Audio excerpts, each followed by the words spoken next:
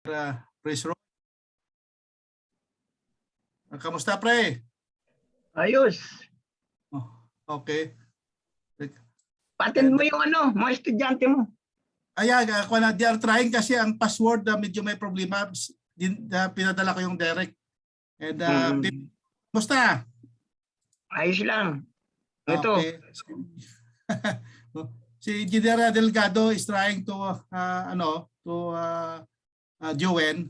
Si Dennis thank you very much for the Thank you, sir. Thank you. Okay. Saling pusa po. Saling pusa. I can see the old face. Good to see you, sir. Okay, thank you. And dyan si Richard, others are new, and the rest are the old faces again. Si Pipi Mel, andyan. Mel, kumusta? Pipigay mo, nandito. Si Pipigay Okay mo. lang, sir. Pipigay mo, hindi kinasumagot Okay. Si Digress, andyan na. Digress, wala. Excuse yata si She will join later, sir. Okay. Thank you, Pipe, Press Rene, for the invite. And I hope that as we go along with the ongoing technical webinar, we'll be able to absorb again this new technology. This is new again to us. The data. What is the topic? Data center. Okay, so we will be learning from our untiring trainee, Pipero. He had already delivered so many seminars and technical seminars to all of us, including my students. I am inviting also my students to join this seminar. Thank you, Pipero, for the invite. I hope that when I will follow up that they will be joining with us today. And again, as we proceed with the technical seminar, maraming salamat, and I hope that everybody will be getting more knowledge regarding this webinar. Thank you, Pepe Herbert. Thank you very much, Charter President Sir Tony Morales. So proceeding with our first speaker. Our first speaker has been a senior project manager and resident engineer with over 30 years of experience and holds the following degrees: Bachelor of Science in Mechanical Engineering from Far Eastern University. He's also a graduate of the Master of Science in Construction Management at the Polytechnic University of the Philippines. He's currently taking up Doctor in Engineering in Management at Polytechnic University of the Philippines. He holds the position in the PSME UAE Abu Dhabi chapter as a chapter president in 2012. And in 2018, he was serving the PSME National as the Vice President International. Few of the awards he received were Conference Chairman of the 10th Middle East Regional Conference in 2017, PSME Fellow Award in October 2016, 3rd Middle East Regional Conference Host Chapter 2012, Co-Chairman of the 3rd Middle East Conference 2012, and Chapter President of the PSME UAE Abu Dhabi in 2012. Currently, he is the Chartered Board of Director of the IPMA Philippines. He will be presenting a topic which is really highly relevant at the moment as we move into the era of information, data gathering, data analysis, and data management. He'll be presenting a topic which serves as the backbone of this technology. Without further ado, our next speaker is Engineer Roy Alcoriza, and his presentation will be Data Center Design Principles, Part 1. Let's all welcome Engineer Roy Alcoriza. Good morning, everyone. Let me first share my screen before I proceed. Uh, can you allow me, President,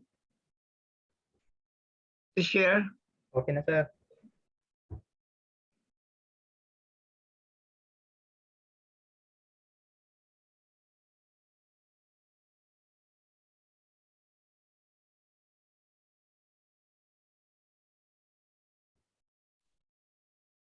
You can share now, sir. Okay na. Okay, good morning, everyone. Before I proceed, let me acknowledge the presence of our charter president, Tony Morales, the past president of PSME, Melcina, Jeffrey Uy, Edgar Barroso, Pipi Shayed,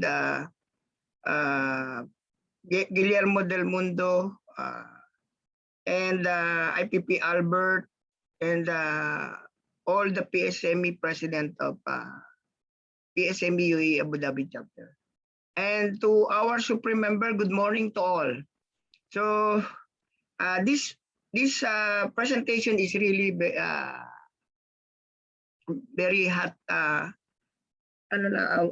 issue, or this is the very informative, and it's good to everyone to understand the principle.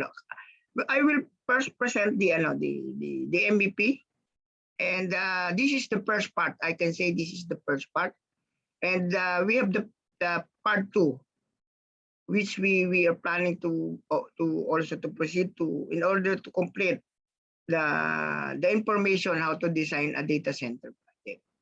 So let me start my presentation. So here in the data center, there are in the air conditioning system, there is called, or in the room there is called hot aisle and cold aisle. Just to first at the beginning of this presentation, just to share that we have the cold aisle and we have the hot aisle.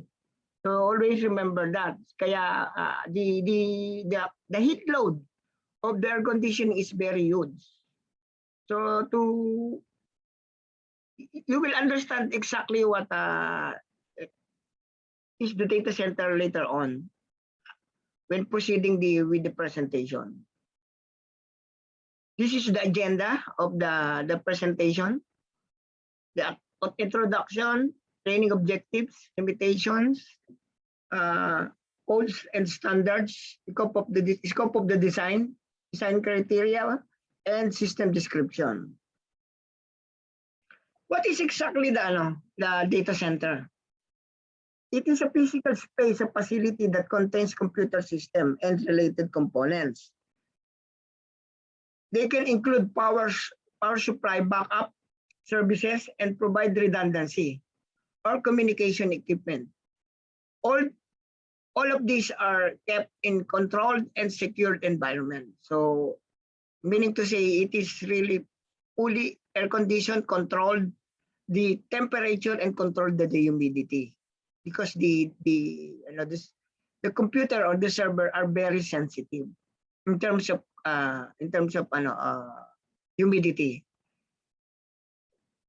Some brief history. In 1946, probably the first data center was built in the USA in 1946, and it was called the NEIC, Electronic Numerical Integrator and Computer. The American Army used it for storing defense codes.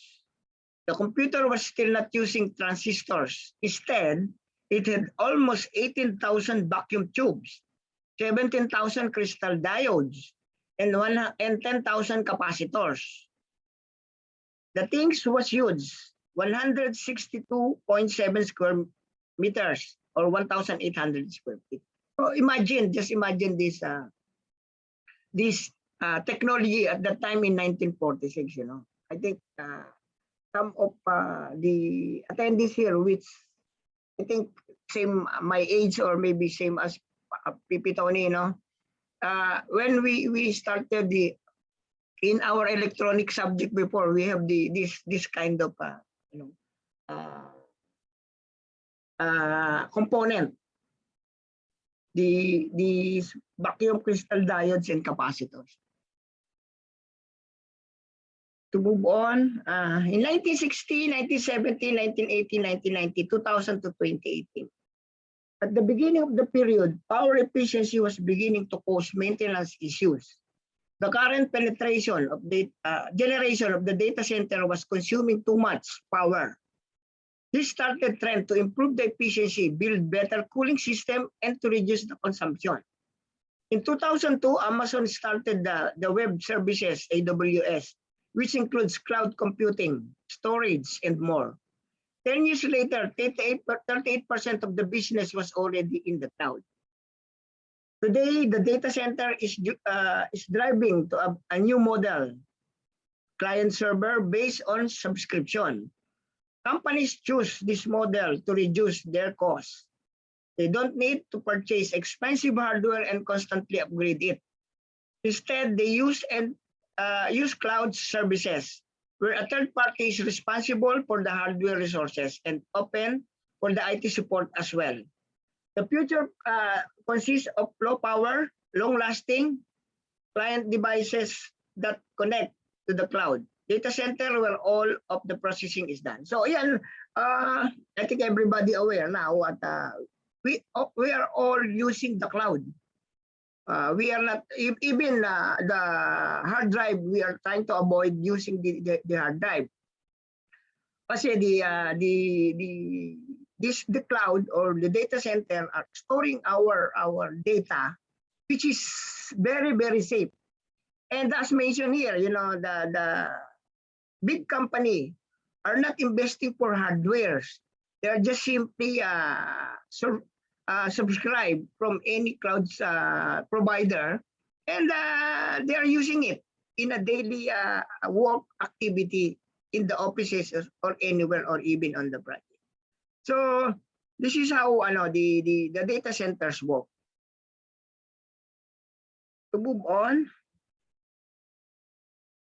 our training objective is this: to familiarize what is a data center and its design requirements, to know the codes and standards, to know the design criteria for HVAC, public health, and firefighting, to know the system description from HVAC, public health, firefighting, and irrigation. So as you can see here, we will tackle only today is about the MEP and fire protection, MEPF. And the second part, we are planning to continue, and I will discuss the electrical ELB and some part of the civil. We will complete the data center design and construction. So bear with us, and we will learn so much for this presentation. You know, so this is our topic for today. I mean, the main objective is this. And the limitations, as mentioned, data center, it's the same as I mentioned, public health, HVAC public health firefighting system only. It's only limited to data center building internal. Data center utility buildings such as substation, pump rooms, and etc. Data center utility areas such as chiller yards, generator yards, and thermal energy storage tank. So dito pa lang, masyadong very interesting. Imagine mo, we have chillers, generators, and even the thermal storage. Normally, the thermal storage is using only in the district cooling, which in one data center, we are using the thermal storage tank. Just imagine that. It means that the cooling capacity required in the data center is very huge. Just imagine this is dedicated only on the air condition in the data center. Okay, so really very interesting this one. So to proceed with 1 minute.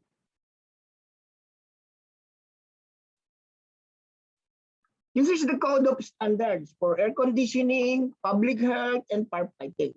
So I will not discuss further this one. So this is the reference and codes and standard we are usually using.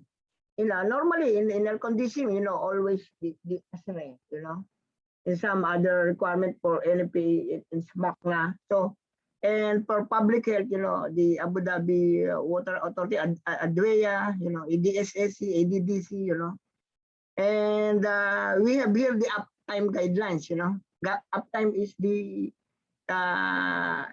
this is the third party for the design and construction of the data center project. And here we have mentioned NFPA 101, 10, NFPA 13, 14, 20, 22, 24, NFPA 2001. So our scope, as mentioned, on the ventilation and air conditioning system, chilled water system, domestic hot and cold water system, drainage and stormwater system, and fire protection.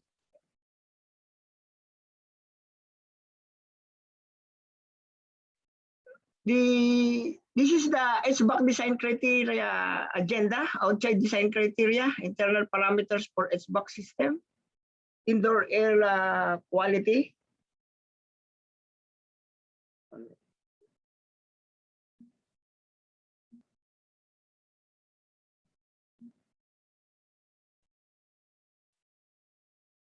Internal heat gain through occupancy, internal heat gain criteria, external facade and U value, chilled water pipe size criteria, duct size criteria, life safety, infiltration, and design margins. This is the topics for the design criteria. So in designing the air condition, I think everybody's some of the attendee here, I believe they are all MEP practitioner. And in the design, the basic, the first thing that we are doing in HVAC design is to do the heat load calculations. So this is the first parameters we are considering in the design for the air conditioning for heat load. So which is the most important here is the summer external. If you can see here, 48.8 is, I mean, a little bit compare. I mean, really, the temperature here it reaches up to 53, But the 52, 53 is only a few hours in a year. But here what we have seen here is they consider 48.8, which is a very good consideration for the ambient condition. But if you can notice here, 33.3 also as wet bulb is a bit higher compared to the normal. Normally we are designing 29 or 30 degrees C for wet bulb. It means if you use this 33.3 in designing the heat in the considering in the heat load calculation, meaning this temperature will be, I mean, the capacity might increase a little bit. So this, if you can notice here, if you are experienced, if you are an experienced HVAC designers, you can notice this one. And winter, we are considering the winter 6.7 and 3. Normally, in projects, heaters are not considering because the weather here is fair weather. So we are normally focusing only on the summer external. Okay. 1 minute.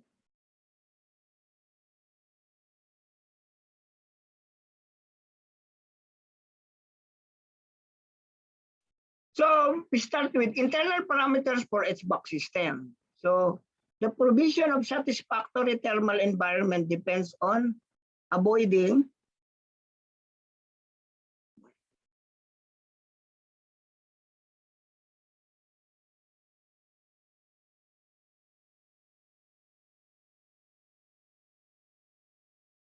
minute. There are some, Okay. The provision of satisfactory thermal environment depends on avoiding extreme of temperature and balancing the effects of three heat transfer processes: convection, radiation, and evaporation. Ang daming nagjo-join, nakakatuwa. Okay, the internal parameters, as you can see here in the photos, so we have the consideration for radiation, conduction, convective, and evaporation. So the radiant heat transfer takes place between a building internal surfaces and the occupant's skin. Additional radiant heat is received direct from sun. So if you can see here, it is explained even in the photo, the illustration. It is the radiation comes from the sun. The control of mean radiant temperature is therefore particularly dependent on effective solar shading and controlling the surface temperature of the ceiling. As mentioned here, to avoid the too much radiation, normally in design you have an option for providing the blinds in order to avoid a huge amount of heat coming from the sun. So yun yung sinasabi dito about the radiation. And then the convective heat transfer is dedicated by the temperature of the air that passes through the occupant's skin. The greater the air movement, the greater the heat transfer. So evaporation leads to further heat loss and is dependent on the relative humidity of the air. The effect of all three is summarized by the resultant temperature. So yun, very important to in considering it. This is a part of the heat load calculation. Makikita nyo yan while opening, for example, you were using the early analysis program of Perrier. You can see all this when you are doing the heat load calculation. It's all considered in the heat load calculation. So bear in mind that this is very, very important factors in the heat load. And the internal and the indoor air quality. So the perception of comfort also depends upon quality of air within the space, as the air inside the room picks up CO2 and volatile or VOC from the direct respiration and perspiration. To maintain the concentration of CO2 at an acceptable level, some amount of fresh air needs to be introduced with some amount of air being exhausted or extracted. Generally, the extract is slightly less than fresh air supplied to the space to maintain the entire building at slightly positive. Fresh air ventilation requirements for the spaces within the building have been provided, equivalent to ASRE 62.1 requirements. If I think you always remember this one, the 62.1 is the basic requirements for the ventilation. So here it was explained that one example for the boardroom. I just mentioned the in design, like a boardroom. When there is no meeting, I mean, there is very less or there is no CO2 within the room. While the people is entering, I mean, there is a meeting and a lot of people inside. So the CO2 will be increases. Normally, in some design, we are providing the CO2 sensor, so that when the CO2 increase, it's give the signal to the air conditioning to open the fresh air, to increase the airflow requirements to achieve the required ventilation and fresh air within the room. As mentioned here, that the building is always slightly positive. Currently, the indoor air quality are mandatory requirements on the design. Always, as much as possible, the design will be positive pressure, at least positive pressure, in order to avoid entering in the infiltration and exfiltration in the room. While we are designing, we are using the exfiltration calculation. So to increase the the ventilation and to be positive and considering the how many pascals, 30 pascals within the room. So this is all the requirements in calculating the ventilation. So very important to itong itong factors na to sa indoor air quality. Sometimes we are taking some percentage of the positive pressure to and taken by and exhausted to use it in the heat recovery. Some take note of this one. And while I'm approaching the design, this is what I'm doing. Kasi sometimes it's very hard to get the exhaust in order to use it in the heat recovery. Always remember that. So while you are doing the design, regardless of data center or regardless of any design, always bear this one. Always remember this one. Okay.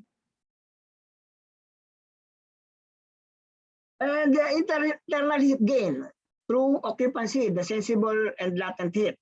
Emitted occupants varies dependent on ambient temperature and the activity level. The allowance of heat gain from people for different application has been listed in the table below, along with the indoor design condition.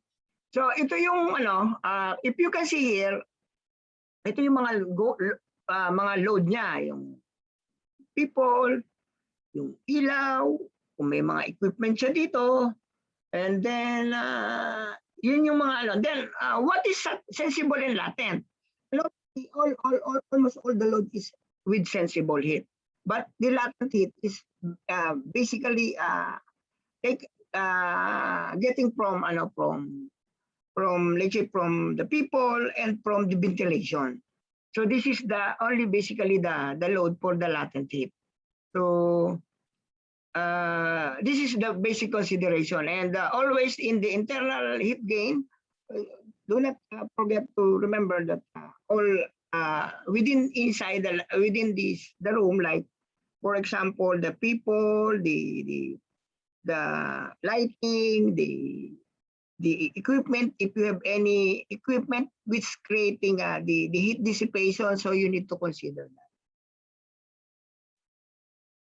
So this is the basic criteria for the internal heat gain. Dito makikita nyo yung design temperature. This will kasi this will affect also the heat load kapag consider mo to. Itong mga temperature na to, magkakaroon ng effect yan. Kasi the lesser the indoor temperature mo, the higher the capacity, of course. And of course, the higher the temperature, so it requires a less heat load calculation. So you can see here the parameters. I will not discuss this since this is already here, the parameters.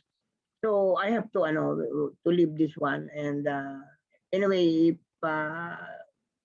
we will share as much as possible the presentation to use as reference by others. And the U value, okay. Since always remember, just to remind everyone, our project in Abu Dhabi are all under STDAMA. It will be mandatory requirements by the ADM. Okay, the Abu Dhabi municipality is merged with the UPC, which is handle the STDAMA. So for information of everybody, the STDAMA for the government funded, it should be mandatory to 2 per, and for the public funded, it is 1 per is enough. But this project and all project here now, even the data center, is a mandatory requirement, having a mandatory requirement of STDAMA. So I mentioned this one because of this external facade U value. So all the U value here is considered based on the STDAMA.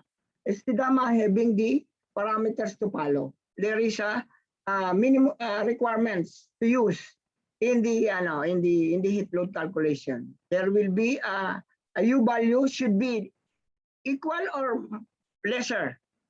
That's the requirement of the U value in the Iskidama. Okay, the chilled water pipe size, ito yung mga, this is very, very, very important to understand and to remind everyone on here in this seminar. If you notice here, 15, the supply temperature of the chilled water is 15 degrees. And the return is 24. And imagine the delta T is 9. Okay, delta T is okay because some district cooling design is using also the line, the delta T of 9. But this is very unusual to use 15 degrees and 24 degrees. Is anyone here can share what is the normal temperature using in design in any buildings using the chilled water or even the district cooling? Is anyone even maybe can in the chat box maybe can share someone what is the supply temperature and the return temperature and even the delta T for a normal building or district cooling design? Anyone? Okay, so to proceed, no problem. The normal temperature for supply temperature in a building is 7.2 and 12.7 degrees C is the return. That is the equal to the delta T of 5.5. That is a usual design in a building. While in the district cooling is a little bit very low. And the delta T is 9 also, but the supply temperature there is sometimes 4 or 5 degrees C. Because when it reaches to the building, at least it will be 6 when it reaches to the ETS. So, but if you can notice here, they use it the 15 and 24. You can ask me why? Why? Yeah, because the lesser your supply temperature and the return also, it means the capacity of your air conditioning system will be increased a huge amount. So while using this 15 and 24, meaning the temperature, the heat load result of your heat load will be reduced. Since in the next slides or the following slides, we will discuss this one, why it is using this one. It's because this area, the data center is not manned area. This is unmanned, and we are protecting only the server, which is having requirements of the temperature inside the room and the humidity. So here also is the pipe sizing criteria for velocity. Dito, mentioned dito. And the duct sizing criteria, ito which is using the ASRE or the SMACNA, but which is everybody, if you are a designer of the air condition, this is, I think everybody will be familiar with this.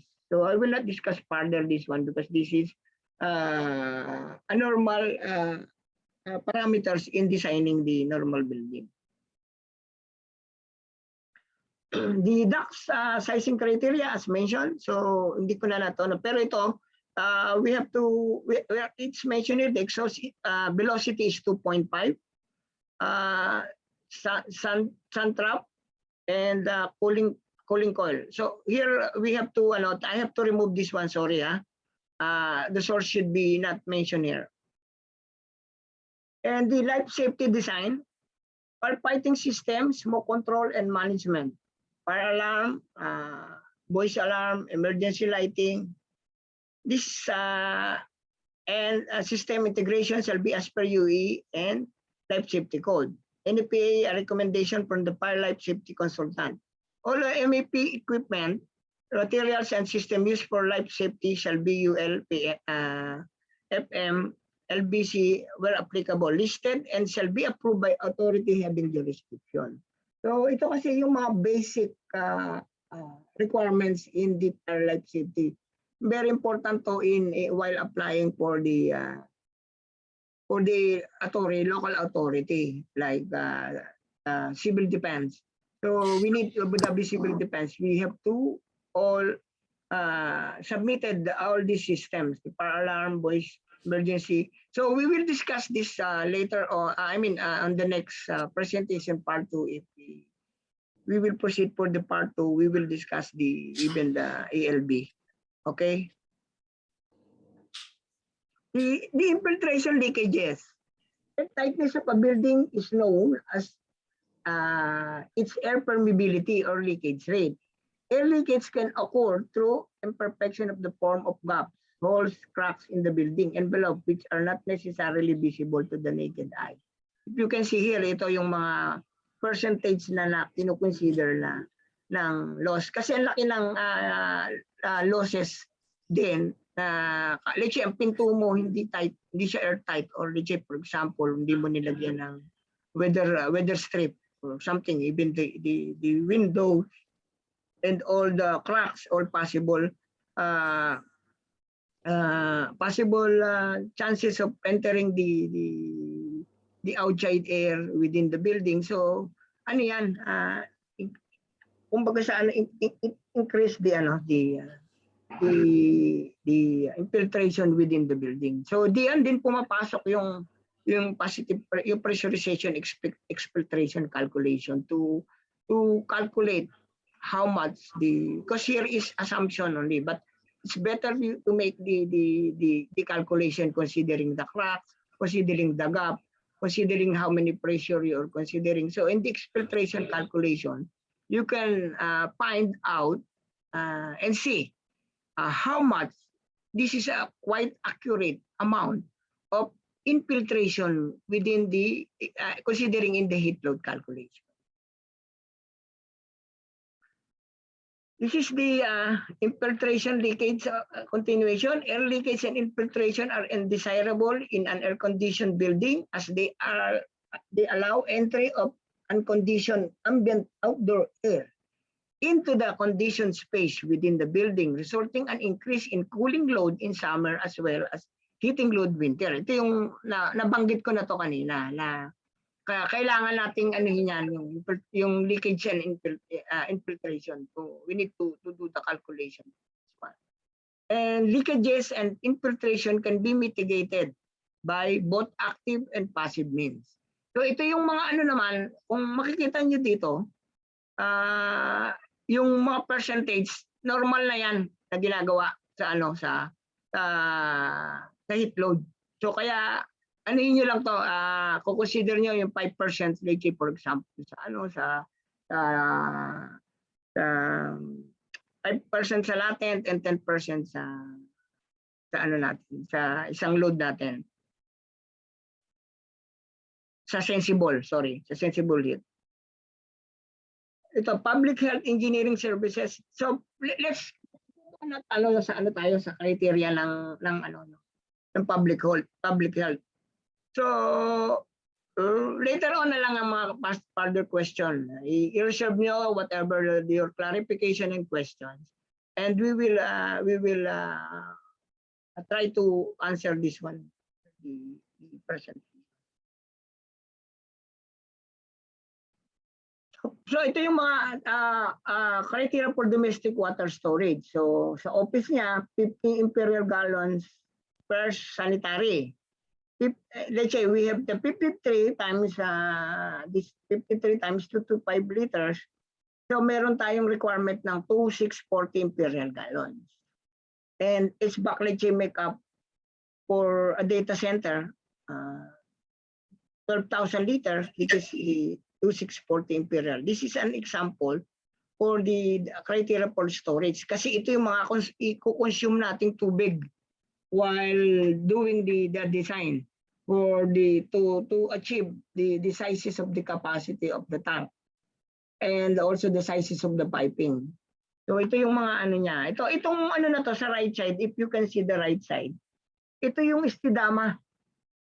If you can if you're a designer, I think you can agree with me that the normal design, the flow rate of the, let's say, for the post, let's say, for example, the laboratory mixers, for example, and for water closet, the flow and let's say the shower, everything. This one is higher than this flow. So this one is an approved STDAMA requirement, which available in most of the supplier of the sanitary fitting. So always bear also in mind that this is very, very important while executing the STDAMA requirement of the ADM and I mean the UPC.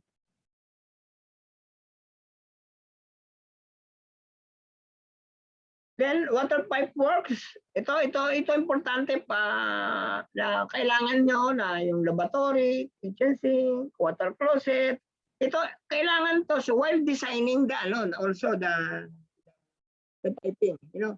Kailangan mo yung water picture unit. Kukunin mo yung picture unit to start the design. So the calculation will be proceeded by our on the next presentation by Gilead. Here I'm only discussing mostly on the parameters and the design criteria which is using while designing. So ito very important itong mga table na to. This was taken in also in the plumbing code. The Abu Dhabi planning code, and all the code is almost using the same tables for sizing the water supply. So ito yon, napaka-importante. Kukunin nyo muna yung picture unit, and with that picture unit, we'll go to the next slide. Okay, with that picture unit, meron kayong table to get the equivalent flow and equivalent sizes of the pipes while using when you get the picture unit. So madali lang yon kung let's say i-discuss later on about the design. And the hot water demand is very minimal in the building. 50 liters, 30 liter electric will be provided to the washroom and pantry. Yan lang ang requirement niya. Hindi mo na kailangang maggawa ng calculation for the sa heating requirement. So consider mo 30 or 50, which is more than enough for having the hot water services in the building, or let's say in the data center toilet and pantry. Ito ganun. Similarly, in the drainage, sanitary drainage, kukunin nyo din dito yung drainage picture unit, DFU, drainage picture unit. So similarly, makukuha mo based to the number of picture unit, meron siyang equivalent sizes ng tubo. For further sizing, meron siyang another table for that. Then ito yung sa ventilated, yung sa vent pipes, ito yung mga tables to get the sizes of the vent pipe. Ito sa drainage, I think if you are designer of the drainage, considering the area and rainfall rate and and other parameters which included the RICHI for the RICHI 0.550, this is the square meter at various rainfall rates. So ito yung pag nakuha mo yung area mo, tingnan mo lang dito, makikita mo kung anong size ng mo. Kasi ito yung area mo. Makukuha mo na yung size ng downspout mo. So ito yung consideration sa rainwater drain. Then same. Ito condensate drain. Ito very simple lang ng pagsa-size natin ng condensate according to the capacity of the air condition mo. So yung yung air condition mo, titingnan mo yung sizes niya. Let's say dito up to 70, 20 mm yung size niya. And 71 to 140, 25, 141 to 320, 32, 31 to 440, 40, and 41 to 850, and so on. Mostly, ito naman, malaki na to 800 kilowatt. Na ano, na 50, pag if you're using 50 in the calculation in the here, I think it's a good sizes na ito, pero this is the standard using in the sizing the condensate. Now we'll move on to the firefighting services design criteria. Everybody are very expert here in the firefighting, but I will discuss also as a refresh. But this one is applicable to this data center. Firefighting services design criteria, generally all areas of the building will be provided with an automatic firefighting system in accordance with UAE Fire Life Safety Code of Practice to 2018 and applicable international NFPA codes and standards. The firefighting system is indicative only, and a civil defense approved contractor shall be responsible for the final design, installation, testing, and commissioning of the entire system in compliance with the code. So dito, mini-mention dito na very important yung dito sa UAE or in Abu Dhabi. The very important to hire the specialized or approved certified contractor of the Abu Dhabi Civil Defense, because they will handle everything from the design, installation, and testing and commission. So they will be responsible, liable sila, accountable sila for the design, installation, and testing, commissioning of our fighting system. So always remember that, and mention here that design will be automatic firefighting system in accordance with the UAE Fire Code and the Fire Life Safety. The building is considered to be an industrial group of occupancy. So ito, good points to for everybody. Always remember na yung data center is classified as industrial group C occupancy. It is not a residence, it is not a commercial, it is not other type of building. This is considered as industrial group C occupancy. The hazard classification, in accordance with the NFPA, areas are typically classified as being light hazard, ordinary hazard, and extra hazard. While here in our project, the data center are classified as light hazard. And the mechanical room are considered as ordinary hazard. So ito yung very important to while designing the sprinkler system. I think if you are a designer of the sprinkler, very important to yung classification para to identify the distance of the from one sprinkler to another sprinkler within the room, distributed properly according to the requirement of the NFPA, which is the classified as light hazard or ordinary hazard. The fire protection system in auxiliary rooms. The following firefighting system shall be used in the room subject to the approval of Abu Dhabi Civil Defense. Ito, mention dito, service block niya, sprinkler, generator. Ito kasi yung built-in na to, package type, transformer, room, portable fire extinguisher, packing, unpacking room, sprinkler, service corridor outside the data center, sprinkler, data hall, 1, 2, 3, for clean agent system, MEP room for data hall, clean agent, MMR, clean agent, LB UPS, clean agent, meet me room, clean agent, NOC room, sprinkler, security room, sprinkler, staging room, clean agent, battery room, clean agent, and electrical room above 10 square meter clean agent. So ito yung how to design the consideration in designing any rooms in the data center. Ito yung requirements niya.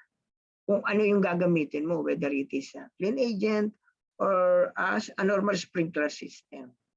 So very clear dito, kaya it is a very good reference while you're designing the data center project. And then with standpipe, class 2 with standpipe system will be provided. The N25 host connection will be provided as per NFPA 14 and will be located floor level such that all portion of the building floor area are not more than 30 meters from the host connection. Power hose rear will be provided with 30 meters of the N25 hose. Ito yung sa class 2. And the system will comply with the NFPA 13 and UAE Park Life Code 2018. So alam niyo naman, this type is a wet standpipe system. So meaning meron siyang palaging tubig sa system niya. Compared to the dry type, which is yung ano natin is walang laman yon. Automatic sprinkler system. A supervised automatic sprinkler system will be provided in areas described in the fire protection system in auxiliary rooms section. Sprinkler system will also be provided in the ceiling and floor voids within this room and where the void is more than 800 mm. Kapag ano siya, kapag naka-raised floor siya, so yon gagamitan mo to ng yung voids niya, ceiling or floor na 800 mm, gagamit ka rin dito ng rooms void is more than 800 mm. Use sprinkler system. And the system will comply with the NFPA 13 and UAE Fire Life Code 2018.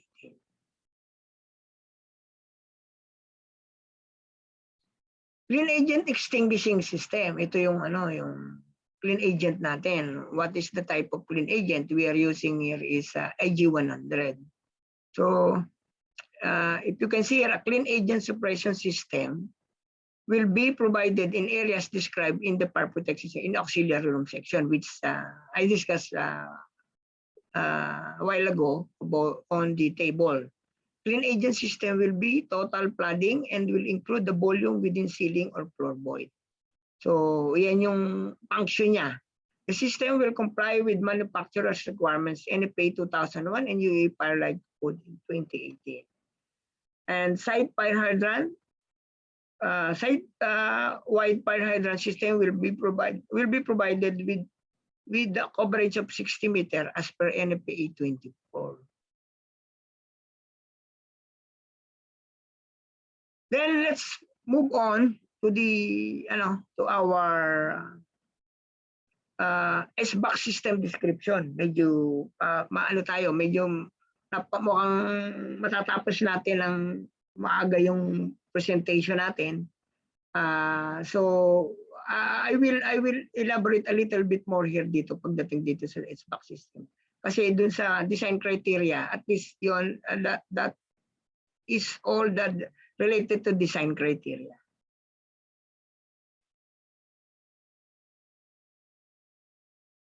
Okay, so let's start here in the SBOX system description. Design philosophy. We have two types of the SBOX system are classified as critical and non-critical categories. Critical SBOX system for this is classified here for critical. It will be includes. It is all included: data hall, MMR room, LV and UPS room, battery room, pump room, staging room, electrical room, inside pump room, and external LV room are considered as critical system. These areas will be designed as concurrently maintainable to satisfy the Tier 3. Yan. Ang project usually na handle dito is mostly Tier 3. Tier 3 yung niya, yung requirement niya, yung uptime na Tier 3 requirements for uptime institute with redundancy capacity, components and independent distribution paths. Its capacity component and distribution path in the system can be removed on a planned basis for maintenance or replacement without impacting operations. Thermal storage will be designed in addition to the Tier 3 requirements to provide the server cluster with a total cooling capacity of 20 minutes. Is tank having 20 minutes capacity. So mayroon tayong ano, i-explain ko mamaya later dun sa mga ano. So ibig sabihin meron siyang 20 tsaka 20 na dun sa thermal energy percentage. And yung non-critical areas natin, ito yun. All non-critical, all other areas including DCIM, NOC room, MB room, offices, and other support areas considered as non-critical and will be provided with their comfort and conditioning and will design to local international code. Ito basically, we are using only the DX. Yung mga critical is we are using the chilled water system. Ito, cooling plant to be discussed to. Yung capacity nito hindi natin i-discuss. The system command, the SBAC cooling plant. Air-cooled chillers are proposed for catering the cooling load of the following critical rooms in the data center. We have the data hall, A and B, LB and UPS room, battery room, and MMR room. So itong mga ito is supplied by chilled water from the chillers. So the chillers will be designed in an N+1 configuration. Each chiller will be provided with a dedicated constant speed primary pump. Variable flow secondary pumps with BFD in an N+2 configuration is considered for the secondary pump. So dito, yan, medyo elaborate ko to. Ang chillers natin is, for example, in one project that, for example, that we design, for example, we have the 8 chillers, and if you can see here, dedicated constant speed primary pump, meaning the chillers have built-in primary pump. So yun, meron na siyang ano doon, built-in primary pump. Unlike the other design na nasa labas siya, ito is built-in na doon sa ano, doon sa chiller. And meron tayong secondary pump na located din sa pump room. We provided one pump room for the secondary pump, which is a variable. We have BFD for this pump. So yun, to complete the chilled water distribution system, yan yung ano natin, yan yung mga requirements natin na provided sa, for example, in the chillers. So kaya ano yan, ano nyo, take note for this one. Ito yung ang design niya. Itatandaan niyo yan na hindi nyo na kailangan mag-provide ng secondary, primary pump. Dito is built-in na yung primary pumps doon sa chiller. And anyway, ito is a closed loop system to. Yung ano natin, yung chilled water natin.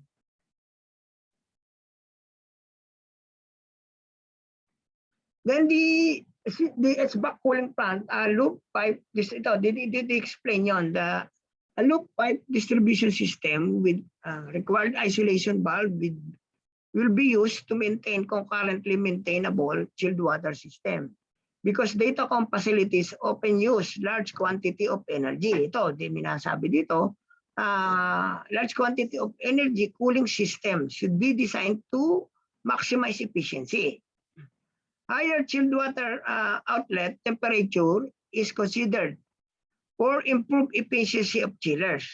Part load efficiency will be considered during chiller selection because data center often operate at less than peak capacity for significant amount of time. Chillers with screw compressor and high evaporator temperature will be considered. The proposed data center air temperature will allow higher chilled water temperature, enabling higher plant efficiencies.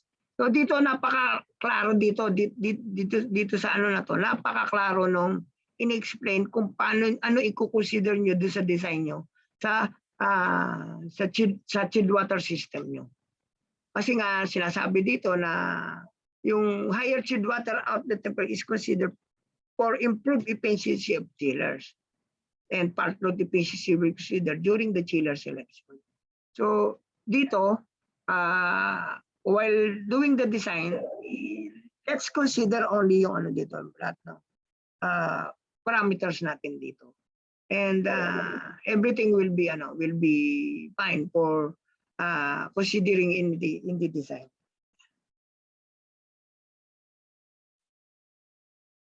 Okay, the critical room, MMR room are designed with the X type in-row cooling units in N+1 configuration. So ito yung requirement niya. Ito yung in-row niya ginagamit sa MMR room. MMR room, we are considering the in-row units. Pero ito is DX ha. Hindi ito dahil ang supply ng tubig ng nagpapalamig niya is not coming from the chilled water, it's coming from the outdoor unit natin. So ito yung consideration natin dyan sa MMR room. And then we have the typical package unit. The package units are used for LB room and for Etisalat, DO, and server Sharia meet me rooms. They are also arranged in N+1 configuration. So ito yung importante na lagi niyong iisipin na sa N+1 sa tier 3 design ng uptime requirements is N+1. So we use this package unit in our electrical and telecom room, and also in meet me room, MMR room. So ito yung mga consideration natin. Then the following critical room are designed with the split units with N+1 pump room. So ito ginamit natin ito ng BRB units. Pump room, telecom room, electrical room, BMS room, and Etisalat DO, and private meet me room. So ito yung mga consideration nito na naka BRB or BRF. If some other are not familiar with BRB, so this is the same with the BRF. Variable refrigerant flow or variable refrigerant volume. So, but they are all the same. So, what is the advantage of this BRB? As you know, the BRB is having the variable, some kind of variable speed for the compressor. And I think it is also with the fan. So it reduces the energy while the load is less. So ito yung niyan ang basic consideration dito sa BRB. And all other critical areas are served by the split unit. The CIM room and staging room are provided with standby unit as required by the client.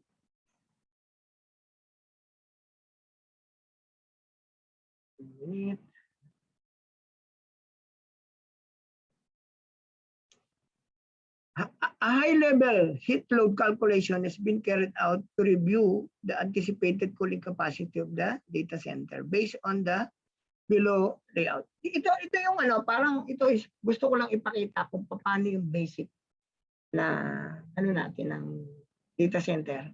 Dito sa area na to, dito yung data center. But it is consists of, this is the pump room, okay, wherein the BMS is here, the BFD room here, everything is here in this room. And the chilled water pump is here, and we have the makeup water here. And here, this is the thermal energy storage tank. And these are all the chillers. If you can see here, 1, 2, 3, 4, 5, 6, 7, 8 chillers we have. And it's like a small district cooling in the project. And considering that the temperature is only 15 the supply and 24 is the return, the 9 delta T, which is a higher consideration for the design. And if you can see here, the chiller capacity is still huge because of the heat load of the data center. As I mentioned in the start of my presentation, we have the hot aisle.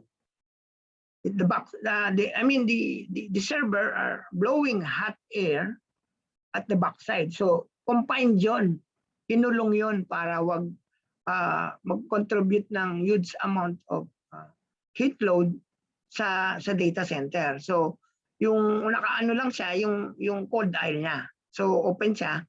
So doon siya nagsi-circulate. Pero yung ano niya is yung ano naka-combine doon yung ano niya.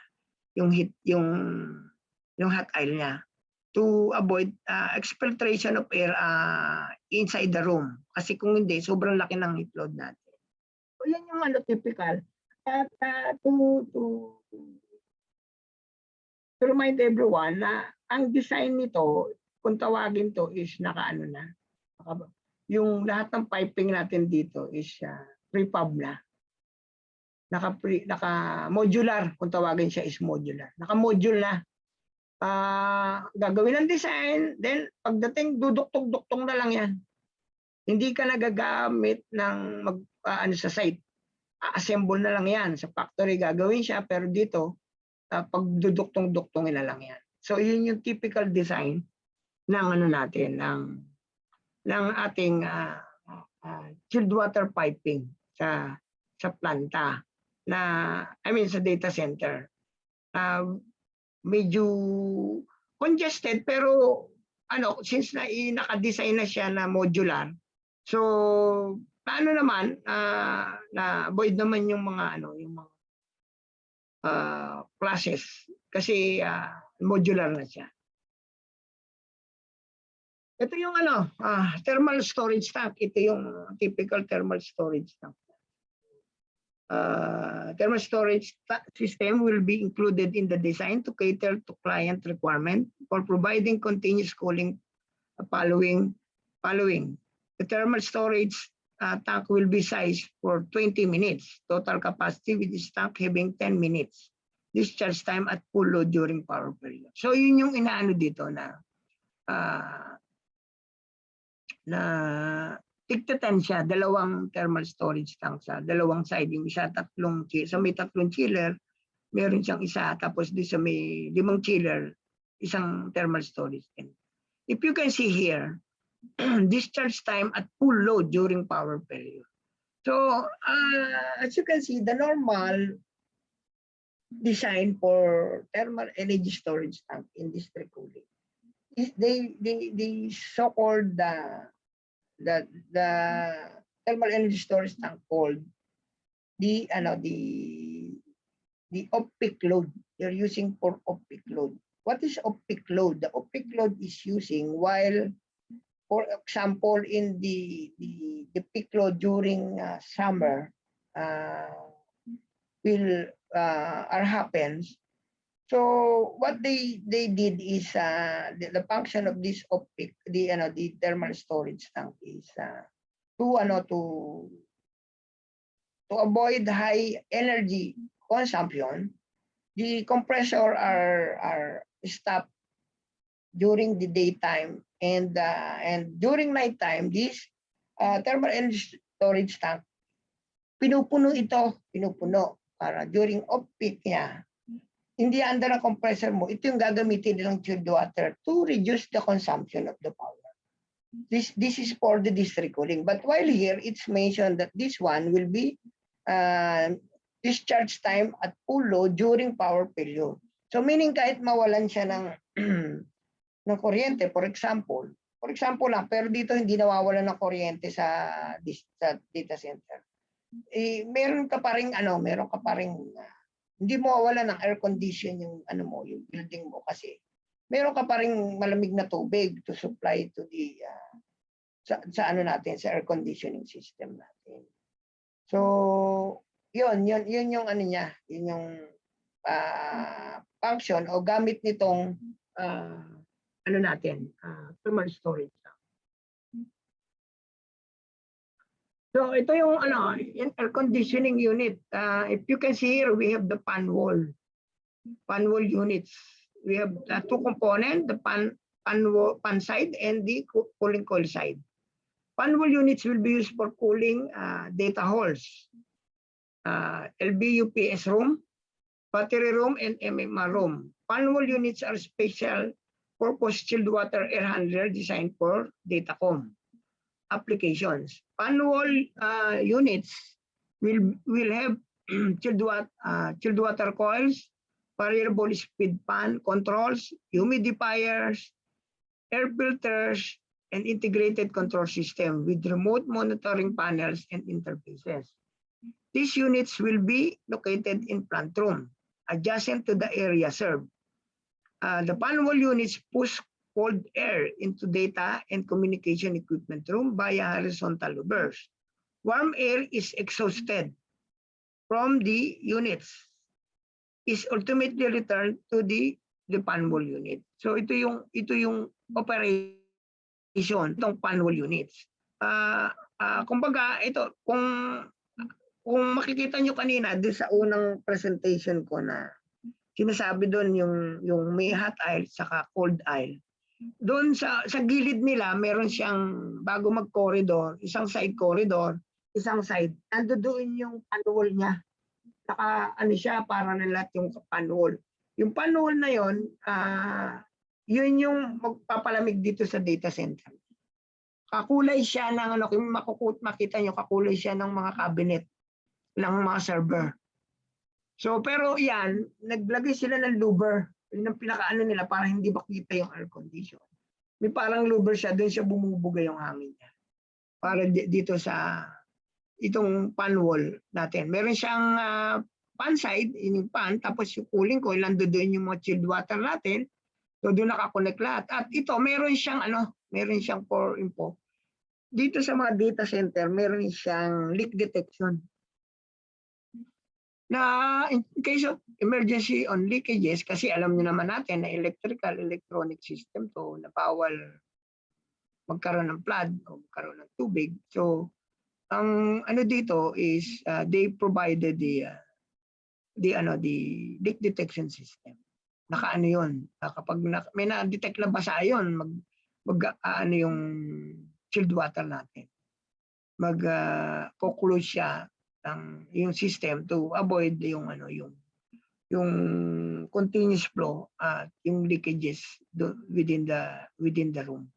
So yun yung ito yung pinaka backbone nung design ng data center, itong panwall. Saka yung in-row.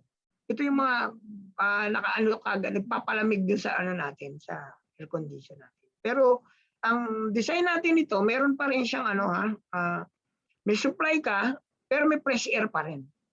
May fresh air ka pa rin. Tapos, so, ang balancing mo is supply air is equal to return air plus fresh air. So, yun yung niyan, yun yung air balancing within the room. Ito naman yung yung air conditioning chilled water system will be designed to meet the uptime topology requirements for Tier 3. A loop pipe size, if you can see here and if you can notice here, a loop pipe system is proposed for redundancy and concurrent maintenance. Higher chilled water supply temperature for data center application will be achieved significant amount of energy.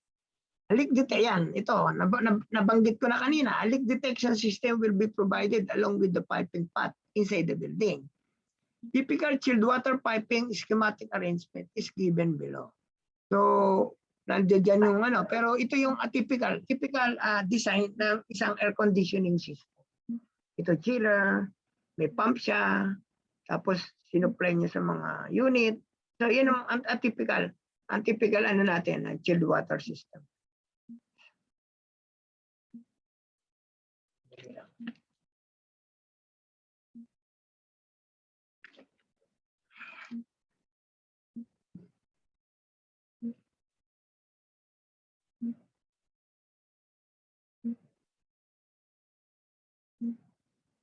Ito yung typical natin kanina. Ito kasama yung data center dito. Sample lang to It's not applicable to any project kasi confidential anything pagdating sa project. Pero ito yung typical lang. No? Kung makikita nyo dito, ito yung mga panwall. Oh. Ito yung panwall units. Oh. Ano dito sa kabila. Tapos sa kabilang side. Bali dito kasi is yung pod 1, pod 2, A and B, dito hall A and B. Tapos ito yung ano niya. Air condition niya. Oh. Nandiyan yung air condition. Yung panwall. Ito. So, sinusupplyan yan yung chilled water galing dito sa chilled water system natin. So, yun ang nagpapalamig dyan sa ano natin. Pero, yan ang pinaka-backbone niya, yung design ng air condition using the panwall unit na sa project. Pero, later on, we'll discuss how they are doing the construction for this one. Okay? Ito naman yung ventilation natin, data and communication equipment, room air conditioning will be provided with adequate outside air to achieve the following criteria. Maintain the room under positive pressure relative to surrounding spaces. Dilute indoor generated pollutants such as VOCs, satisfy ASHRAE 62.1 requirements, meet local code for ventilation for data room facilities in all spaces. Dito kasi may mga may mga different ventilation dito. I think it will be discussed in the succeeding slides.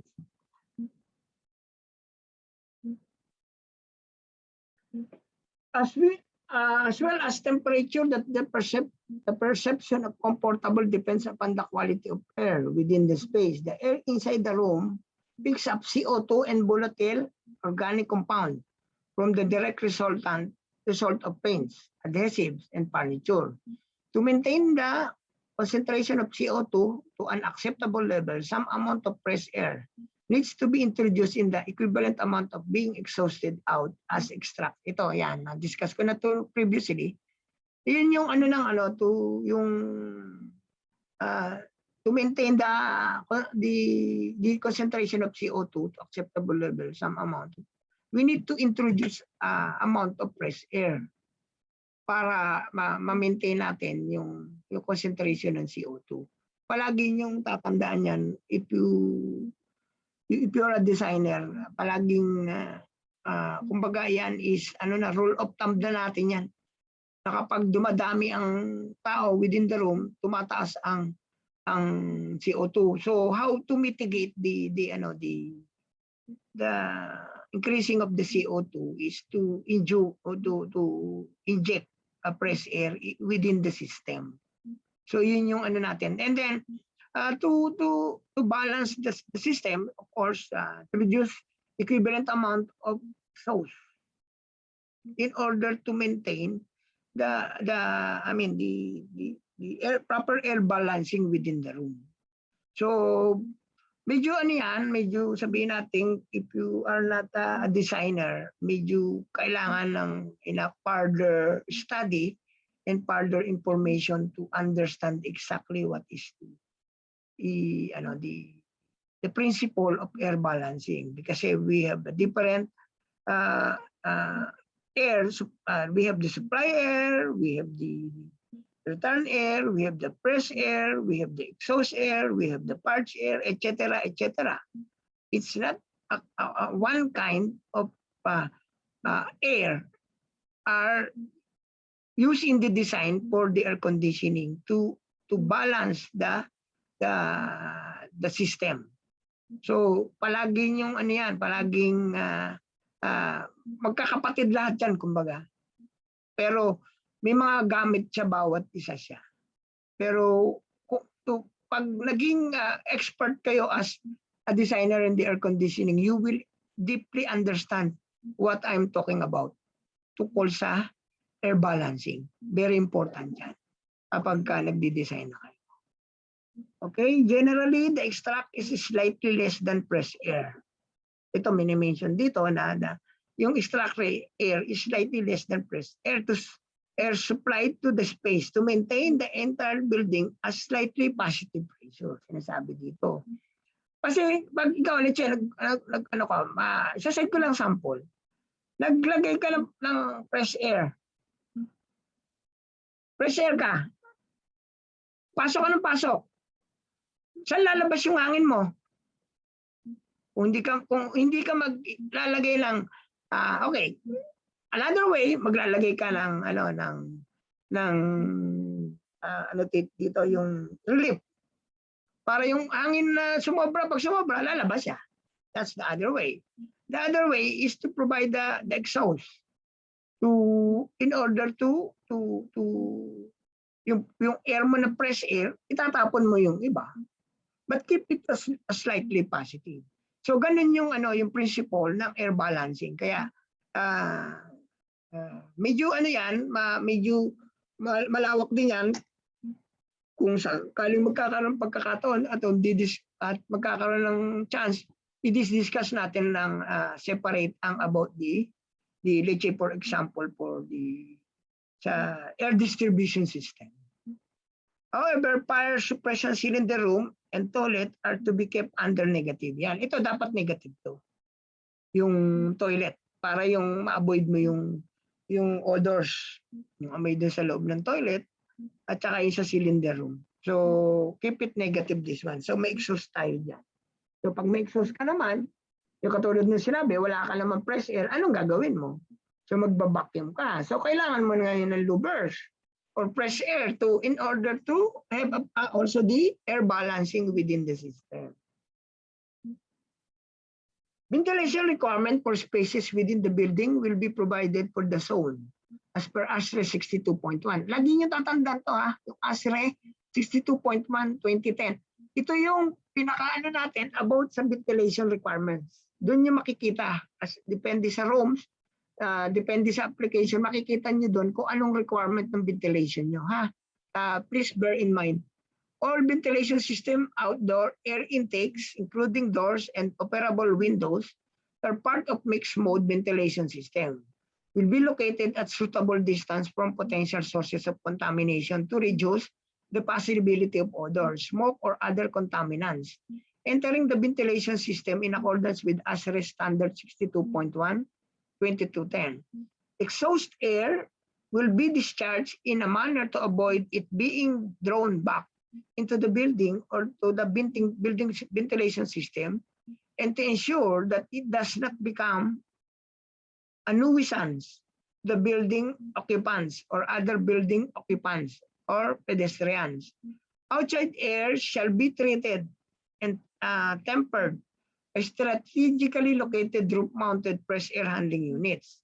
These fresh air make-up air handling units shall be fitted with heat recovery. Ito sinasabi niya, kailangan para ma-reduce yung huge amount ng capacity ng fresh air handling unit natin, nag-inject tayo ng heat recovery system to minimize the use of energy within the building for air conditioning plant. The fresh air shall be transferred inside of the terminal units and extracted from the zones through the dedicated ductwork.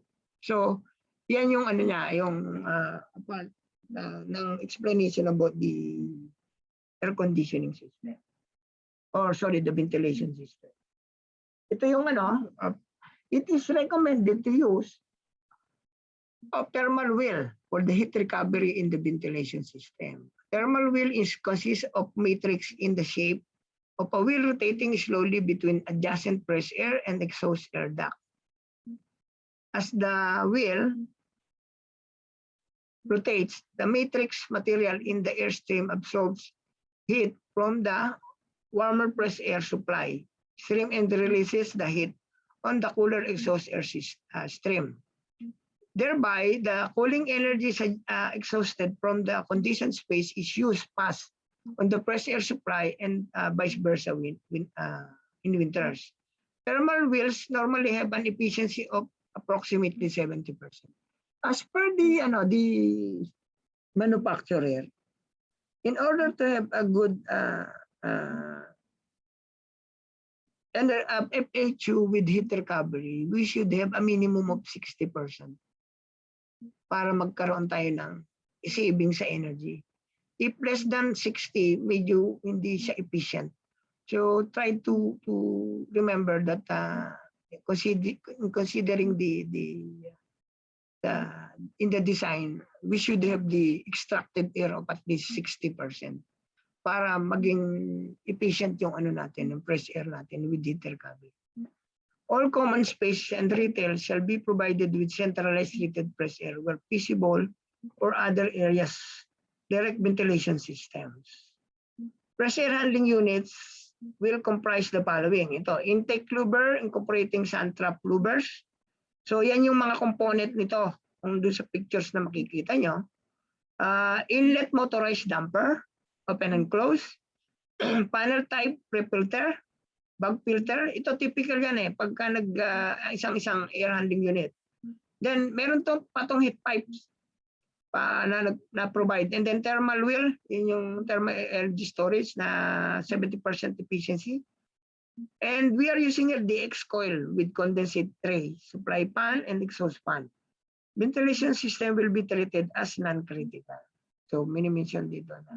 Ito natin is non-critical. So, ito yung typical ano natin, typical FAHU natin.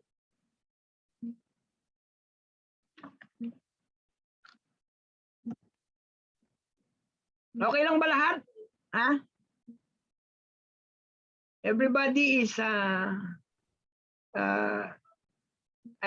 getting informations on my presentation or what?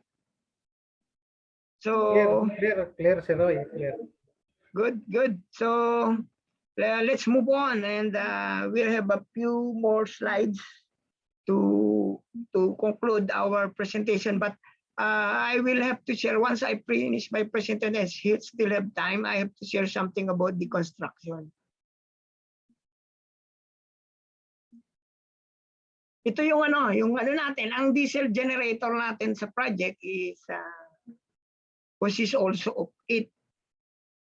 Imagine mo i-supply mo ng power ang data center with 100% capacity with sabi nga natin may spare, meron ka pang spare o standby. Ganun kalaki yung requirement ng power dyan. And including the UPS is malaki din. So yan yung it requires a huge amount of power supply and huge amount of air condition to make the data center functional very well because of the power and the cooling. So ito yung niya. Generators are containerized lang. Containerized siya. And will have self-contained ventilation system. The ventilation air required for cooling and combustion will be provided by the radiator fan. This will be sized to provide sufficient air to maintain the required capacity of unit, 48.8 degrees, which is the consideration of our ambient condition. So yung smoke natin, smoke clearance from data hall. Mechanical exhaust system will be provided for all data center halls for cold smoke clearance. Post a fire incident, relief purge system will be considered for all rooms protected by clean agent. So ito yun, kung experience din kayo na designer, ang ano natin is kapag nagkaroon ng sunog at yung ano natin, yung IG-100 for example, we have 3 tatlong yan bago ma-confirm ng fire. Pre-alarm, alarm, and confirm alarm. So pag with that, kapag nag-extinguish ang ating fire o yung ating nagbukas na, talagang may sunog, nagbukas yung natin. So one of the consideration dito is to evacuate the area.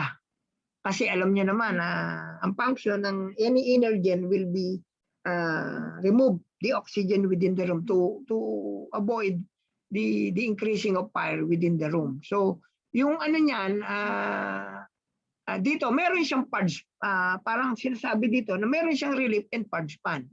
may pan siya dito na tatakbo. Ito yung sa pan para ano yung room extract, tapos meron siyang relief para pag nag-excess yung pressure niya, bubuga siya. Normally even in oil and gas project we have this kind of system, the part pan system. Yun naman applicable yun sa mga gas leak pag nagkaroon ng gas leak. Ito naman ang application nito is during in case of fire. So kailangan na yung natin mauwala o maubos yung yung energen, yung gas doon sa loob ng at hanggang hindi nagsisiro yung volumetric noon, dapat continue siya hanggang mawala yung to avoid the accident sa mga tao dahil mauwawala yung oxygen level niya. The pirating of the barriers or compartment with the will be preserved from being compromised in the event of fire. All the services that penetrate fire compartments will be designed was constructed to ensure that fire rating remains intact.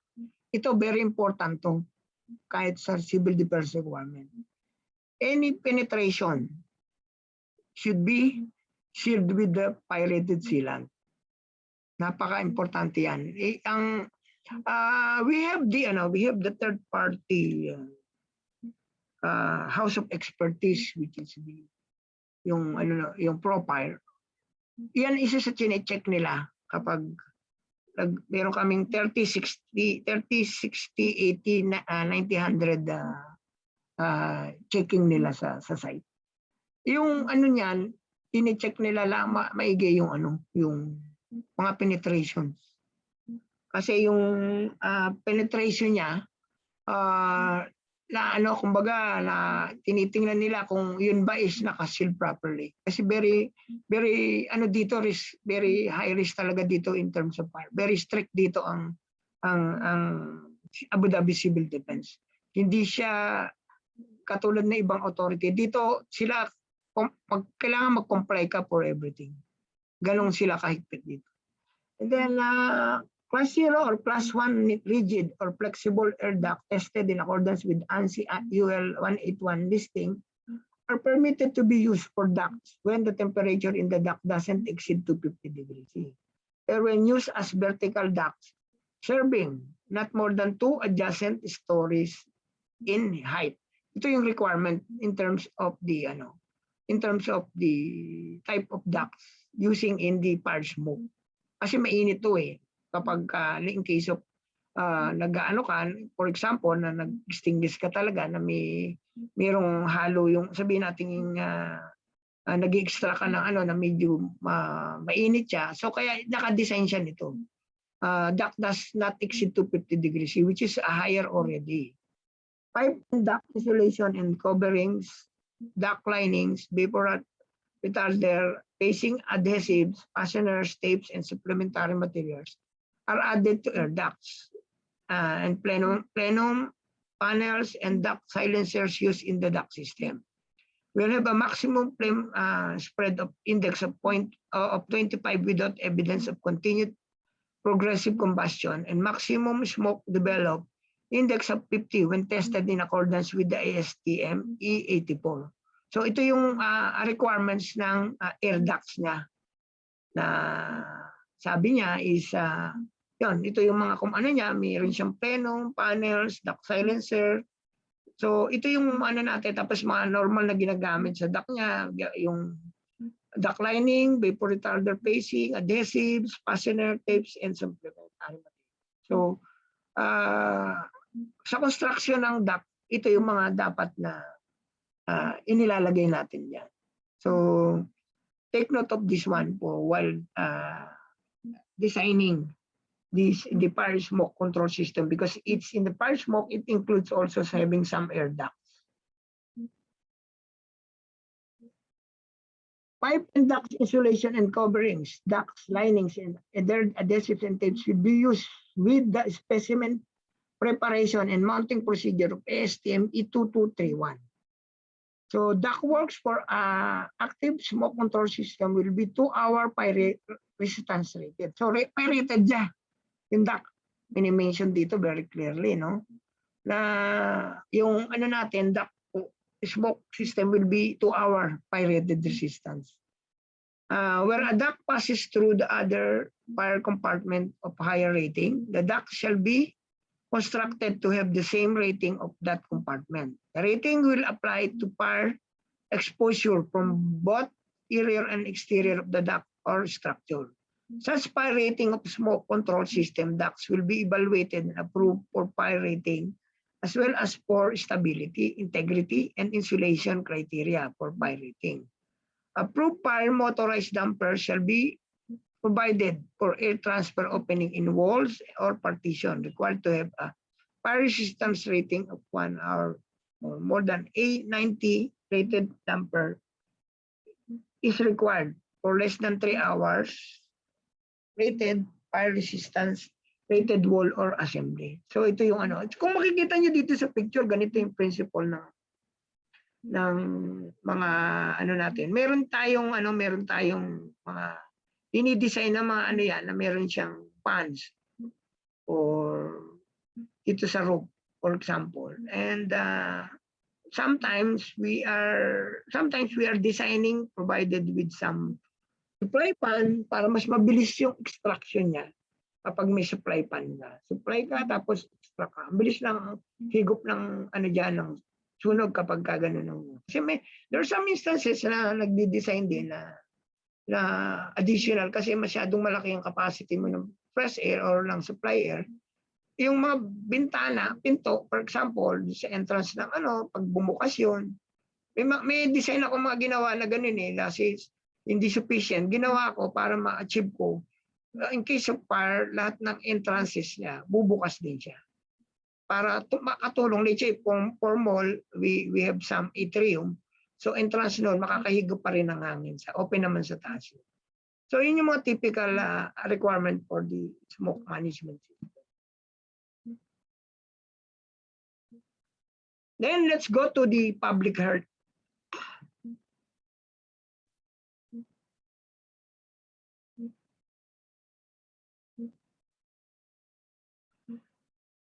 For assumption for public health, there is no restriction in discharging stormwater of the plant.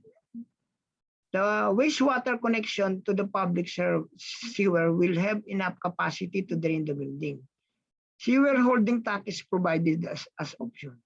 So dito sa project natin, medyo majority kasi sa design ng any data center is malayo siya sa parang nasa remote area siya para walang obstruction sa mga internet.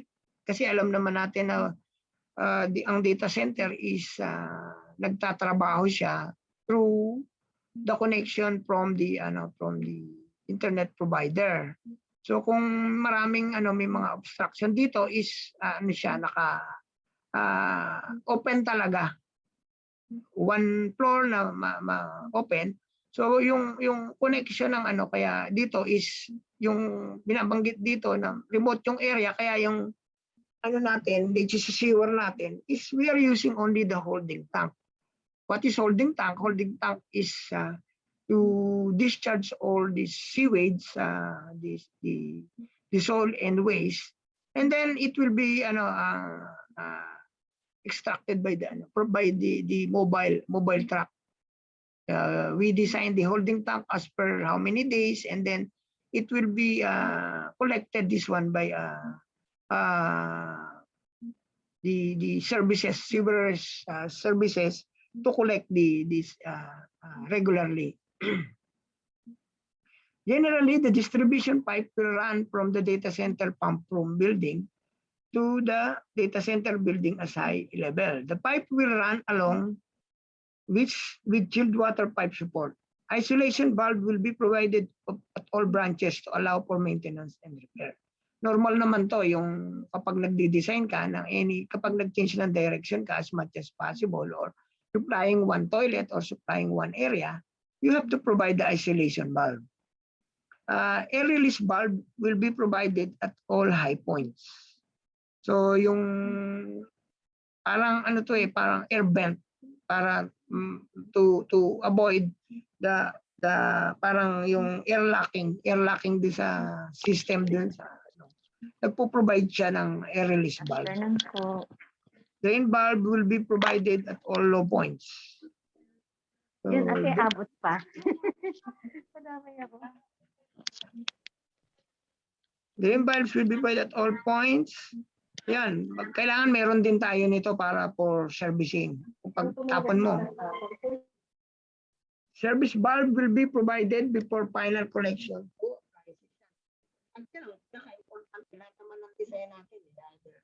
Water closet or lavatory or any fixtures should be provided with the service valve. Yung angle valve, yung tinatawag nating angle valve na half inch palagi yon bago mag-connect yan sa system, meron siya din na mga service valves.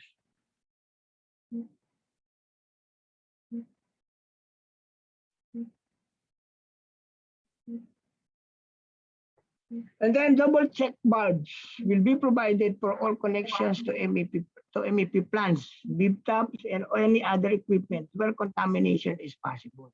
So yan talagang, ayan, typical design yan na nagpo-provide tayo lagi ng itong double check valve na para to avoid yung yung pagbalik, yung magkaroon ng contamination yung water system natin. Expansion bellows in accordance with the manufacturer's recommendation, and pipe guide will also be provided as per manufacturer's recommendation. Insulation with aluminum cladding will be provided for pipes exposed to traffic or direct sunlight. So ito, parang general requirements na to na yung piping mo kapag exposed.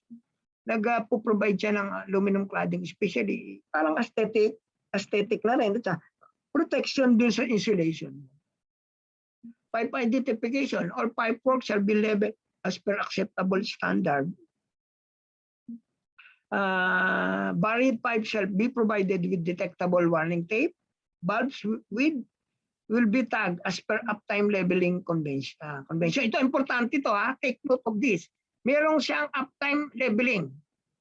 Pinuprovide yan. Kailangan makomply lahat yun. Sila magpo-provide nun. Meron siyang requirement ng uptime labeling convention. Bib hose connection will be provided throughout the external site of the cleaning for cleaning purposes. Ito naman to normal naman to na provide ng design sa design ng water supply ng hose bib for cleaning purposes. Cold water services objective. The objective of the domestic cold water services installation will be to provide a fully functional environment via discrete, efficient, safe, sustainable, and fully maintainable system and equipment. To design a system is protected against Legionella disease. I think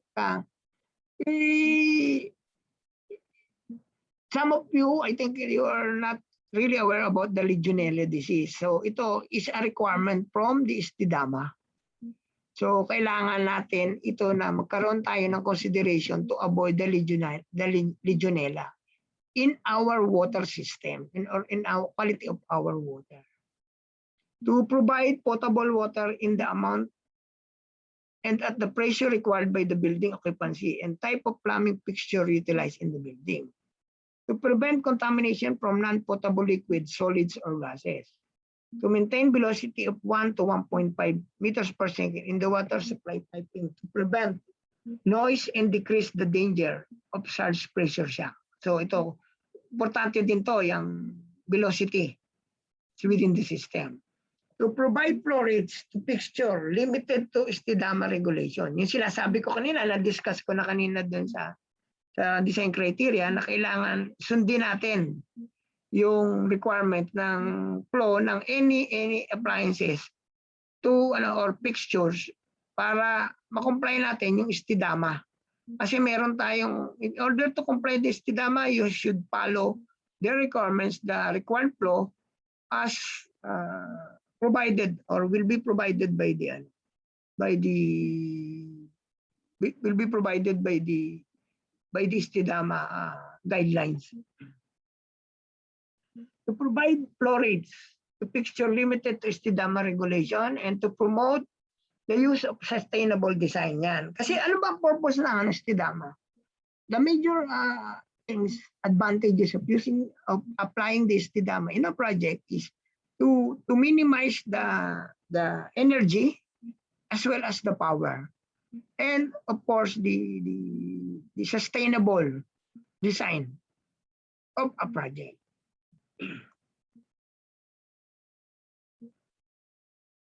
Cold water systems description. The system will be designed as described below for the domestic and cold water system. The ADWEA incoming water pipe. So ito yan, importante yan pati sa regulation, pati sa pag-apply sa ADDC, kailangan yun sa incoming water natin. Yung may mga may mga procedures to achieve the NOC from the ADDC na magsasabit ka ng design, and then after that during the construction gagawa ka ng mga connections and other things to submit and get approval from get approval from the municipality or to ADDC, sorry. A ADWEA meter will be provided at the plat boundary. ADWEA or ADDC, I think this one is ADDC, the pipe will be extended to feed the utility block cold water storage tank. The utility block RCC water tank 1 number, data center pump room, GRP water tank 4 number, 2 storage. Ito, it's up to you how to design, but this is some example which we did in one of a typical project. Utility block pump room, water tank, 1 RCC water storage tank capacity 24 cubic meter with partition with the total volume of ito yung sinasabi dito na yung water tank niya is depende sa design nyo kasi merong siyang main storage tank, then pagpunta sa beach building meron siyang maliit na GRP tank to supply the data center, something like this yung consideration design, but it depends on the layout or the requirements of the project. Booster pump, ito, booster pump, pump transfer pump from utility block to data center pump room. Water will be transferred from utility block to storage tank of GRP. Storage tank with partition that will be located at the pump room at each DC. Yun yung sinasabi ko kanina na from the main storage tank at the utility building, then mag-transfer yon doon sa pump room near to the data center to supply the toilet and the pantry. The booster pump transfer pump set will consist of 3 pumps, 2 working and 1 standby configuration, 50-50, 50 plus 50 plus 50, to provide a concurrently maintainable pumping system. Booster pump transfer pump also cater to the utility block consisting of toilet, ablution, and pantry. Filtration and disinfection. So ito importante din to eh. Booster pump transfer water will be treated with a multimedia sand filter and UV disinfection system before feeding the data center plant. So pinipilter yung natin bago pumasok dun sa data center. So then meron siyang disinfection. Water tank will be chlorinated using water circulation and chlorine dosing system. So it's part of the water supply system. And then ito yung water tank. Then ito yung typical na GRP. 1 number of 2 cubic GRP pan with compartment for easy cleaning and maintenance. Water will be provided with each data center pump room. GRP tank for 1 day. Yun, na-explain ko na yan, na ganun yung niya. Na isang niya, nandun sa pump room located dyan, kasama yung tangke, kasama yung bomba, and then magsusupply dun sa data center niya. Sa toilet, sa ablution, at saka sa pantry. Then ito, yung water meter. Water meter will be provided at the inlet of the RP tank and as required by STIDAMA. Water submeter shall comply with the STIDAMA requirements. So ito yan, kailangan ng talaga na one of the requirements for the STIDAMA is the submetering. Always remember that. If anyone handles the Istidama project, so very important yan. Pero ito yung smart parang ito is para ma-monitor yung natin connected na sa BMS2. Yung kung tawagin yan data capability, parang something na ganon, yung meron siyang capability to monitor.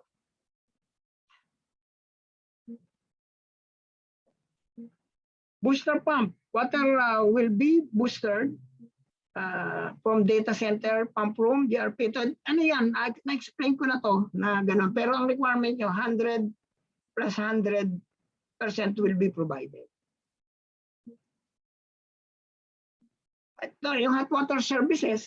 So the objective of domestic hot water service installation will be provide a fully functional environment by discrete, efficient, safe, and sustainable, fully maintainable system and equipment, supply domestic hot water and at design temperature, minimize dead leg, and minimize the heat losses.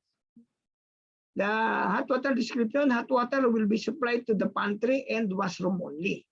The hot water will be generated by ceiling hang electric hot water heaters provided in each areas where hot water is required. The pipes will be generally be installed at high level in the ceiling and drop to the appliances. So ito yon na yung type na ginamit doon is ito vertical to. So we are using horizontal to at least yung ceiling requirements niya, ceiling void niya medyo less yan ako.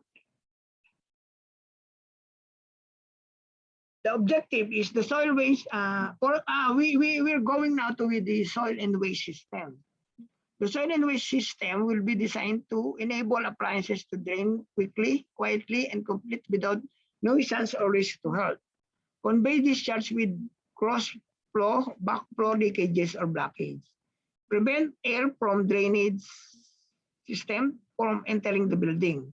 Prevent pressure fluctuation in pipe work, not to vary by more than plus or minus 38 millimeter water gauge, and retain a water seal of not less than 25. Enable system to be adequately tested, cleaned, and maintained. Keep pipe routes shortest practical with a few bends or possible no bends portion of soil stack. Ito, since it's not provided with city sewer, yung diniscuss ko kanina, sewer holding tank is proposed with 150 cubic meter capacity for 7 days. So yun, dinisign siya ng 150 cubic meter sa loob ng 7 araw. So ibig sabihin, before 7 days, kailangan yung mobile truck is to collect yung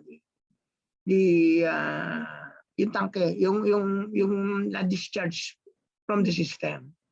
The soil and waste drainage will consist of a conventional 3-pipe system, soil, waste, and vent.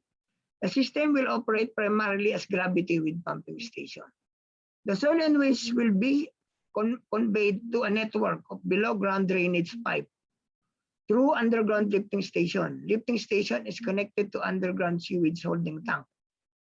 Pressure breaking chamber will be provided prior to connect to holding tank. Manhole connection with cap of connection will be provided for future city sewer connection. The following drainage will be provided with plant room, gully, washroom, floor drain, water storage tank, tunnel, drain. So ito yung system ng soil and waste niya. So naka-gravity siya pero meron siyang lifting, isang maliit, tapos bago siya i-discharge doon sa sa holding tank natin.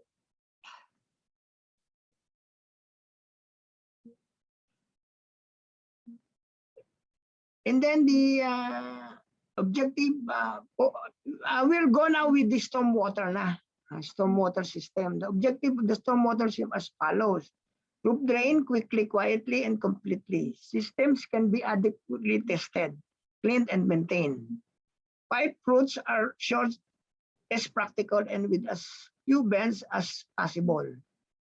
Flood risk is reduced to a minimum. System description. The building will be provided with a complete above-ground surface water drainage system, which collects rainwater from the roof through rainwater outlets, gutters, and channels sufficiently sized to discharge the total surface water flow rate based on the design rainfall intensity.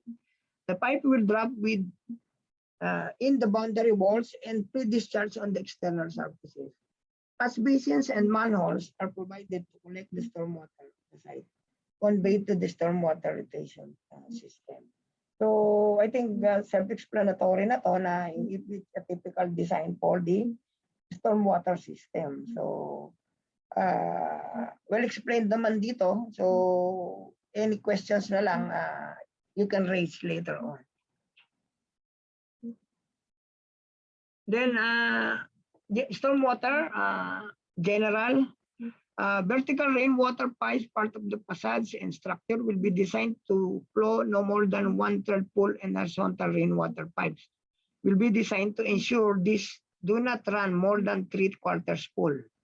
The rainwater pipes will be discharged freely to the external at convenient location without causing disturbances to building users.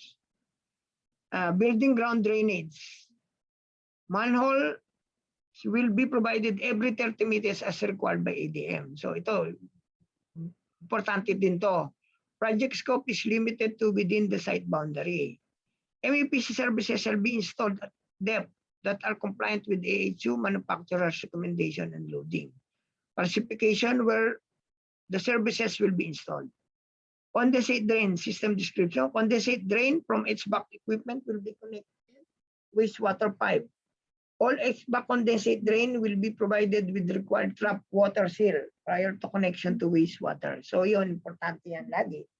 Kapag nagko-connect kayo ng any condensate in the waste system, huwag nyo kakalimutan na maglagay ng trap. Kasi kung di, magkakaroon ng, baaring mahigop yun ng air condition, yung contaminated or odors coming from the wastewater.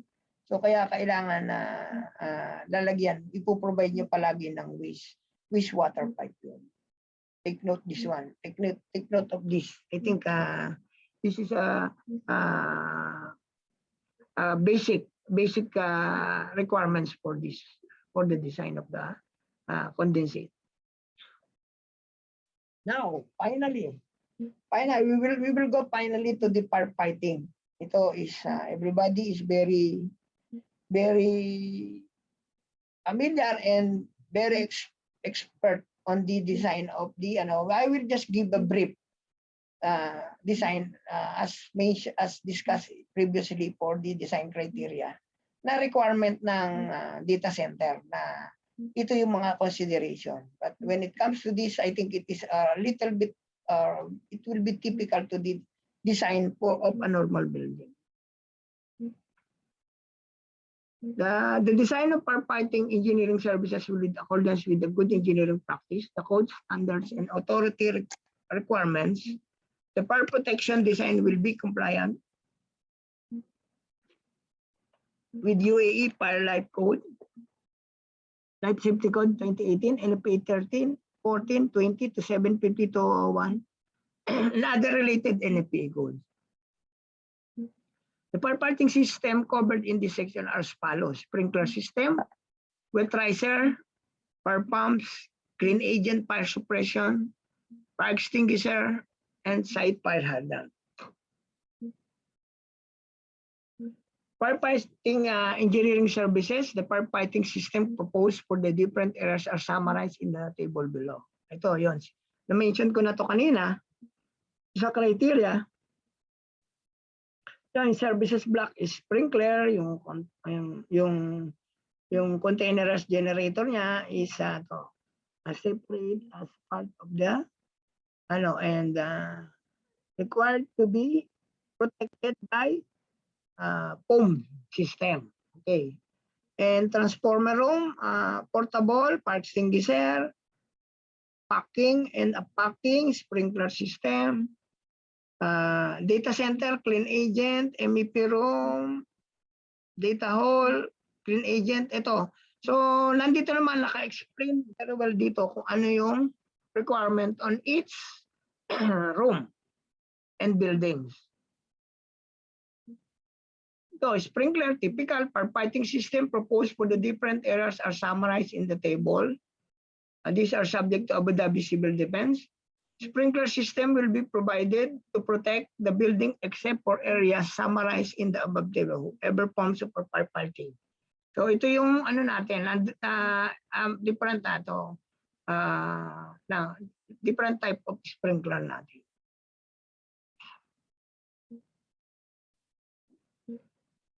Wet pipe hose rail system will be provided within the building. A separate system riser connected from the fire main will be provided to supply the class 2 fire hose connection.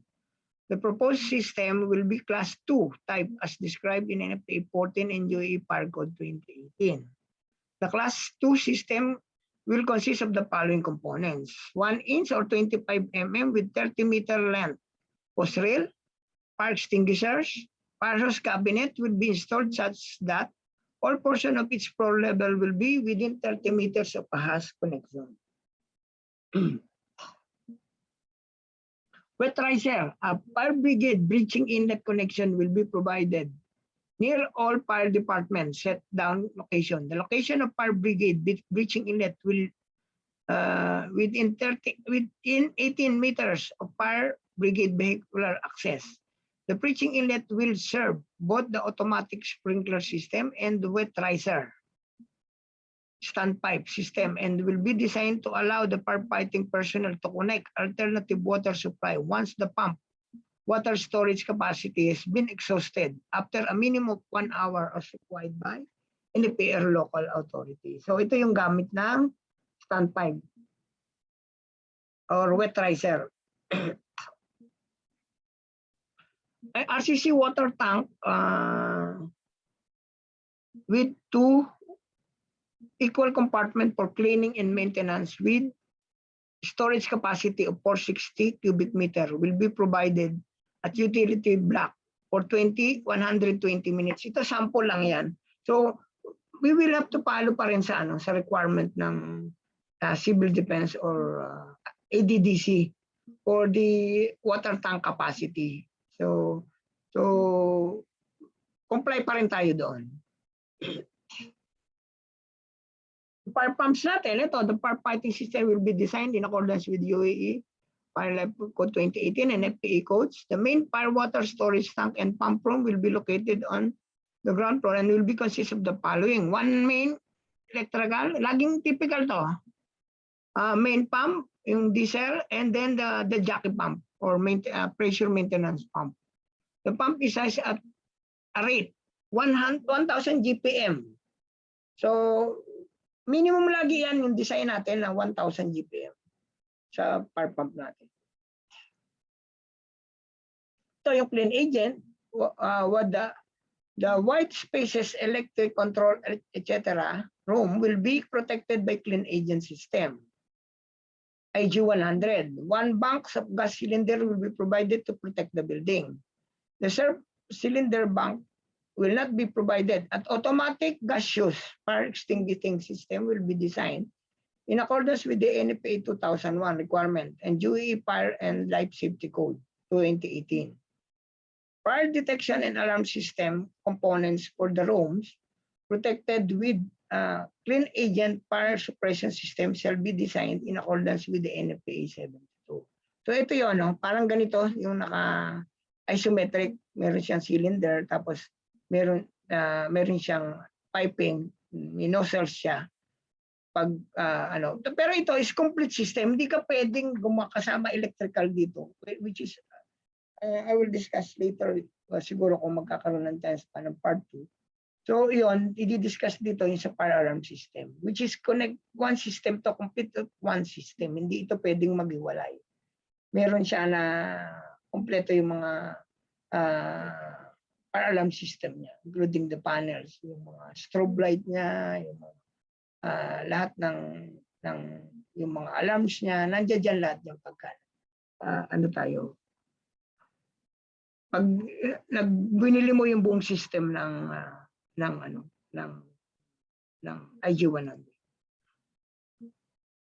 Fire extinguisher, portable fire extinguisher will be provided based on the occupancy hazard contained therein, regardless of the presence of any fixed or suppression system. Portable fire extinguisher will be located strategically through the building areas. The type, capacity, and location of extinguisher shall meet UAE Fire and Life Safety Code 2018 and NFPA 10. In addition, fire extinguishers shall be located throughout the site at strategic location during construction. So kailangan, hindi lang ito kailangan during operation, even during the construction, we need to provide some certain numbers of the fire extinguisher to within the area to in case of any possible hazard and fire within the project site. So ito yung sa fire extinguisher. So ito yung mga type ng niya sa corridor, ito yung type ng fire extinguisher niya at saka yung requirement niya. Sa diesel generator, ito rin yung wheel type, foam, 50 liters and multi-purpose dry powder. So ito yung sa electrical lamp, CO2 type 5 AG, SB-ROM, wheel CO2 type 12 kg. So ito yung requirement niya sa fire extinguisher. Ito, malapit na tayo sa matapos. So ito yung sa yard hydrant. Yung yard hydrant natin is an external yard hydrant system will be provided in compliance with the UAE Fire Life Code. The hydrant will have sufficient pressure and flow through the pipes to protect the premises. The hydrant will be 150 mm dia and the outlet will be at instantaneous coupling for hose connection. Two number of hydrants will be different considered for hydraulic demand calculation, which total flow of requirement of 1,000 GPM per single yard hydrant. The minimum pressure at the most remote hydrant will be 6.9 bar. So yan yung natin. Merong separate mga dyan kasi before nag-present na rin ako ng about the hydraulic calculation. So doon, magko-consider ka lang nito ng in case of mag-design ka sa hydraulic. Consider nyo to. Tsaka yan yung requirement for the yard hydrant or fire hydrant. The hydrant will be located at no less than 6 meters and no more than 30 meters from the building. The spacing between hydrant will be maximum of 120 meters. The hydrant will be located along the fire access road around the data center. The piping will be looped so that any isolation from one side will not prevent to supply to the other end. So ito usual na mga design na ngayon naka-loop siya. Advantage ng loop, hindi in case na magkaroon ng trouble sa isa, yung system mo is pa rin, live pa rin. I-isolate mo lang yung one area niya. So ito yung fire hose cabinet will be provided with the following content. Fire hose 65 mm with 20 meters with a aluminum male-female instrument couplings of 2 numbers, 65 mm diffuser, nozzle brass with male instantaneous adapter 2, adjustable hydrant wrench, 65 mm coupling spanner, fire axe, and crowbar. So ito yung requirement ng fire hose cabinet niya. Then ito, additional lang to, yung irrigation niya, irrigation water tank, RCC water tank with a dual compartment for cleaning and maintenance with storage, so and then booster pump. So ito. And then before I end, let me add something about the testing commissioning in even the construction. I have to add some points for this one. For the construction in a data center, when the data center delivered to the site, it is a modular actually.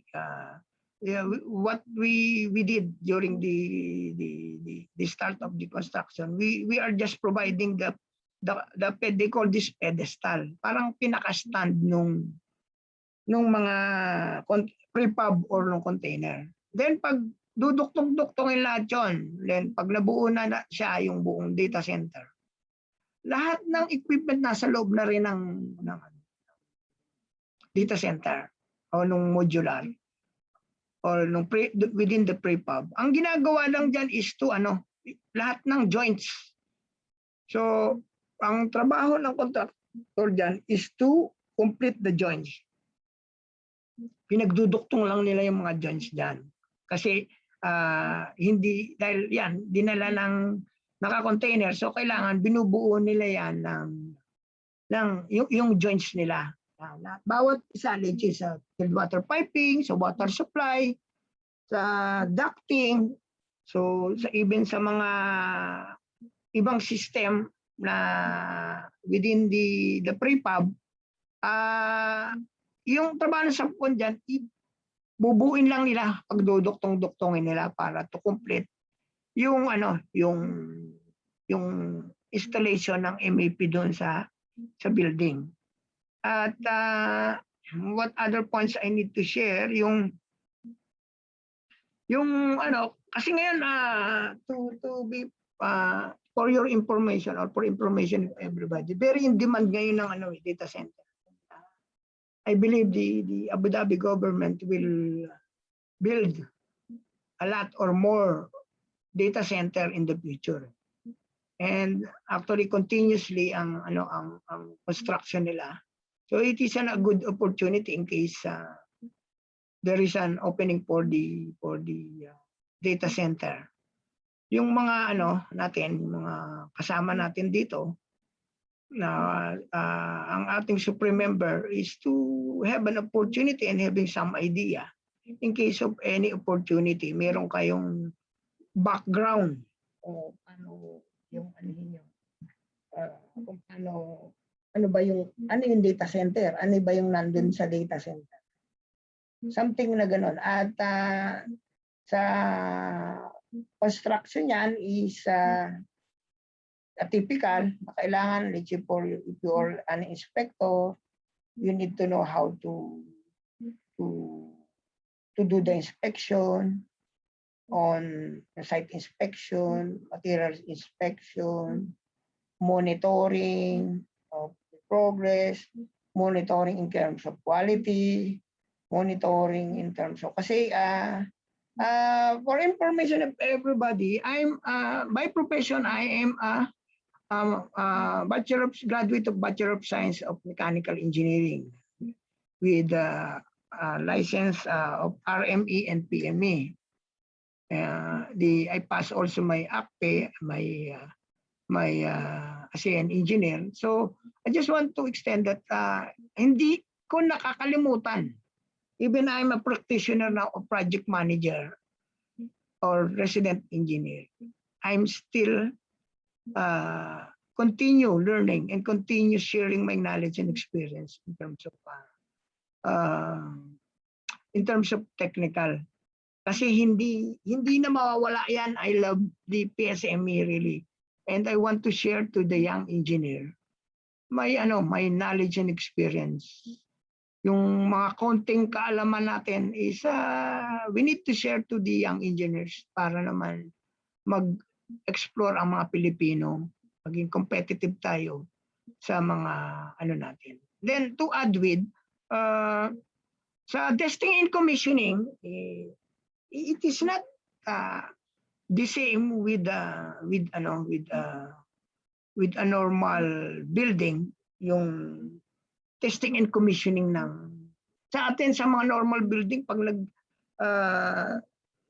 say mag-pre-com ka tapos final commissioning. Dito meron siya tinatawag na under uptime approval, meron kang level 1, level 2, level 3.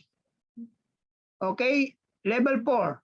But in mechanical, basically, I think up to level 4 only. Okay, in all the equipment, all services under the test, to do the testing commissioning, it is, I think, up to level 3 or 4.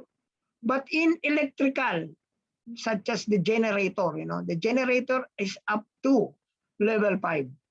Level 1, level 2, level 3, level 4, level 5. So to achieve the level 2 is not easy.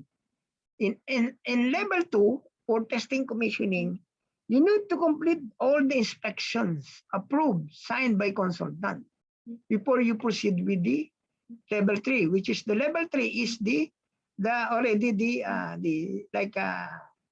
testing already, the actual testing of the equipment with supply of the ADDC or either temporary or but at least before accepting this, the final level of the testing commissioning, the power from the ADDC should be supplied with. So, yun yung mga basic na requirement natin sa ating design sa and I hope everybody at least absorb something and learn something from my presentation, and I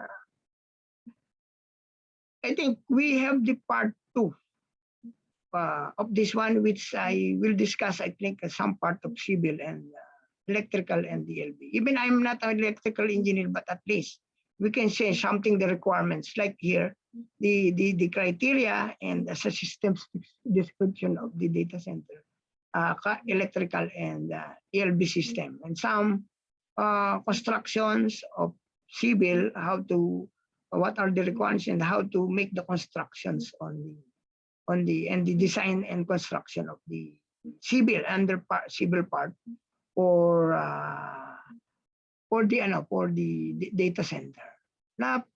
Napakaganda din to. It's we can say a data center project is an MEP project eh.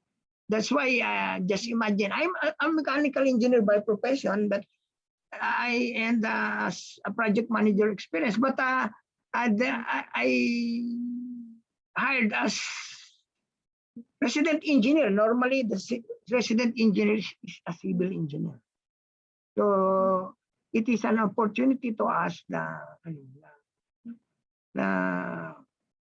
panibagong sabihin natin kaalaman about the data center.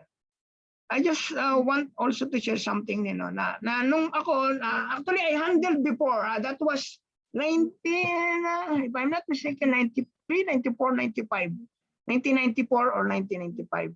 I handled before the old data center in Riyadh, the custom computer center. Alam niyo ba kung ano yung doon, yung data center na inhandle ko doon? Yung pang yung the tape, yung parang tape ng yung alam niyo sa sinehan, ganun pa yung type ng nung mga pero the requirement of MEP is almost same.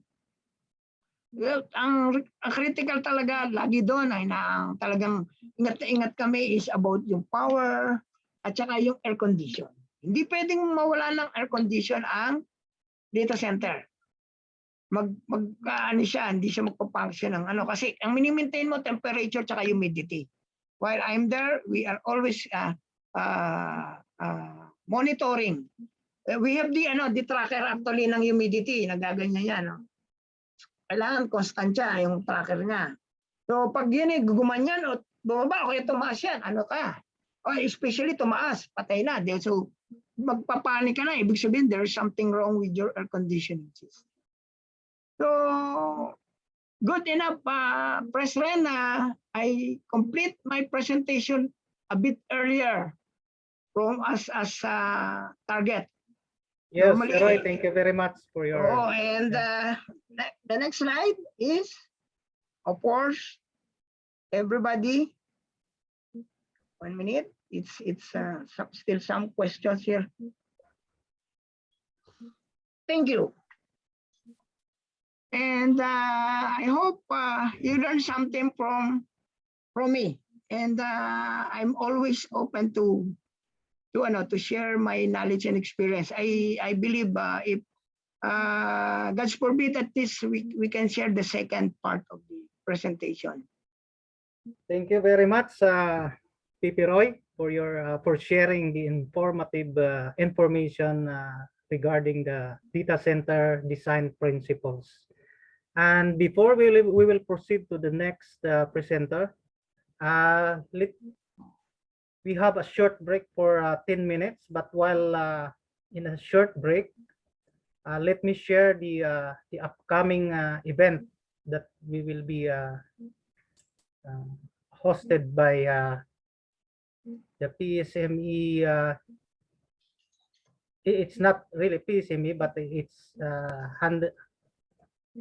chaired by our energetic Vice President Internal, Engineer Degris Salonga. Can you please unshare, Sir Roy, so that I can share my slide? Inaano ko eh.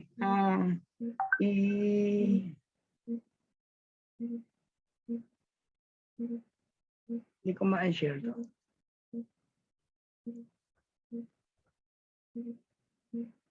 Stop share, Sir Roy, stop share. May option dapat yan, stop share sa taas. Stop share.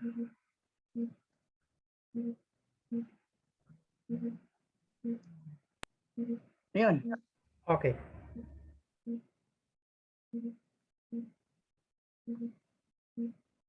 Does everyone see my screen? Yes, yes. Yes. Okay.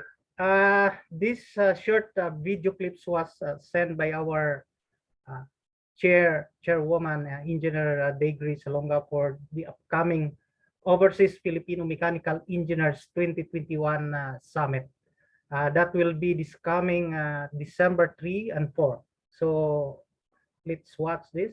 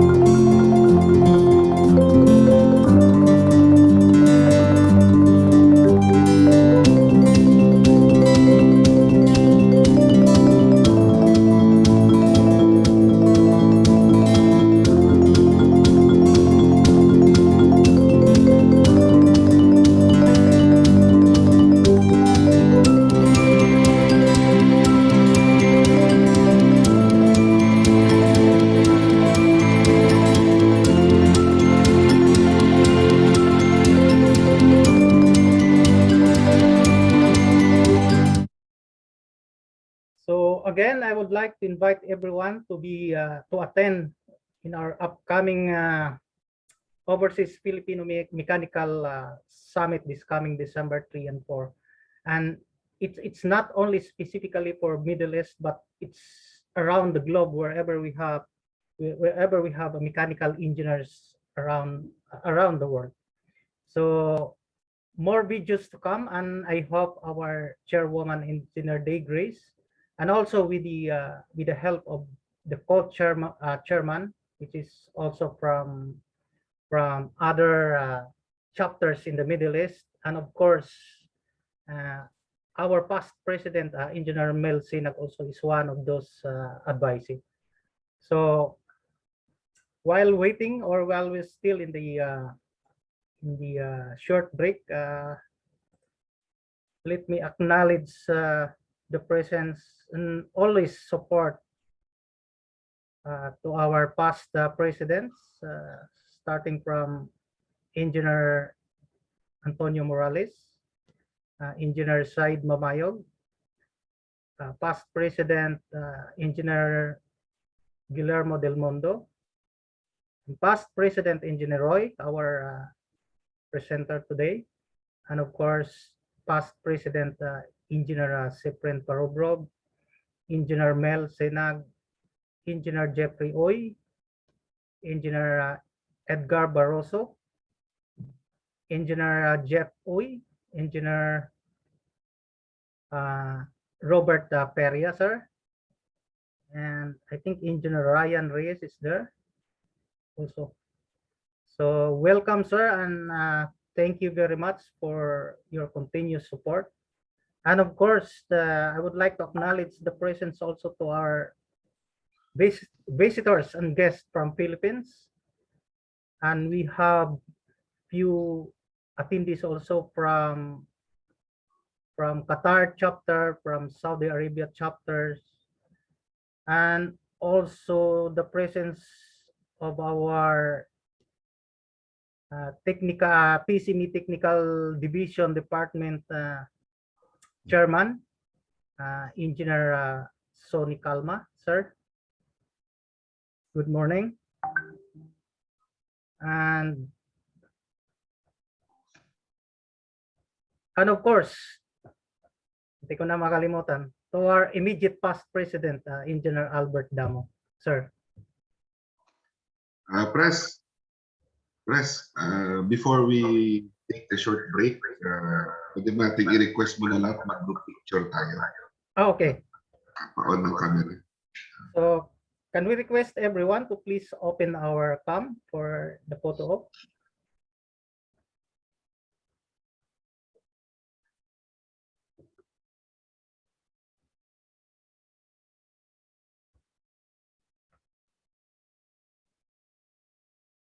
Si Sir Pascual, nandiyan, no? Mabul. Good morning, PP Roy. Paring Roy.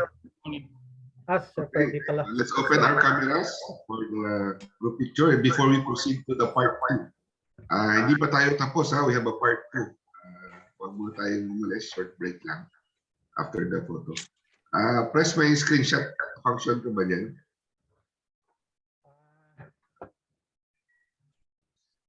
Mahirap. Ikaw, anong gamit mo ba? Laptop? Paano ba screenshot to? Snip mo lang. May naka-open kasi akong isang ano. Hindi na mo kabukas ang akon nga kwan, yung picture. Okay, so ready ready. Ilang pages pa to? 4 na pages. So, okay. Di ko alam sinong kasali sa pages, no? So, I'm taking page 1 now. So, smell na lang tayo lahat. So, for page 1, 1, 2, 3. Okay, save ko muna.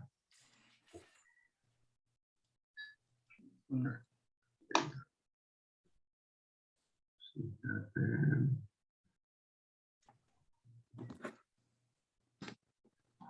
Save it.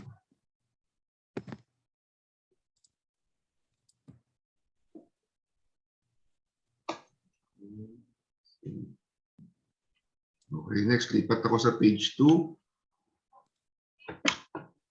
Okay, for page 2, 1, 2, 3. Okay. Save ko muna. Save.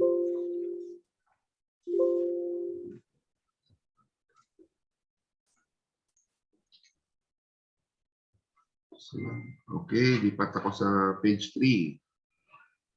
Okay, for page 3. Okay, smile. 1, 2, 3.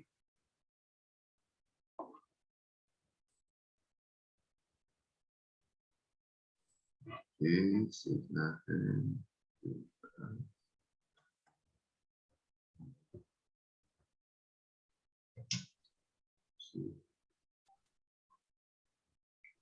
Okay, last page tayo. Page 4. So, for page 4, last page. Okay, smile. 1, 2, 3. Okay, salamat sa lahat. Save ko lang.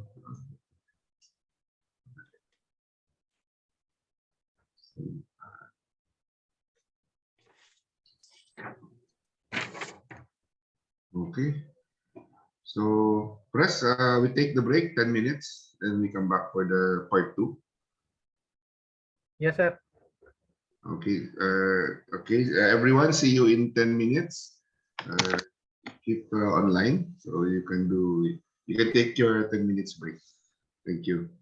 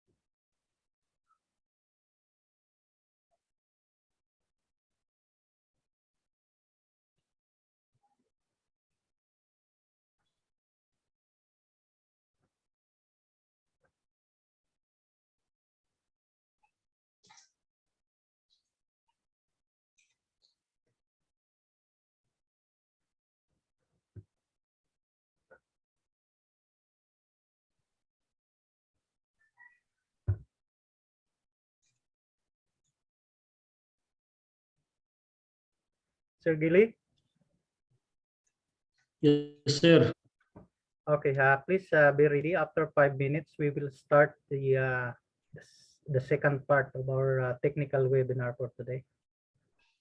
Okay, sir.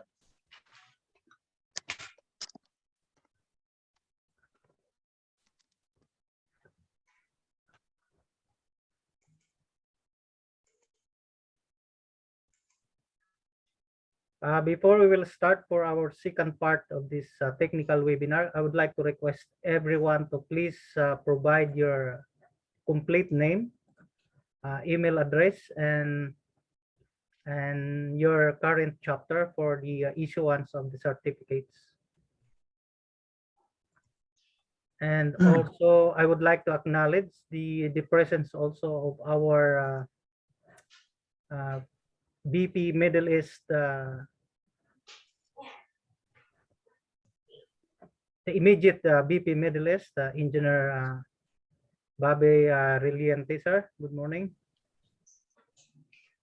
And of course, the recently concluded Middle East Regional Conference, the chapter host president, Engineer Richard Lipa from PSME Dubai.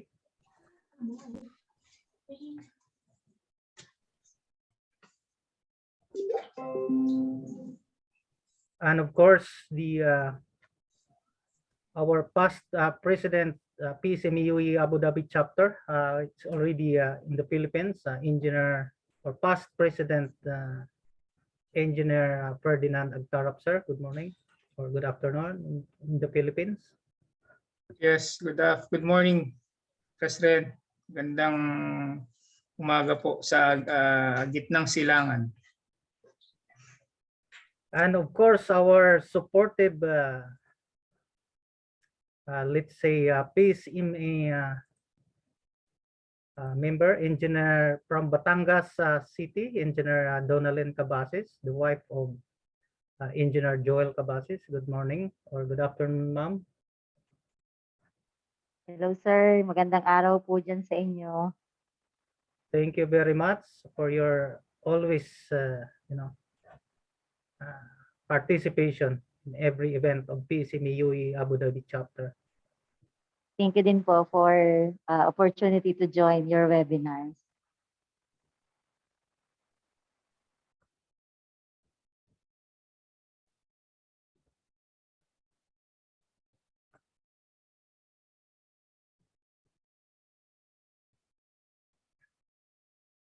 Is past President Mel, Sir Mel, are you around, sir?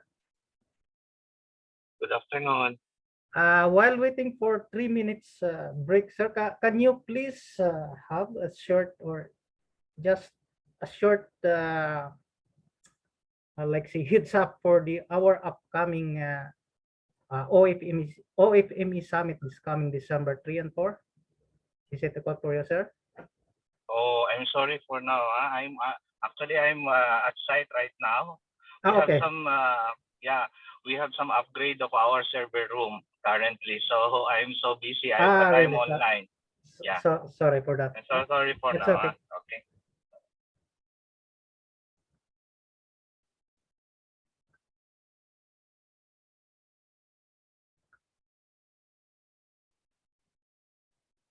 Okay, Sir Gili, Sir. are we ready? Yes, sir. IPP, Albert?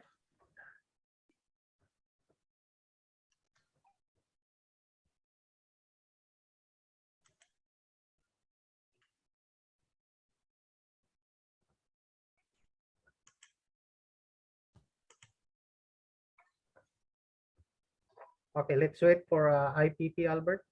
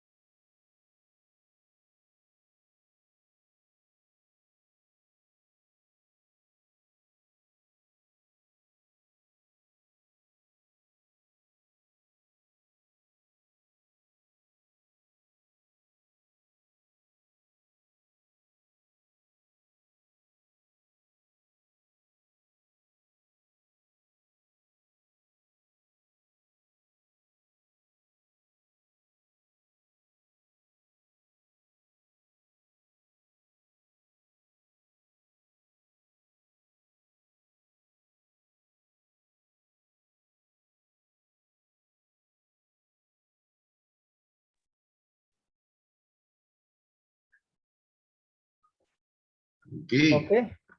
Okay. Good afternoon. Good afternoon ba? Okay, good afternoon sa Pilipinas. Good morning pa rin sa UAE. So, we'll now proceed with the second part of our technical seminar today. It's basically the part 2 for the design of the data center. So, introducing to you our next speaker. Our next speaker is a registered mechanical engineer. He is also a registered master plumber. He is a Pearl qualified professional, an MIET member Institute Engineer and Technology, and presently he holds the position of a senior design engineer at Siska Hennessy Group Mina, which is based in Dubai. So introducing to you our next speaker for part 2 of data center design, Engineer Guillermo Del Mar. Engineer, sir. Thank you, Sir Past President Albert Damo. And thank you, Pres Ren, for the opportunity to share our knowledge for data center design. And magandang hapon dyan sa Pinas, magandang tanghali sa Saudi, sa Qatar ba the same time. Tsaka good morning pa rin dito sa UAE. So I'm currently now working in Dubai, but I'm serving in PSME Abu Dhabi as a incoming professional enhancement director. And my name is Gili Delmar, and currently working as design engineer for mostly this data center is our projects now in Siska. So dati sa Saudi in 2007, I think nandito rin kung mga kaibigan ko doon sa Jeddah, 2007 to 2009.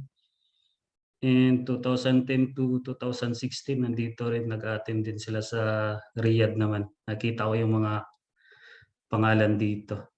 And I hope ma-share ko yung mga experience ko sa design sa mostly data center. And okay, I will share first the course outline for this morning, for today. Okay, I will share my screen.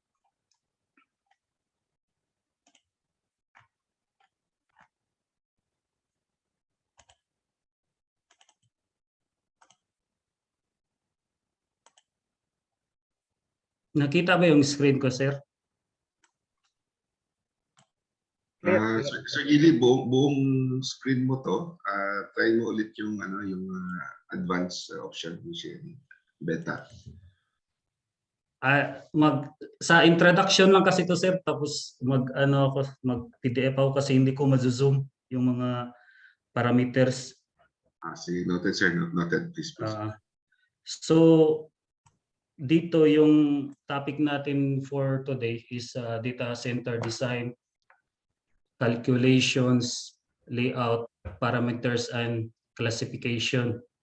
So kung hindi naman natin matatakil lahat, and this is my contact WhatsApp number is kung nasa Qatar kayo or nasa Saudi or sa Pilipinas, so 0097158817244. You can reach me also through my email or my Facebook account, which is Gili Delmar.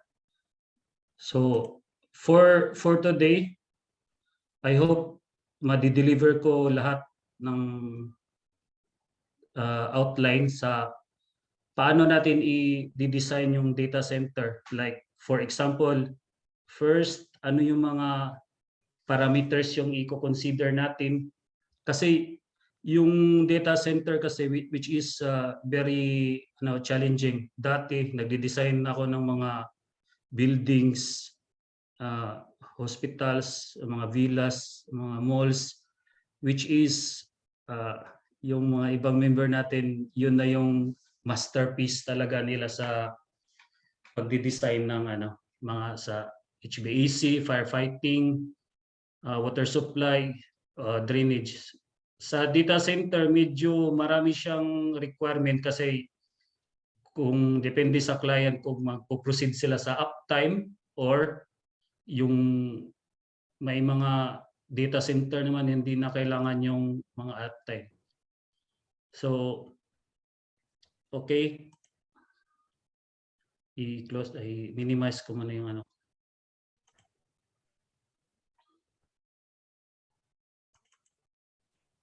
Yung anong nakikita din sir, yung PDF? Hello Sir Albert? PDF, sir. Okay.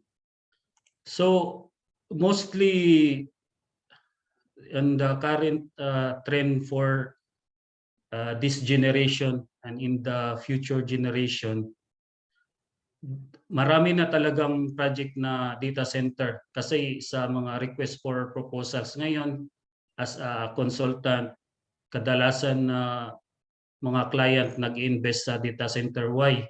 Kasi yung data center kayo, mga company ngayon, nag-invest na sila sa cloud, which is dati may sariling network lang sa local area network. Pero ngayon, cloud na, like sa Microsoft, sa OneDrive, sa any supplier ng mga data. So lahat talaga ng project ngayon, data center, which is very interesting and challenging for being an engineer. And maraming interested na matuto sa pagdi-design ng data center. Bakit? Iba yung approach niya sa cooling, iba yung ventilation niya, and yung load niya is medyo challenging kasi malalaki yung load ng mga data racks, mga PDUs, PUEs, and sobrang taas ng heat dissipation ng mga racks sa datas. Okay, nakita ko dito yung mga master din. Welcome sa mga and pwede bang malaman kung sinong gumagamit ng HAPNA? Pwede bang paki-thumbs up sa nyo? Sa screen? Or para ma-estimate ko kung saan ako magta-target kasi baka lahat advanced na or lahat medyo intermediate pa or meron talagang basic. Sinong nag-half heat load na pwedeng ma-thumbs up sa nyo Zoom. Okay, merong nagta-thumbs up. Okay.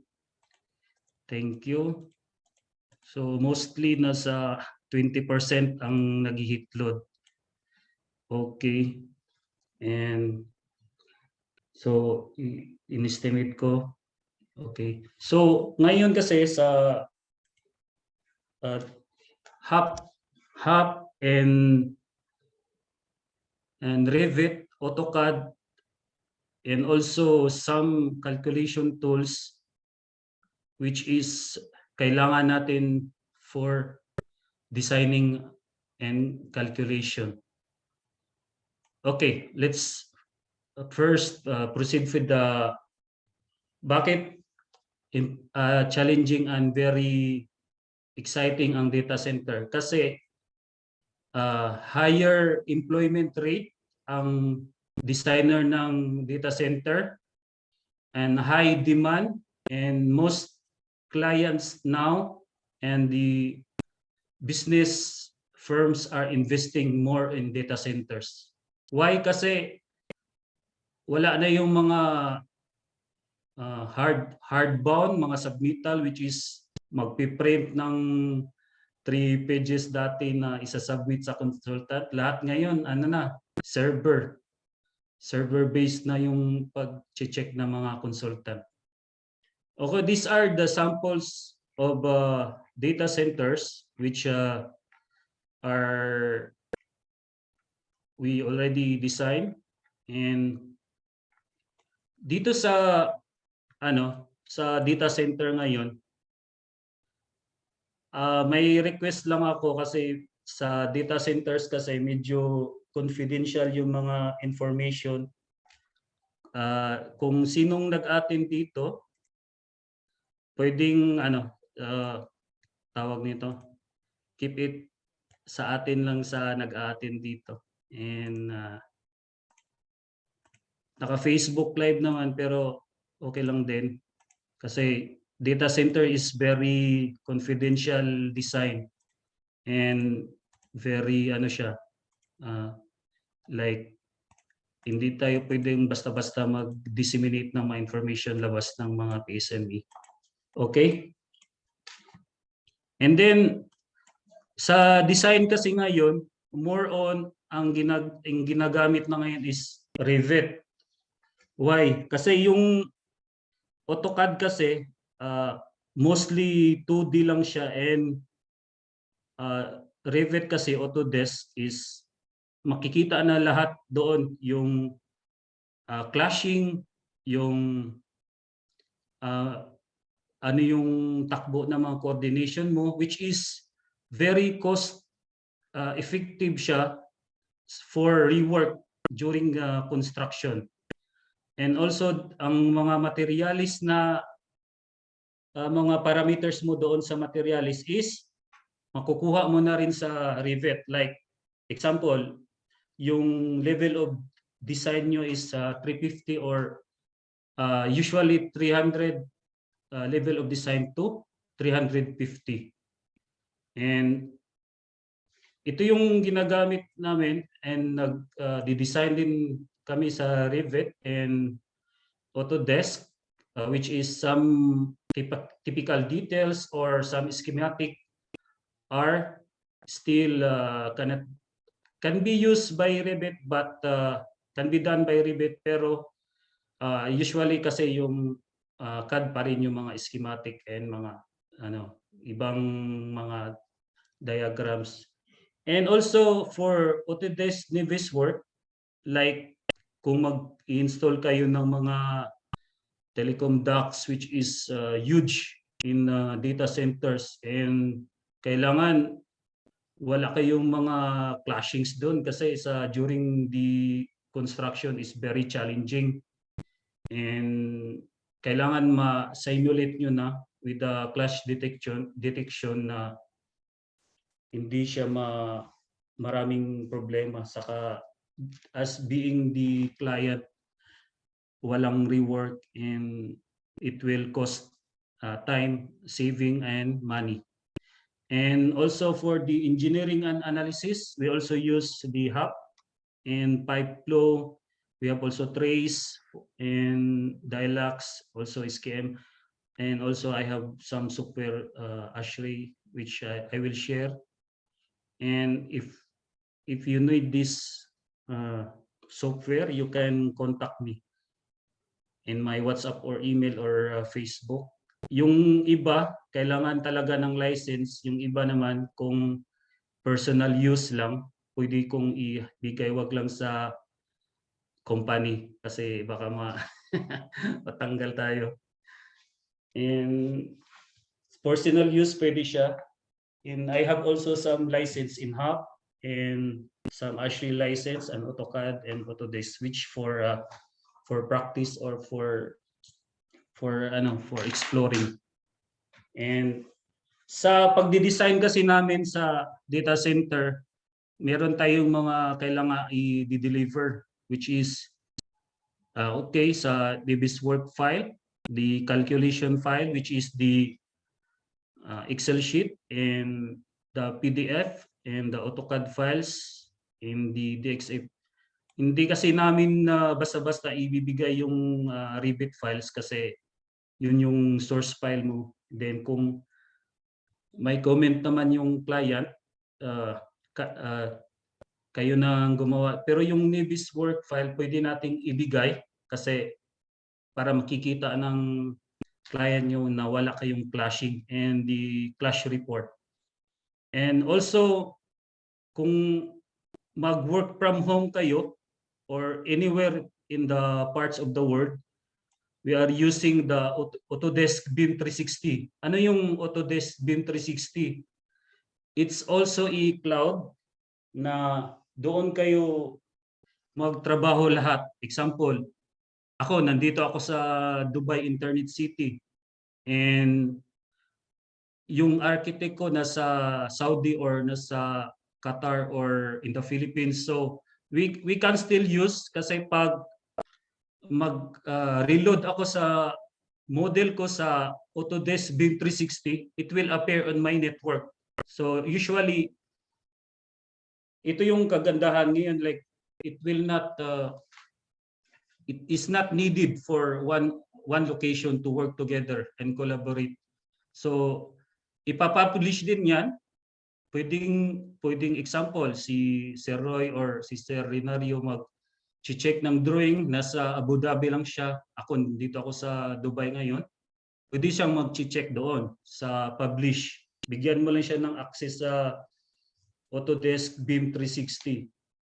Pwede siyang ma-publish. Okay? And these are, see, you can work through Autodesk BIM 360 and there. Hello?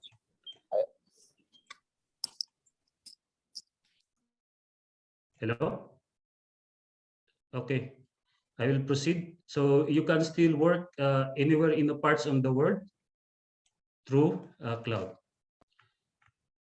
So this is usually the sequence of our system design. Okay, let's start with the design proper of the data center. And example, ito yung requirement ng client. Gusto niya chilled water or crack unit. Minsan kasi before mag-deliver ng, bigyan mo na kayo ng, mag-coordinate mo na kayo sa architect kung ano yung gusto ng architect saka gusto ng client representative na mangyari. So this is not an difficult data center kasi meron mga design which is very big, like 70 megawatts or 50 megawatts. Ito ano lang to, tig 3 megawatts, 3 to 5 megawatts each data hall. Like kung makikita nyo dito, yung data hall is 1, 2, 3, which is 3 to 4 megawatts lang. And hindi siya ganun kalaki. So we will start first the basic. And may tanong lang ako, sinong pwedeng maki-thumbs up kung sinong nagde-design ng data center na? Para ma-estimate ko kung saan ako didiretso. Okay. 1, 2,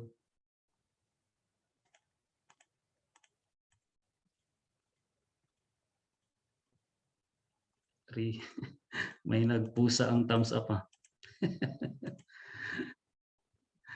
Okay, so this is very interesting kasi 3 out of 80 yung na-design talaga ng data center. So bear with me. So hindi muna ako doon sa pinaka-high level na design. Dito muna ako sa medyo from piece by piece pagde-design ng data center. Okay. So this is the basic data center design.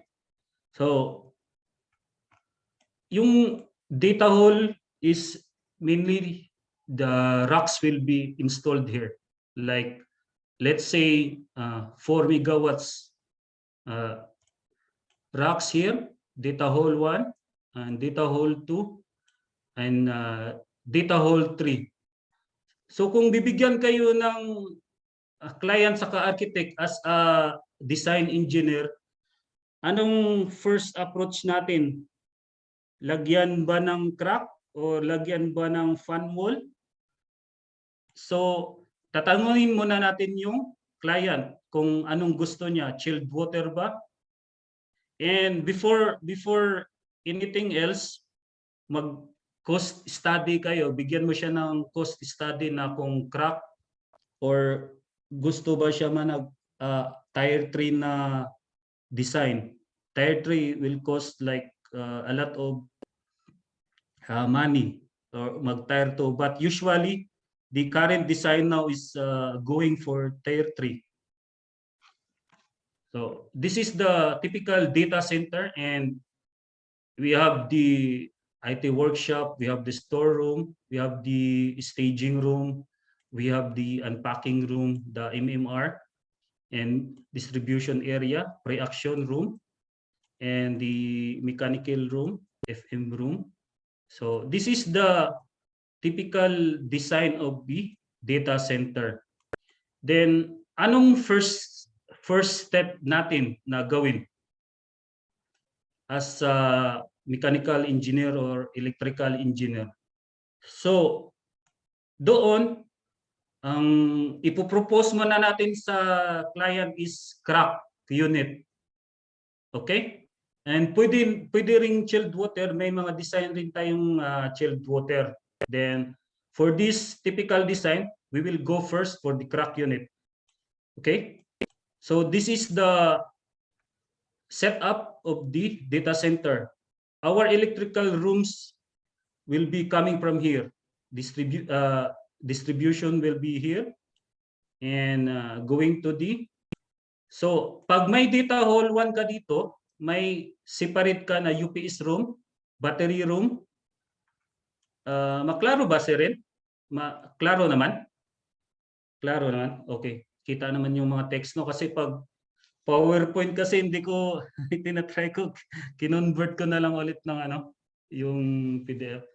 So pag may data hall 1 ka, may separate siya na UPS, may battery room, may transformer room, and mechanical LB room, and here is the generator, and also generator here, and 1 2 1 2 1 2. So itong data hall is mostly meron siyang separate na design. Bakit? Kasi pag tier 3 na certification ka, may substation ka, may generator ka, may fuel system ka, may will go first for the N+1. Kung data hall, dapat each data hall meron kang standby. Anong process dito? Bakit ganito yung setup?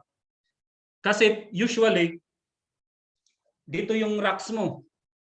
Then maglagay ang electrical engineer dito ng racks dito, which is ipapakita ko mamaya. And he is connecting first to the LB room, and connected to the UPS and battery and transformer. Okay?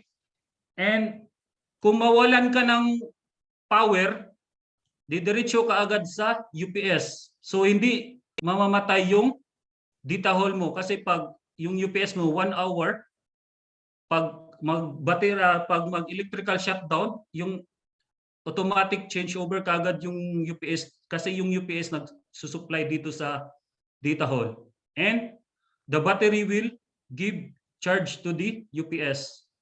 Before that, dito yung switching natin din sa LB room, and you have also the generator. Ganyan pag di-design sa data hall. Hindi siya basta-basta na sequence, yung usually typical building lang na pag meron namang generator pero wala tayong battery room saka UPS sa normal design. So pag meron kang 5 megawatts dito, 5 megawatts sa data hall 2, 5 megawatts sa data hall 3. Ganon din yung design mo sa setup. Tingnan mo, sabihin natin in the initial cost medyo mahal, pero pag may client ka naman sa data center mo, bawi naman yung investment mo dito kasi napakalaking kita profit sa mga ngayon sa mga data center. Okay, this is the typical setup for the data center, and ito yung sa power niya. And dito naman, dito yung mga network distribution mo, like for the MMR, which means meet me room. Dito magtatagpo yung mga example sa DO or sa Etisalat dito na mga internet provider kasi ka-cloud pa rin, and they are still the supplier of the telecommunication is still the government Emirates. Okay, we have the CCU and we have the facility maintenance room, the mechanical room, and we have also the pre-action room. Bakit pre-action room?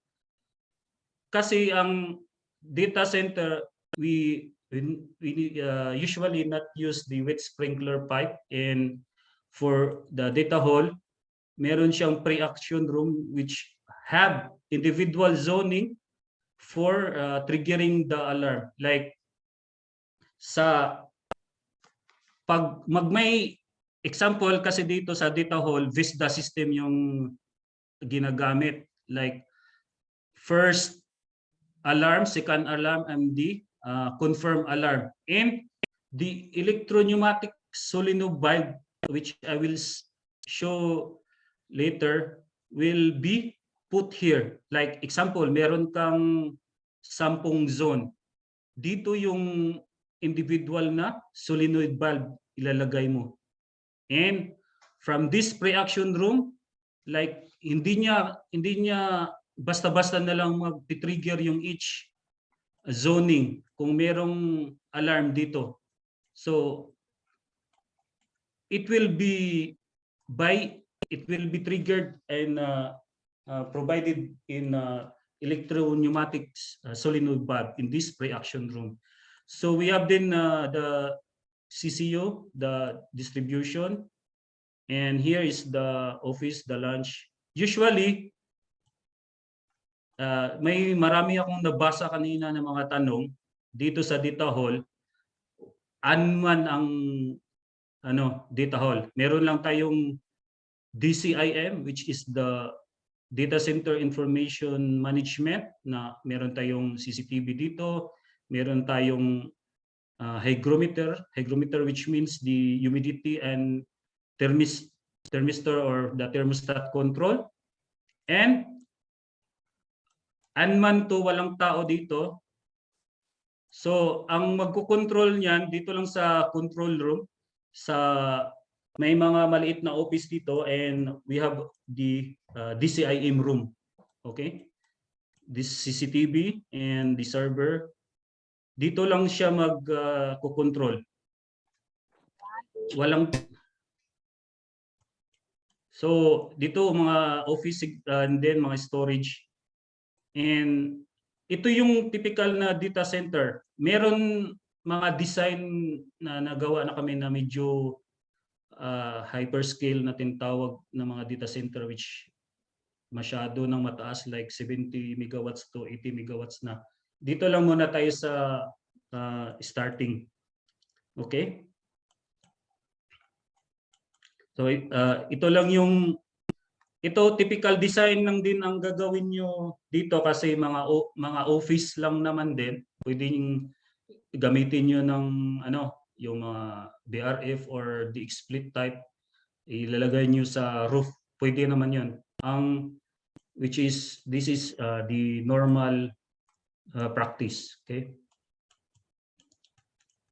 So this is and we will go to the schematic. So before that, this is the roof. So pag binigyan kayo ng client nyo or architect, dito nyo ilalagay yung lahat ng mga equipment nyo, which i-coordinate mo rin na kasi yung mga location dito, kung hanggat maaari, yung mga riser mo, wag mo ilagay, itumbok mo sa mga data hall. Kasi medyo critical yung pag may mga leak, tatakbuhin mo muna sa mga areas na walang leak na mangyayari. Okay? And first and foremost, before you design the data center, we'll ask the architect. Okay? Marami siyang parameter na gagamitin.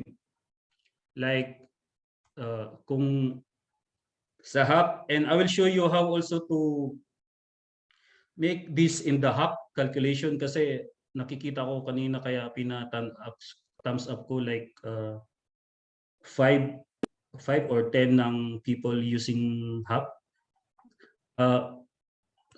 Meron akong software dito and limited lang din. Kung interesado kayo sa software for personal use, i-message nyo lang ako sa WhatsApp ko para mabigyan ko kayo ng access. Kasi limited lang siya. Siguro mga 10 tao.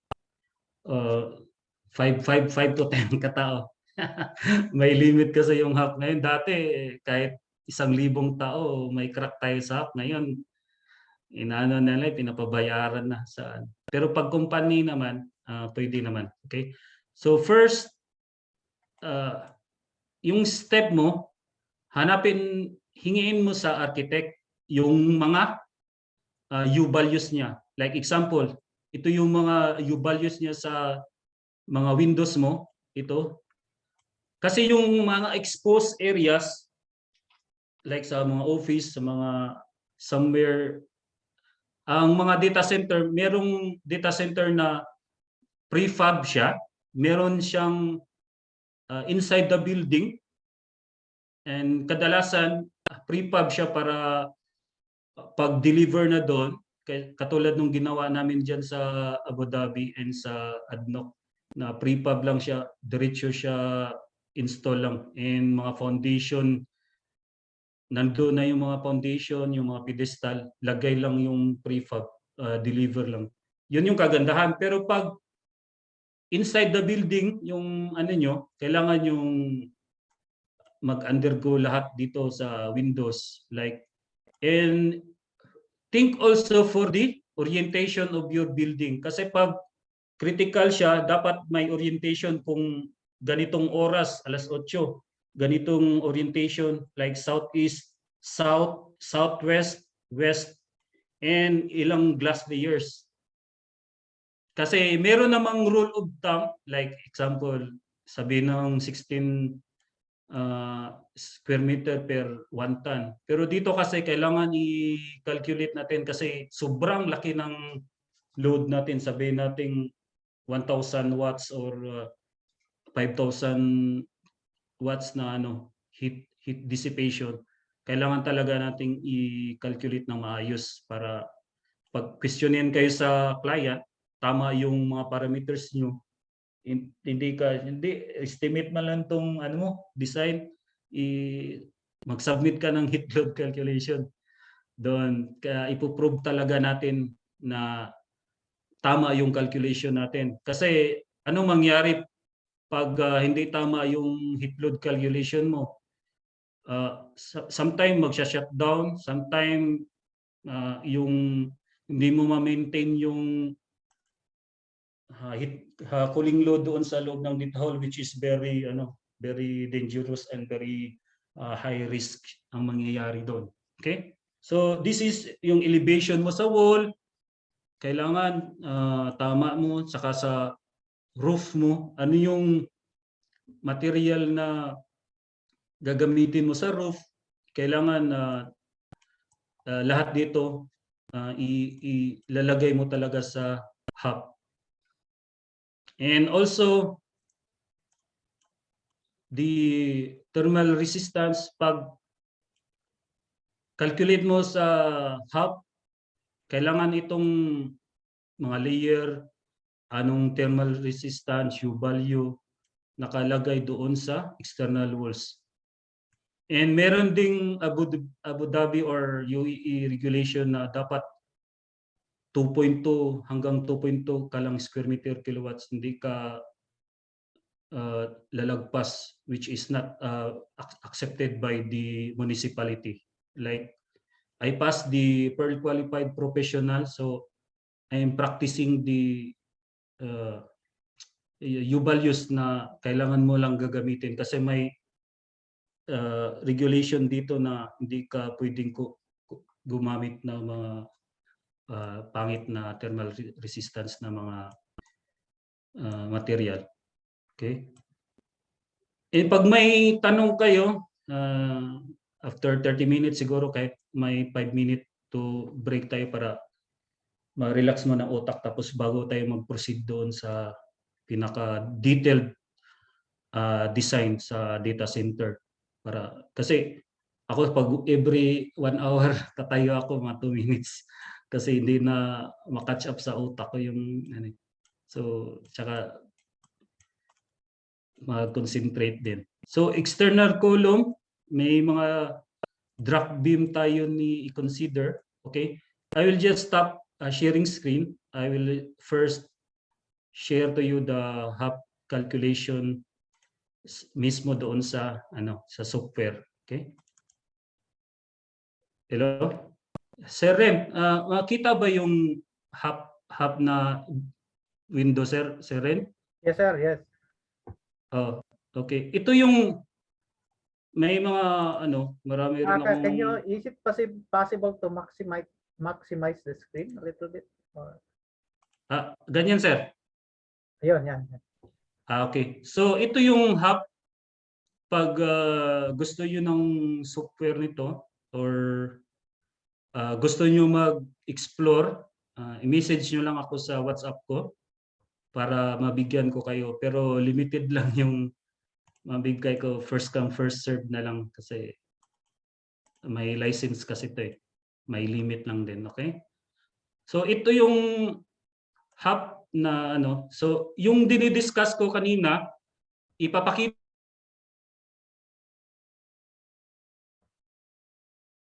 You're on mute, sir.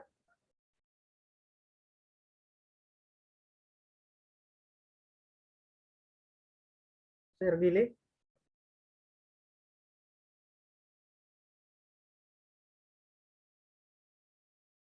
You're on mute.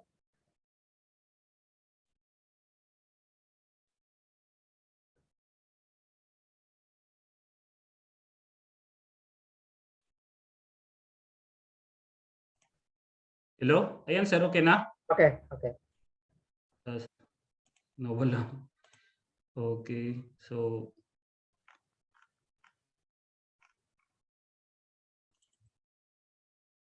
ayan. So ito yung hub na sinasabi ko. So itong wall talaga dapat example kanina, di ba? I-set mo dito ang parameters na tama yung parameter mo dito sa anong nasa screen, sir, yung hub? Yes, yes, sir. Yes. Okay. So dapat i-set lahat ng wall properties mo dito, i-set mo and lalagyan mo ng kung ano talagang tama. Example, 20 mm or gypsum board, ilan yung thickness. I-set mo dito doon sa binigay na Excel sheet ng architect. Like example, for the wall, i-type mo lang dito yung wall, okay? And then ilan yung density niya, ita-type mo lang din, example 2, ayan. Pwede ka mag-manual or meron naman siyang ditong mga binigay ng mga parameters. Pero usually ako nag-manual ako kasi sinusunod ko yung kung anong binibigay ng architect. So pag magche-check yung client and magaling yung client, pagtingin pa lang sa values mo, mali, patay na. Rework yung mangyayari sa load mo. So dito, ibibigay mo dito, ilalagay mo lahat dito. So pinapakita ko lang para magli-link yung ano natin. And also for the roof, which is also coming from the roof supplier or from the roof architect na ginagamit niya sa calculation, ilalagay mo rin dito, like example, meron kang screed, meron kang insulation, meron kang wall insulation, lagay mo dito and i-input mo dito kung ilan yung resistance niya, 0.01 ba, 0.1. So pag automatic yan na yung U values mo dito lalabas like 0.25 and gusto ng client 0.5 lang. So kailangan i-achieve mo talaga yung ano yung lalabas na U values na gagamitin mo dito. And also for the windows, you need to check the proper height, like example for the south, north, west, and east. And usually, kung mag-northeast ka, lalagay mo yung tamang size ng window mo. Medyo ano siya, medyo matrabaho siya, pero worthwhile naman kasi ito lang naman yung pinaka trabaho na part sa paggagawa ng heat load. So you have the height and you have to check the elevation of your section of your architecture. So ito yung U values na approved dito sa UEE, which is the 2.2 watts per square meter Kelvin, and the shading coefficient like 0.29. Need mo to. And also kung yung window mo different size na naman, mag-duplicate ka lang and then you input the example window 3. Yung window 3 mo is medyo malaki and then 1.5. So i-input mo pa rin yung values mo. Okay, click OK. And then this means the door, shades, and spaces. Okay, I will just proceed for the spaces para didiretso na tayo dun sa PDF. And example, 107 general, i-type mo lang yung data center and floor area and the average ceiling height. We put 2.8 or 3 meter. And building weight will be automatic, and outside air ventilation as per ASHRAE. This is as per ASHRAE. I-click mo dito kung anong type ng usage mo. Like there's a lot of usage here, like for the sale, day room, and classroom, computer book. And I will just put the data. And ito yung internals, like kung ano yung ini-input natin doon sa walls, roof, windows, dito yung ano mo, like example, okay, the overhead lighting, which is sa electrical engineer naman, ano mong ilan yung watts per square meter na heat gain ng fixture, which is not totally big heat gain, and the people minsan nilalagyan ko ng 0 dito, minsan nilagyan ko naman ng 1 in office work. Depend on because we have the basis of design like Sir Roy discussed earlier. We have as per ASHRAE how many people, how many activity level. And dito tayo magtalo sa electric equipment. Nilagay ko dito 247,000 watts. Kasi itong isang data center na ginawa ko medyo sobrang laki talaga yung ano niya, heat gain, heat dissipation niya. And before this one, you have to make the schedule like for the light, Kasi pag lagay ka ng light dito and fractional people, and then you have to put your profile and assignments like one holiday for Sunday or holiday, and Monday to Friday you have to put 2, and this is your schedule. And also the same with the people, you have to put also the schedule and so in the next page, like you have to put your wall kung anong exposure. Ang itong data center kasi kung example inside the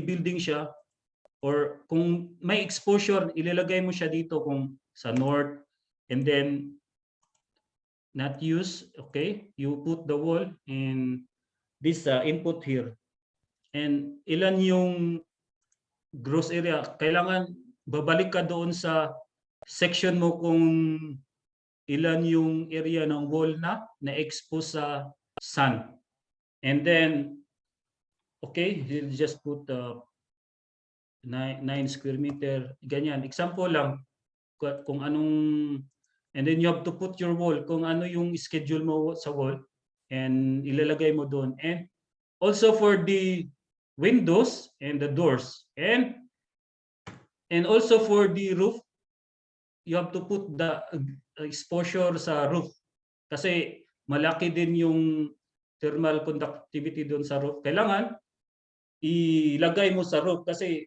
pag hindi mo ilagay yung init doon sa roof, patay ka na doon. Hindi mo kunikuha, mali na yung heat load mo doon sa loob ng data hall or which area. And then sa infiltration, usually sa room integrity, maganda naman yung pag ano mo, ilaruin mo lang dito like 0.25 air changes per hour, laruin mo lang. And sa roof mo, kung slab on grade kasi nasa slab ka, okay? So partition kung and automatic ceiling or wall. Ito yung ano sa HAP calculation. If you want to explore this one, like also for the weather parameters, you can play here kung saan kang area nag-design, kung sa Saudi ka or sa wherever parts, baguhin mo lang dito. And usually kasi sa summer dry bulb, like for the UAE, binabago namin dito 50. Kasi yung ambient temperature talaga dito sa Middle East, alam niyo naman na paabot ng 52 or sometime 54. So I usually put 50, and ang ASHRAE kasi nasa 48 lang siya. But kung i-explain mo naman sa client kung okay lang sa kanya, pero may kunting changes sa heat load mo, medyo lalaki siya ng konti, and kung hindi siya papayag naman, so you will go back to the 47 or 48, lalo na pag siya. Di, magmahal na naman yung ano ko, yung tawag yung cost. So, babalik ka talaga doon sa ano, sa 48. Pag okay lang naman siya, okay, walang problema. Kasi ganito yung ano yan. So, solar simulation, you have to select here kung nasaan ka. And sometimes it's automatic, but I usually click the UAE, Dubai, or Saudi if I decide. Kasi pag check pa lang, kung hindi ka naglagay niyan, sabi ka, bakit hindi mo nilagyan to? So, mali na naman yung ano. Okay. So, this is the hub, and just send me message kung gusto kayong mag-explore nito. And, ano na, mabigat yata. Okay, I will stop the share for the hub. I think, para mag-proceed tayo doon sa, ano, sa design. And, okay. So this is the purpose why we need to get the proper U values of our. Seren, PDF na ang lumabas, no? I just confirm lang. Yes, sir. Yes. PDF. So That's why na kailangan natin na itong PDF yung parameters na pagdi-design natin tama para pag hit load pa lang, pag mali na yung U values mo, mali na yung parameter mo doon sa saan kang location, yung mga northing, south, east, west mo doon sa pag building orientation, ibabalik ka agad sa client yung hit load mo. So let us as a designer, let us be careful kung tama ba yung mga parameters natin sa HAP calculation. And if you want kung talagang, kasi ito yung mga foundation talaga natin kung pagdi-design. So we need to study and explore the HAP. Okay? And also, we will go to the concept. First, you have to make your concept design in making the design of the data center. And then, dapat maggawa ka muna ng concept para hindi ka magbalik-balik na magdi-design. Kasi some clients is always changing their mind. Example, magdi-design ka, gusto mo ng IG, like sa isang dinidesign namin inert gas IG-100, meron namang pre-action system, meron namang so usually you have to ask your client. Usually the client have his own design representative, which he hired na ito. Okay, kasi may investor na so we'll propose here the pre-action system, which is accepted by the design of the data center. Explain ko lang konti yung pre-action para pupunta pa tayo doon sa main course na ito, main course kung sa pagkain pa, main course. Need mo mag-submit mo ng concept, like anong deliverables mo sa concept, like for the schematic, and you have to explain to the client na ganito yung magiging output. Kasi concept pa naman, pwede niyang baguhin, so you will not waste a lot of your time.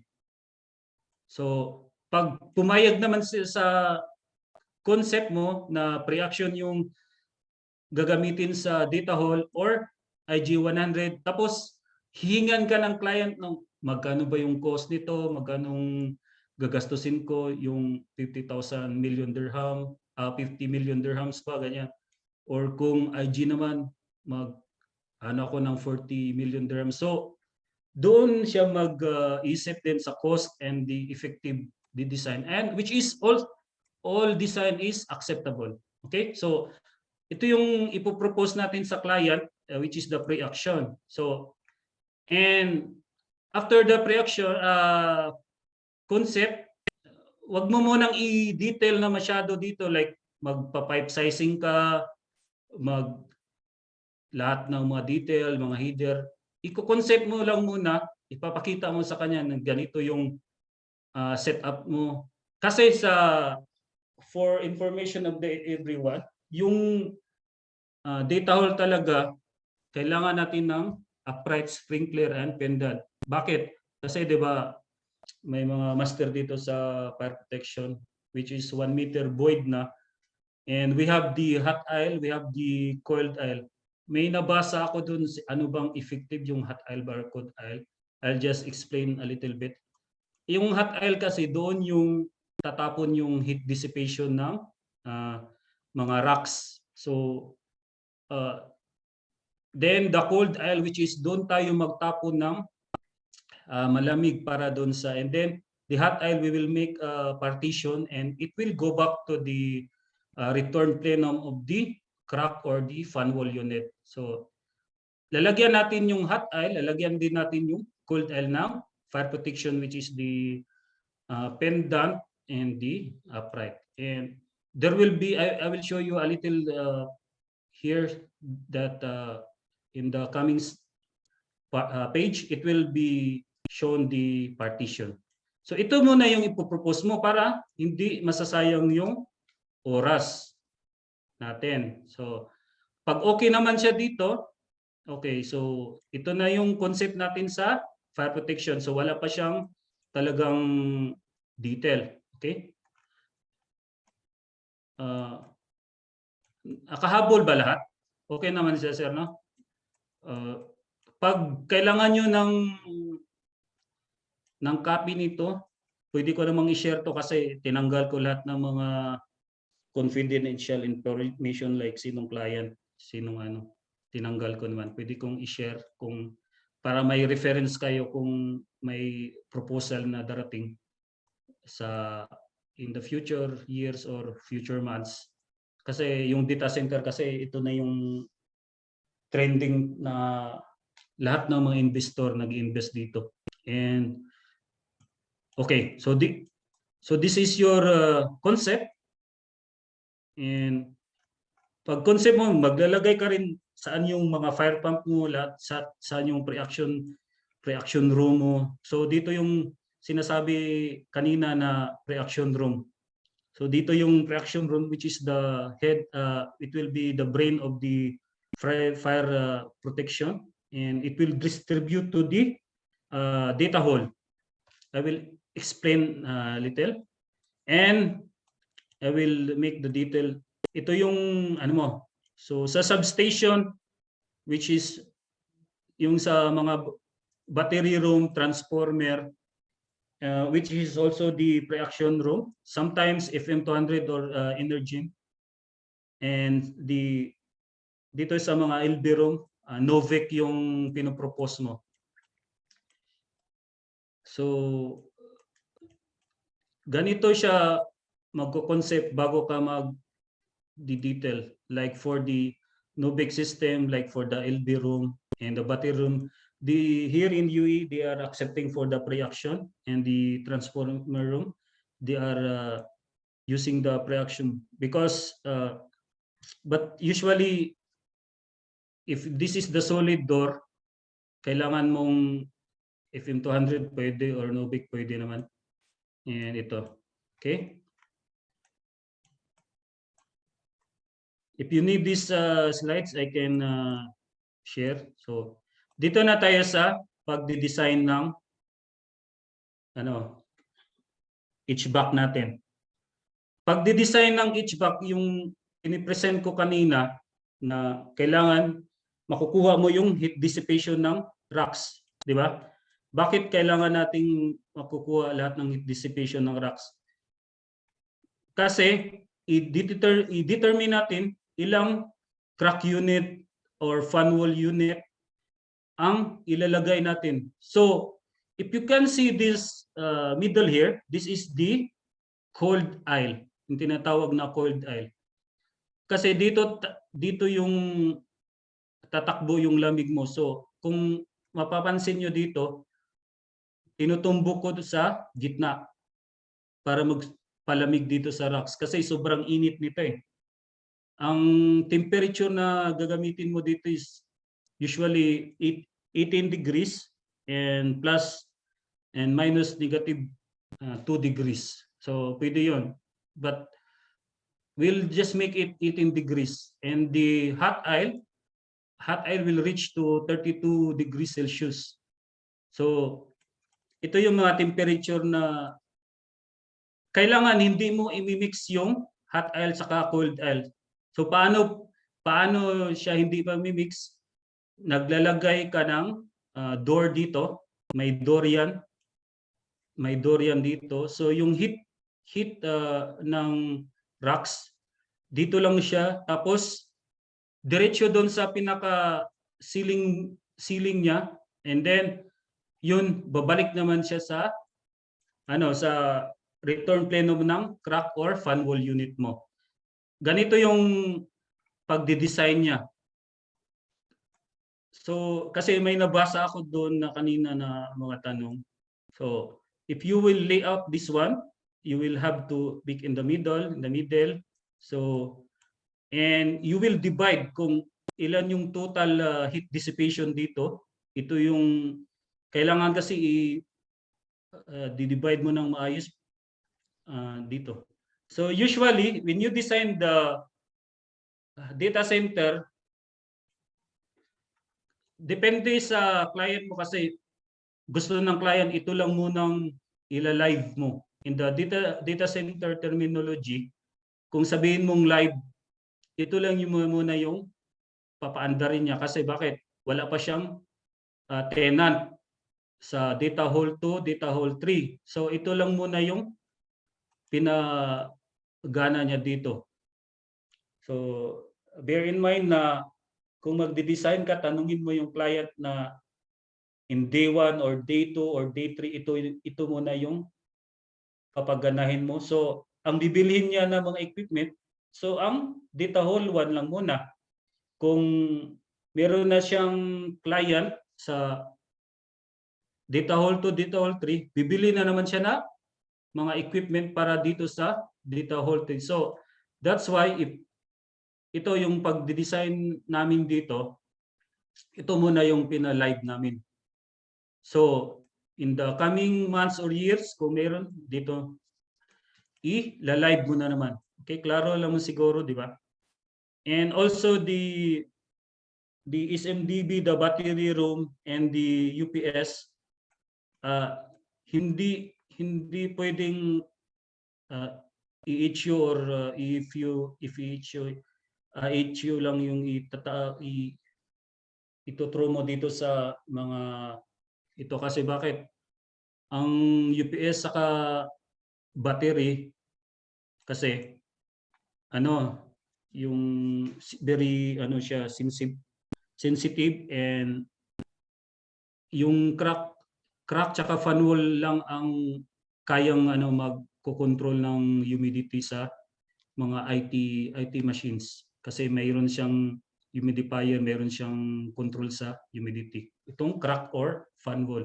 Kaya pag napapansin niyo sa lahat ng mga data center, crack or fan wall lang talaga yung mga ginagamit. Regardless sa nagsusupply mo or chiller ka ba or direct BRB, direct expansion yung supply mo sa labas, basta yung system mo dito, crack or fan wall. Okay? So, ito pala, hindi ako nag-advertise ng train, but kung magde-design kayo sa fan wall or crack, kailangan tama yung mga electrical na ibibigay nyo sa electrical engineer. Why? Kasi yung pag-size niya sa generator, pag-size niya sa LBs niya, dapat tamang-tama lang. Kasi kung over-design ka, kasi may isa-size pa siya na generator. Hindi lang yung LB direct sa main power sa MB room. Isa-size din yan yung generator, isa-size niya yung UPS, isa-size niya yung battery na tatama lang doon sa sa power consumption ng HVAC mo. Kaya ito yung dapat natin reminder sa mga designer. Okay, so ito yung selections na ginawa. Usually, we call the supplier to size for us na meron tayong calculation like for the building normal calculation na ito, pag ganitong heat load mo, ganito yung power. Different supplier, like gusto mo i-customize yung fan wall, gusto mong i-customize yung crack unit, magbabago yung power like 2 kilowatts or 3 kilowatts is huge for the electrical engineer for designing the system. So bear in mind na as a mechanical design engineer, we have to consider the electrical engineer also, not whatever we like to design and whatever we like. Kung gusto mo lang. So kailangan nating mag-coordinate kasi very risky and sensitive yung data center na design. So nandito yung mga parameters niya sa electrical, and we will so example this one, kung dito yun ang mga data sa condensing units mo, and then so I called the supplier to give me the actual kilowatts. Kasi mismong electrical engineer magre-reject sa mechanical loads mo. Bigyan mo ako ng tamang load. Kasi yung COP sa HVAC, coefficient of performance, which is the load divided by the power. So kailangan i-reach natin yun, or in British EER, energy efficiency ratio, which is the load over the power. So we have to be considered all of this. So ito yung mga selection. And okay, so we will go for the ventilation calculation. And doon muna tayo sa yun yung mga concept muna natin na sinishare ko. And during the ventilation, which is the ASHRAE 62.1, you have to make positive pressure for the data hole. Why? Kailangan nating we usually make the positive pressure like 10% to 15%, but the calculation also will be based on the HAP calculation. Kasi, di ba, kung napapansin nyo kanina, yung nilalagay ko yung data center, meron siyang certain amount na, like, example, klaro naman si Renz, no? Yung text, or sobrang liit? Pwede natin ma-expand ng konti, sir. Sige, sige. Okay. Ganyan, okay na yan? Yan, pwede na. So, pwede ko namang mabigay ito kasi tinanggal ko yung mga pangalan ko dito. Tinanggal ko yung ano. Kasi baka matanggal tayo sa trabaho. So, kasi ako naman, like, nung young engineer pa ako sa Jeddah and sa Saudi. Dito yung mga tropa ko rin eh. Sa Jeddah 2 years, then Saudi almost 7 years ako nagtrabaho doon.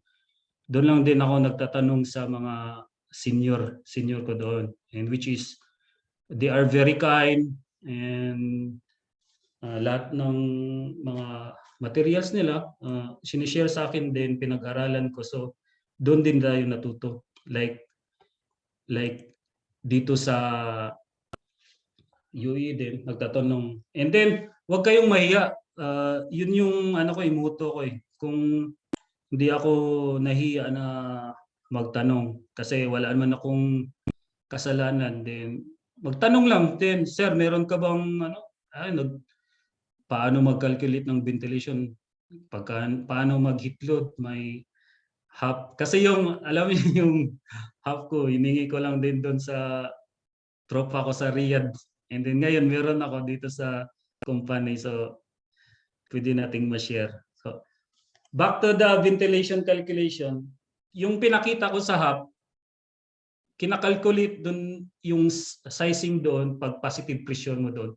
So sinasummarize ko na lang din dito sa ventilation calculation, like which area, like how many floor area, like kasi kung doon sa HAP kasi hindi maintindihan ng client yun.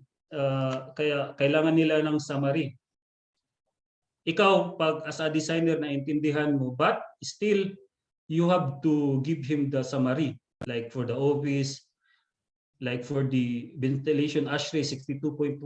So ito yung like for the office, for the IT room, and Miro meeting, so chill out room, you still have to make the summary. So actual design, like, okay, you already meet the positive pressure, which is the 10% to 15%,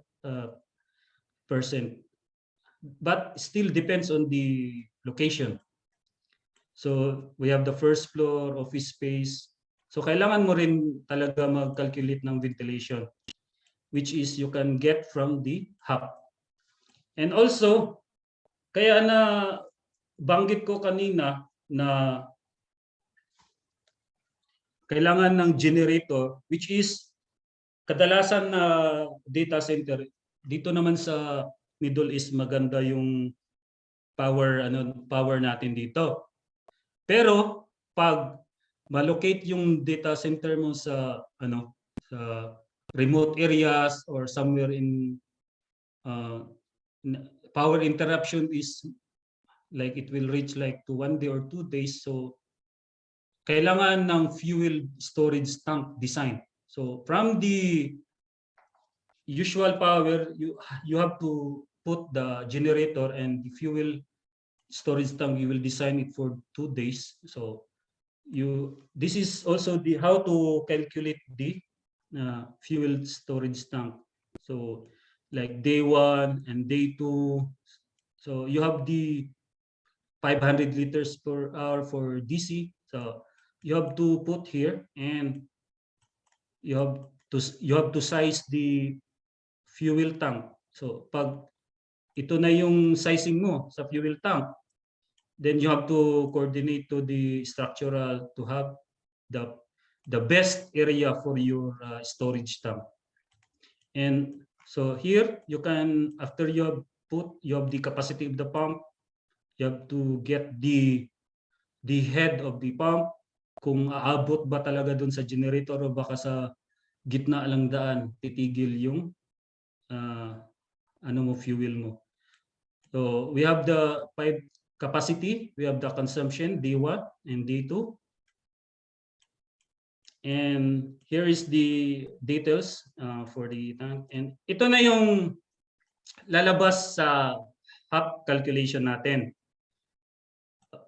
Medyo tiyagain mo lang talaga na mag-heat load. Bakit? Kasi yun yung pinaka foundation mo kung tama yung sizing mo ng lahat ng equipment. So doon sa HAP, kung anong lugar ka, like example Dubai, I am in Dubai now, in Dubai Intercity, so I will change. Depende sa lugar. But usually the data center in the Middle East is located mostly in the desert areas. Iano ko yung mga rason, siguro for security and walang istorbo doon sa mga datas nyo. And this is very risky, and maraming yung ginawa namin na data center, may mga army pa na nagbabantay doon. And then if you go inside, you cannot bring your mobile phone. This is how strict the data centers are in the Middle East. So doon sa heat load, kung gusto niyo ng presentation na to, ibibigay ko in whatever software I can give, but limited to the people kasi may mga license. First come, first serve na lang. And then so ventilation, and we have the fuel calculation, and we have the heat load. So lahat ng ito kailangan, ito yung pinaka foundation being a designer. And I'd advise na kailangan lang talagang practice sa pagdi-design, kasi it's not just one click. Nagbibiruan kami dito, sabi, paano yung design, 1 click or 5 click? So it's not one click. You have to be patient and undergo this process to get the equipment sizing and all the things, the layout, the design. So pag titingnan nyo dito, design parameters pa lang to. And then solar heat gains, ito yung sinasabi kanina na orientation ng building, sa walls, lahat yun, isa-isahin mo yun. Sa mga exposed areas, like for the orientation ng building, lahat isa-isahin mo yun, yung walls, yung windows, yung roof, lahat i-calculate mo yun. Para like ito, sa wall, lahat ng U values, kailangan need natin makuha lahat ng parameters niya. Sa una lang naman siya medyo matrabaho, which will cost you time, but pag after mo ma-design siya, parang fulfilling siya sa pagod na dadaan ka dito, dadaan. very ano siya, very fulfilling. Na ala, na-design ko 'yan. Ganyan siya, ganyan yung feeling. So talagang if you can see my calculation here, roof is very very detailed siya. Like sa gallery, lahat, floor area, yung pala yung space input, hindi ko na discuss.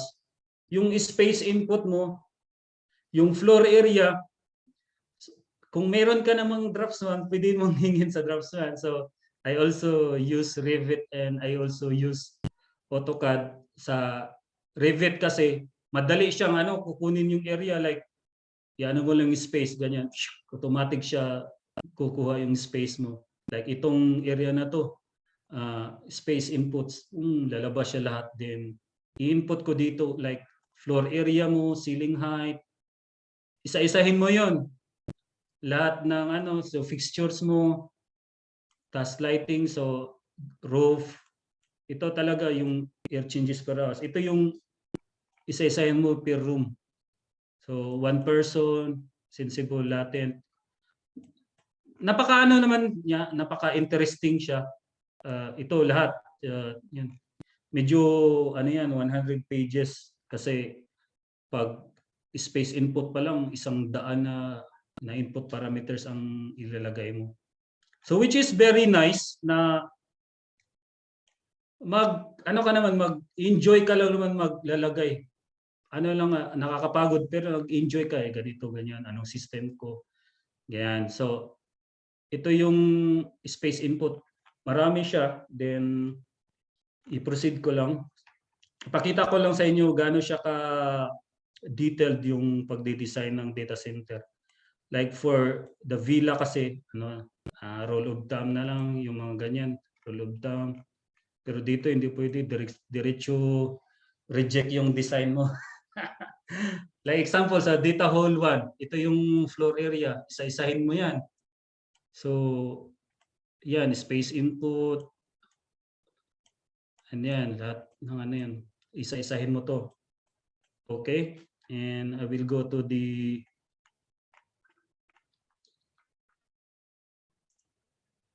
space input. Sobrang dami talaga yung space input niya. Okay.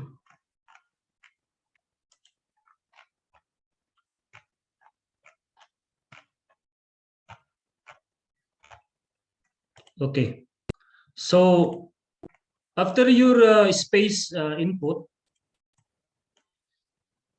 lahat ng parameters, lahat ng U values, doon ka naman sa ipakita ko ulit siguro yung hub para mas maintindihan.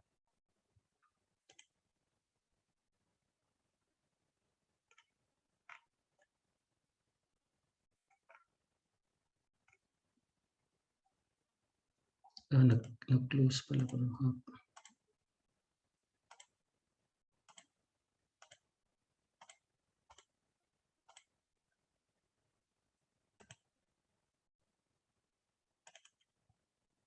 I-open ko lang ulit yung hub, sir.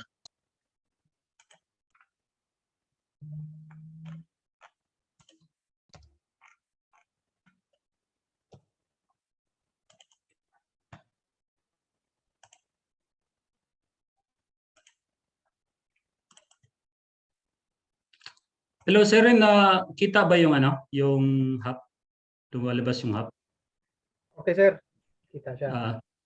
Sa yung dinidiscuss ko kanina sa PDF, so meron ka ng spaces dito. Hindi ko na binigay lahat kasi medyo so spaces na discuss na to kanina. So yung internals mo dito. And then you will go to the system. Ano yung gagamitin mong system? Like, so you have the condensing unit na yung direct expansion lang.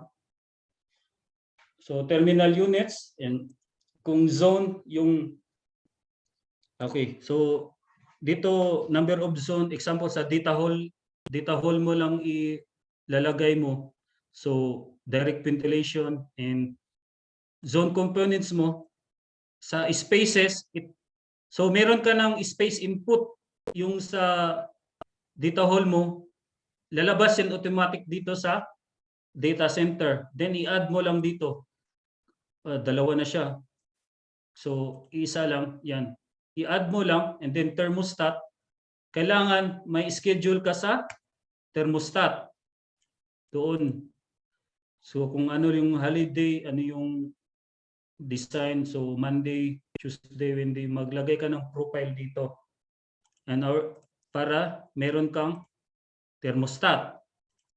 Common data, example 14.4 or kasi usually for kung chilled water or direct expansion, baguhin mo lang lahat dito, air cooled DX o air cooled DX. So kung anong design supply temperature mo, baguhin mo lang dito kung depende sa requirement ng client mo.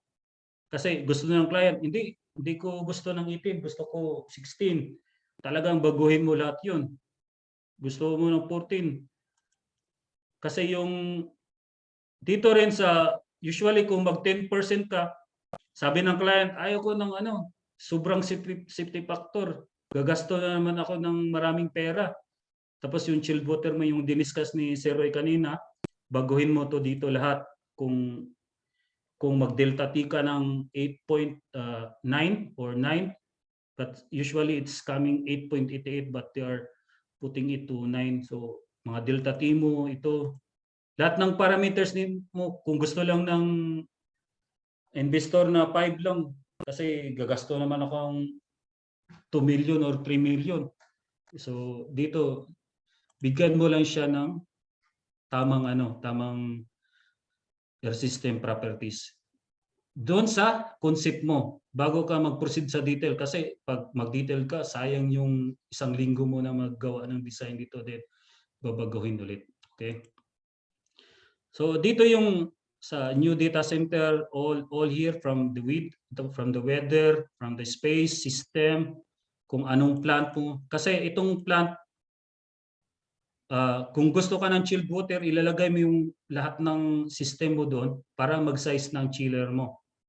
Okay? Example, ilan yung zone na sinusupplyan ng chiller.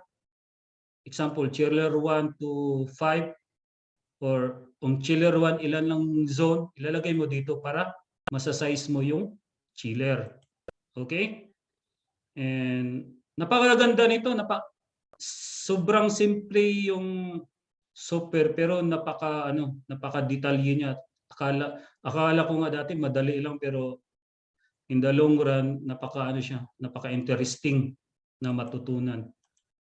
So meron pa yung energy modeling, kung gusto mo ng energy modeling, kung makukuha mo yung ilang electrical power, ilang electrical light, marami siya. Like yung ginawa ko nung i-open ko lang yung paano siya kumuha siya ng power. Like ito ginawa ko sa Sheikh Sayed.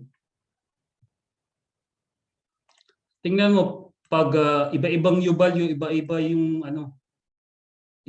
yung lumalabas na power consumption mo. Ay, ito ginawa ko yung ito. Kung sa building nito, tingnan nyo to. Ito naman yung sa makukuha mo iyang savings yung ito sa LEED 2009, and then it will be kasi sa data center kasi sa Dubai or sa Abu Dhabi. Sa Abu Dhabi, kailangan mo ng certification at least Pearl 1. Dito naman sa LEED. So kailangan mo ng savings, hindi lang basta-bastang sobrang design mo. So kung pupunta ka sa baba, ito yung percentage ng mga savings mo. Klaro, Sir Renz, no? Yung text, klaro lang, no? Yes, yes, sir. So ito yung percentage ng electric mo. So paglagay ng power mo kasi pag ini-space input ng ano mo yung mga crack or chiller or power or mga receptacles, yung mga lighting, ganyan. Automatic yan dito lalabas like space cooling, ilang percentage, lighting, sa mga ano mo, sa mga fans, ganyan, lalabas yan dito. So pag ito energy model na siya, iikutin mo yung building dito. Hindi lang siya normal na ikutin mo ng 0, 90, 180 and 270 degrees. So yan, ganyan. Ito yung ikutin mo yung building pag makita mo dito 0, 90, 180, 270 and from the construction material. So napakaganda siya i-explore. So sabihan nyo lang ako pag gusto nyo.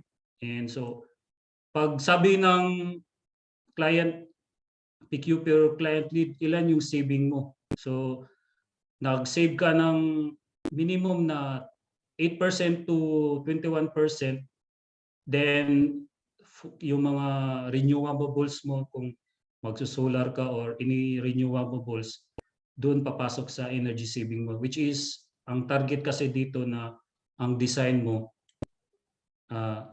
makakuha ka ng 30% energy savings. So paano mo kukunin yung 30% savings doon sa design mo, which is very challenging din doon yung pagkukuha mo ng 30% savings sa energy. So 30% for the power and 30% for the water. Like yung previously discussed ni Sir Roy, yung sa water kailangan ganito lang yung limit ng water, and for the power, for the HVAC, for the pumps, you have the COP, coefficient performance. Kaya yung pinakita natin kanina, hindi ka basta-basta mag-input lang and basta-basta magkuha ng mga energy efficiency. And so this is the zone sizing. Napaka-interesting siya, very trabaho lang talaga, and kung gusto nyo talaga magiging data center specialist designer, daanan mo lahat ng mga itong program, pag-input, yung software like AutoCAD. Kung may draftsman ka naman, mas okay.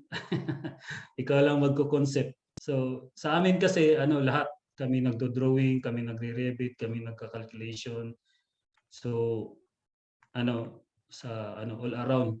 So lahat ng dito air system.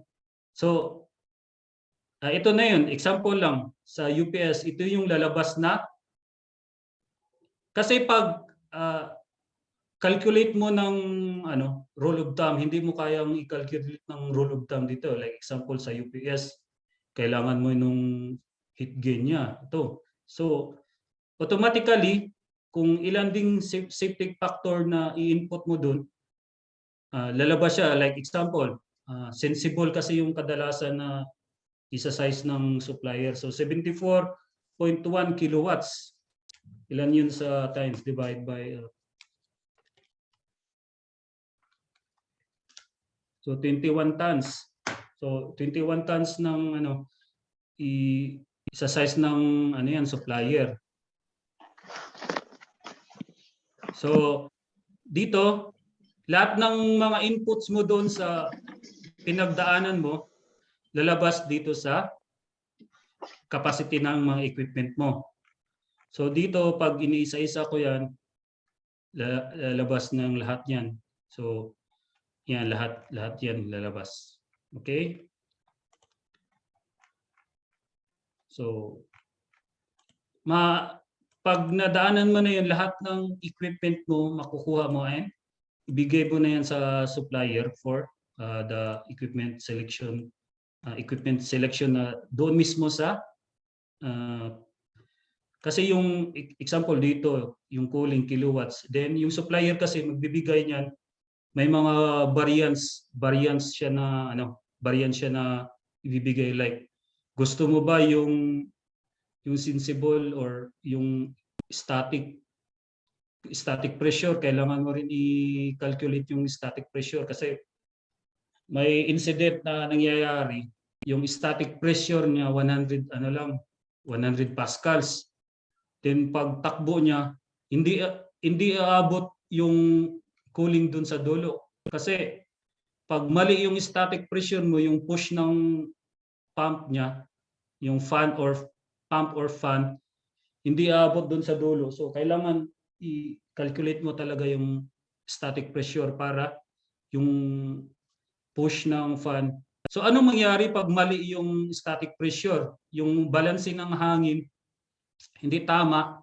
Tsaka may ano din yan, may epekto din yan sa power mo. Kasi kung malaki yung binigay mo niya external static pressure, lalaki din yung fan power mo or lalaki yung fan power mo. So then lalaki yung electrical consumption na i-feed mo doon sa electrical engineer.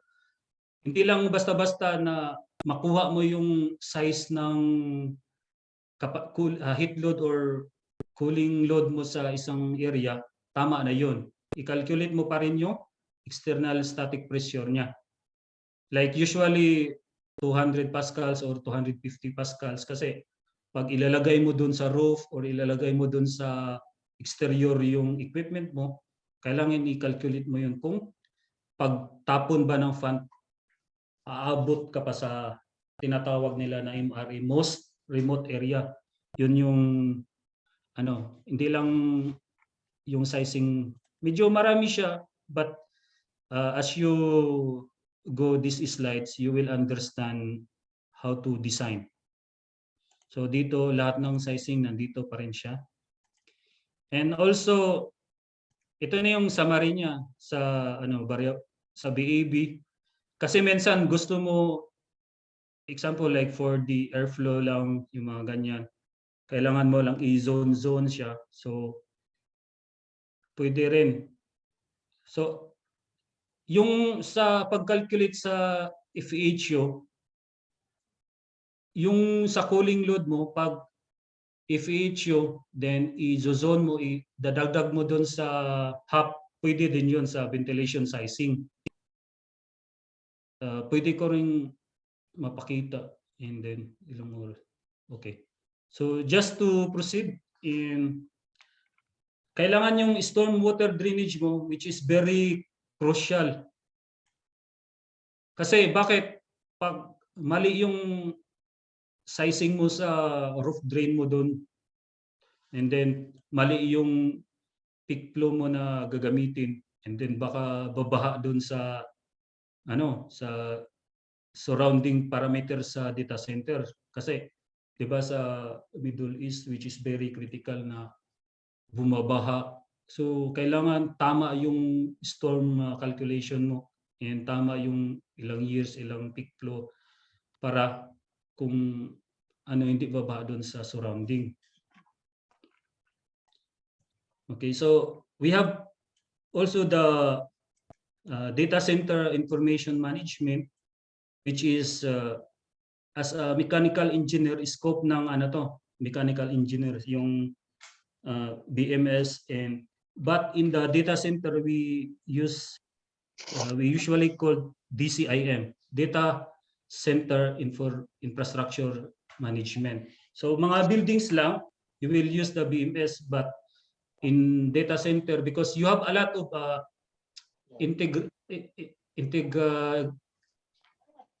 dami mong infrastructure, like for the fire alarm, for the data, like for the HVAC, for the plumbing.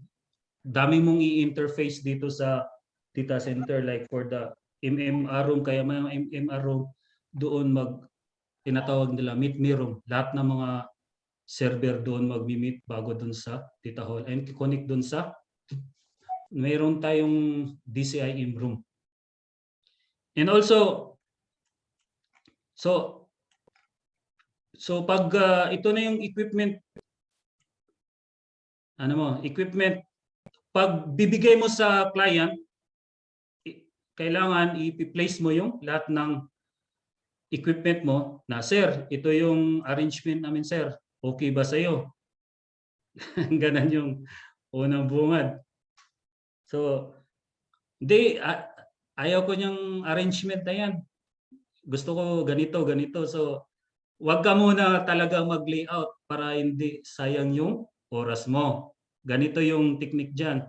So, ito, ginawa namin sa concept, ito, generator, then layout muna kami ng battery, UPS, and then the LB room, then layout muna kami. Sir, ganito yung arrangement. Di, gusto ko, dagdagan ko pa yung racks. Okay sir, walang problema. So, ika-calculate mo na naman yung cooling load mo dito. So, ito kasi yung pinaka main course natin as a designer for the data center. Like, ito yung PDUs yun, ito yung racks ko, ganito gusto ko. 6 megawatts pala yung gusto, magbabago yung isip. So, kailangan, ganito lang muna ibibigay mo sa concept para hindi sayang oras mo. Pero pag mag-final na naman kayo, sir, okay na sir, i-proceed na tayo sa schematic design. Doon naman sa schematic design, mag-layout ka na, and then, hindi, ayaw ko dito i-layout, dito may lagay. So magbago ka man. So, kung papasa ka na sa schematic design, so pupunta ka na sa technical design, and then you will go to the detailed design, and then for the final tender design. So, meron din silang mga LLE package. What do you mean by LLE package? LLE package which means yung cost consultant papasok na doon. Kasi doon sa schematic and then LLE package, kasi sobrang mahal pala ng design mo. Bago na naman. So, doon, LLE meaning long lead equipment. So, itong mga equipment na to which is very expensive, like for the generators, for the racks, for the ACs is very expensive. Papasok na doon yung cost consultant ng client. So, para hindi masayang yung oras nyo as a design engineer of data center. Kasi normal building, di na masyadong cost consultant kasi typical design siya. Ganyan, HVAC. So, data center is very expensive design. So, cost consultant is always on board on this design. So, pag gusto niya tanggalin yung isang fan wall, tanggalin yung isang chiller, i-resize yung So, like one project before, the consultant is on board and he saved like 10 million dirhams, which already 50 years of salary. So, talagang papasok din. So, MB room naman, which is we will not tackle, but this is still the normal MB room because it is the government or the EDDC or the DEWA incoming power. But still, if you can find here, we have our separate system here. But is this the medium voltage room? So, yun. Pakita ko na yung output na gawa ko. Kasi, you will go like 6 months to a lot of, you will go like inside the tunnel of developing a data center. It's not like simple process. So it's an exciting process and challenging. And once you approve your cost, once you approve your schematic, first is the concept, schematic, and the detailed technical design, and the detailed, and then the tender package show. We reached to the point na pumunta na kami sa detailed design. So he approved. There's a lot of changes happen here, and so ito na yung nagiging output sa crack, dito straight, and then we change like dito na yung then ganyan na yung design namin sa sa LB room dito. So this is the battery room, ganyan. Tapos pinaseparate niya yung RMU and transformer, and this is the UPS. So ganito na yung nagiging final output na nangyari sa design namin. So yan, and then I will also share the roof, and then so ganito yung design na gawa. So and then there will be a VEB, and then this will be issue in the roof. So in grayscale ko lang kasi para klaro naman siguro. So if you can see the design of the data center, you will just, kung bibisit ka, simple lang yung ganyan. Pero as you go to the process, there's a lot of calculation and the layout happening, and the cost being a consultant. Okay, so yan yung mga detailed na talaga. Naglalagay ako ng EHU dito para sa ano niya, ditong area, kasi itong area pwede ka naman maglalagay dito like ceiling suspended. So ito na yung,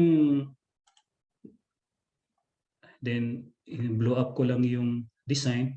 So I can share to you, just send me a WhatsApp if you are interested. I can share this one kasi tinanggal ko na yung mga confidential information dito. So ito na yung final output mo sa roof. Kung makikita mo dun sa ground floor, napaka-simple lang kasi nandun lang yung ano mo, crack unit mo.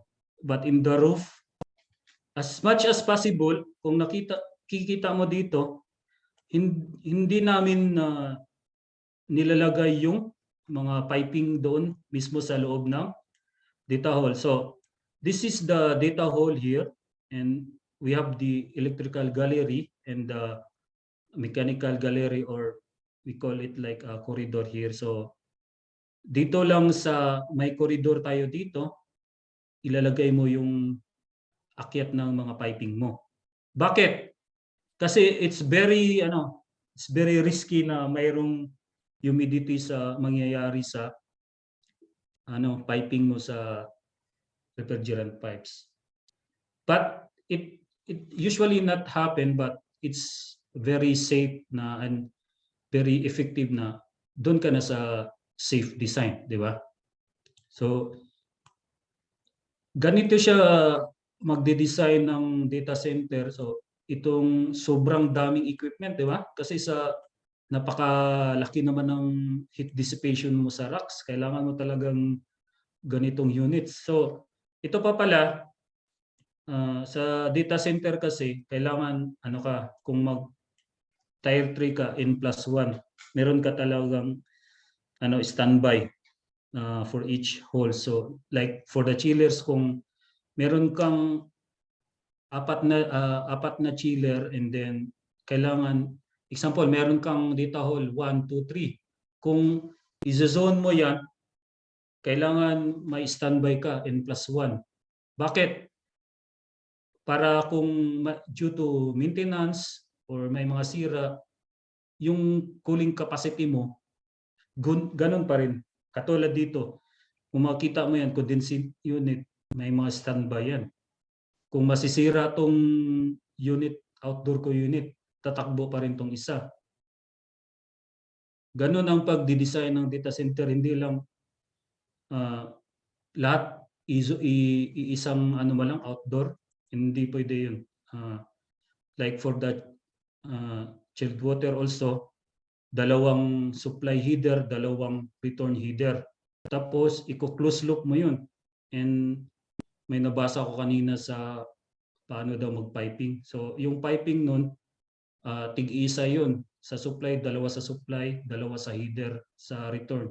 So pag magsira yung isang header mo or may maintenance ka doon, tatakbo pa rin yung close loop mo sa chilled water system. Ganito rin sa refrigerant system. Ganito rin yung arrangement.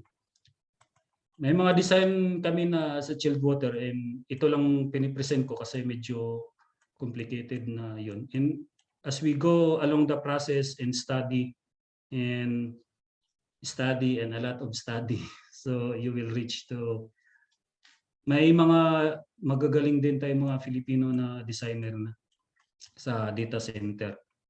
And okay, so this is the, so if you can see here, ano yan, 1 plus 1, n plus 1 yan lahat, doble yan sa isang, see, 3B, A, 3B. So, i-share ko to sa inyo. So, dito, ganito kasi ang nangyari, gusto ng client, maggawa rin kami ng separate drawing sa next day 2 and next day 3. Like, for the first schematic na ginawa, ito lang yung area na to. So, ang ginawa namin, ano na siya, hindi na siya papakita. And ang nangyari kasi, kulang yung cooling. So, kasi nagdadagdag sila ng data racks.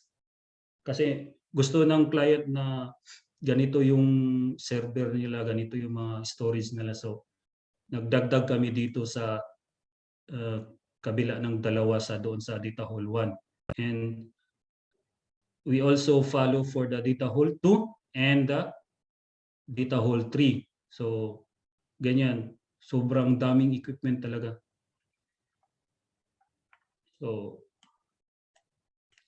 this is the blow up. And if you are interested, I can share this one. So here, so ganon din sa power nyo sa MB room. Kasi ano talaga, kung makikita nyo, usually, example, sa mga design ng mga substation, tigda dalawa-dalawa. So, N plus 1, so may mga standby lahat ng location natin. May mga standby yan. Like for the electrical room, may standby tayo. Lahat niyan doble. So, ito na yung final output ng fire protection natin. So, as may mga sizing na, so dito sa dito sa pre-action room, kung nakikita niyo yung pre-action room, meron tayong nitrogen generator cylinder which will trigger the pre-action system. Like ito yung parang switch niya doon sa electromatic solenoid valve. So, and it will be connected also to the VISDA system and for the fire alarm. They have the strobe light. We can discuss it in the next presentation. So I can share also how this system will run. Like for the sequence operation, I will just tell. So for the sequence of operation for this one, like we have the VISDA system. The VISDA system also have his separate panel for the VISDA, and it is connected to the electromatic solenoid valve, and it's also interlinked with the relay module to the fire alarm system. So ito kasi pag first alarm, second alarm, and then for the confirm alarm, in each area lang kung saan yung sunog, doon yung tatakbo yung pre-action or IG or whatever you want to design, depend on the client requirement. So ito kasi mga unmanned, kailangan ng pre-action or IG to. Sa corridor naman, kahit wet sprinkler, so if you can see in our design, we have also the separate fire pump room for the wet sprinkler. And kasi ito, wala namang risk dito na like pwede ng wala namang sisirain na equipment. Like kung lang dito, mga ducting, corridor. So with sprinkler pa rin yung gagamitin nyo. But for the battery room or the UPS, because we have the LB equipment, we have the battery equipment, you still have to use the pre-action. And also the UPS, or you can use also the Novec 1230 or the FM200. So if you can see here, protected by clean agent, because it's not allowed and you have your very risky equipment. So you have to still use it. So ito yung mga blow up sa design. Actually, ako rin yung nag-design nito. Ako rin nag-layout. So pag may mga tanong kayo, kaya kong i-explain lahat paano ko dinesign to kasi ako yung nag-drawing sa calculation. Ako din part. So ito. Kailangan kasi sa as being a designer, kung yung mga young engineers dati hindi ako marunong sa CAD, then nagtiyaga akong matutong mag-AutoCAD kasi yun yung magagamit ko talaga eh.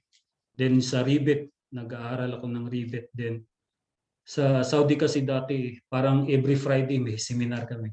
Minsan nakikinig lang, minsan gusto lang makita yung mga kaibigan doon habang nakikipagchika sa mga tropa sa Saudi. And dito pala yung mga tropa ko din sa Saudi, nag-attend.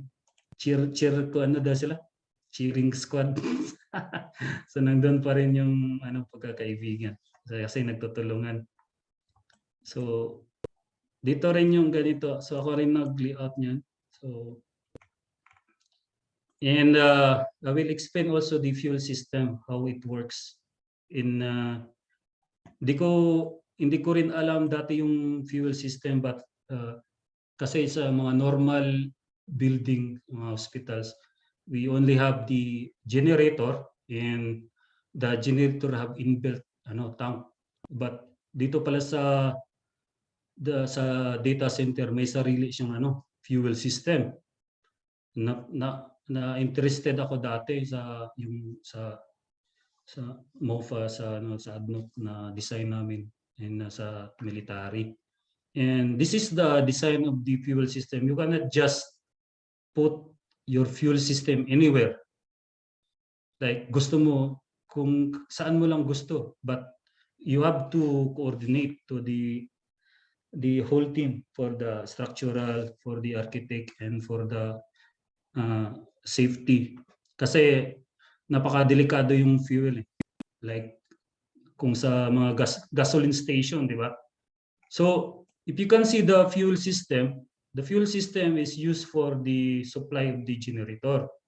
This is our purpose why we have the fuel system. Like for sa remote areas natin, like talagang minsan 2 araw, 3 araw walang power doon. So kailangan talaga natin ng fuel system.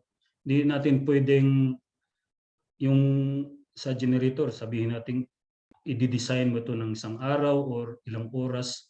So kailangan talaga ng fuel system which you will design for 2 days. So ito yung magiging setup ng fuel system mo. So this is the day 1, the day 2 tank. And if you can remember the calculation which I shared, and if you want that also, if you want that calculation, I can share also that in this slides. It's very detailed. So it will be shared only for PSME because this is the privilege of being in the PSME. Kasi dati wala rin akong alam sa being a PSME. So, and natuto lang din ako sa kagrupo natin. This is the nakapasok sa trabaho dahil sa kasama sa PSME reference. Kilala ko yun, sir. Magaling yan. Mabait, tsaka magaling. So, ganon yung privilege natin sa society. So, referral, walang trabaho. So, yan, nakapasok ng trabaho kasi referral. So, this is the design of the fuel system. So, if I can blow up, kita ba yung mga texerents? Sobrang maliit. Hello? Okay lang, sir. Okay lang. Okay lang Meron naman akong blow up doon sa sa next slide. Maklaro siguro. So this is the design of the fuel system. Some data center they are resizing the generator which very huge capacity of the generator.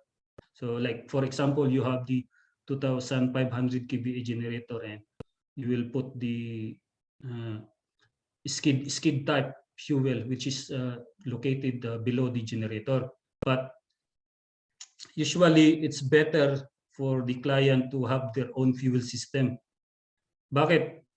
Kasi itong D1 dito, di ka mamroblema kung yung saan mo ini-install yung data center mo and then wala palang power for 2 days na hindi pwede, masisira yung system mo doon, saka yung pagsusupply mo ng cloud sa businesses, hindi pwedeng mamatay. So this is the design of the fuel system. You have this fuel refilling point here, and then you have the transition pump, which is used for the you have to calculate also for your transition pump kasi ang layo ng takbo ng mga generator mo dito. Baka pressurized kasi yung ano na yan,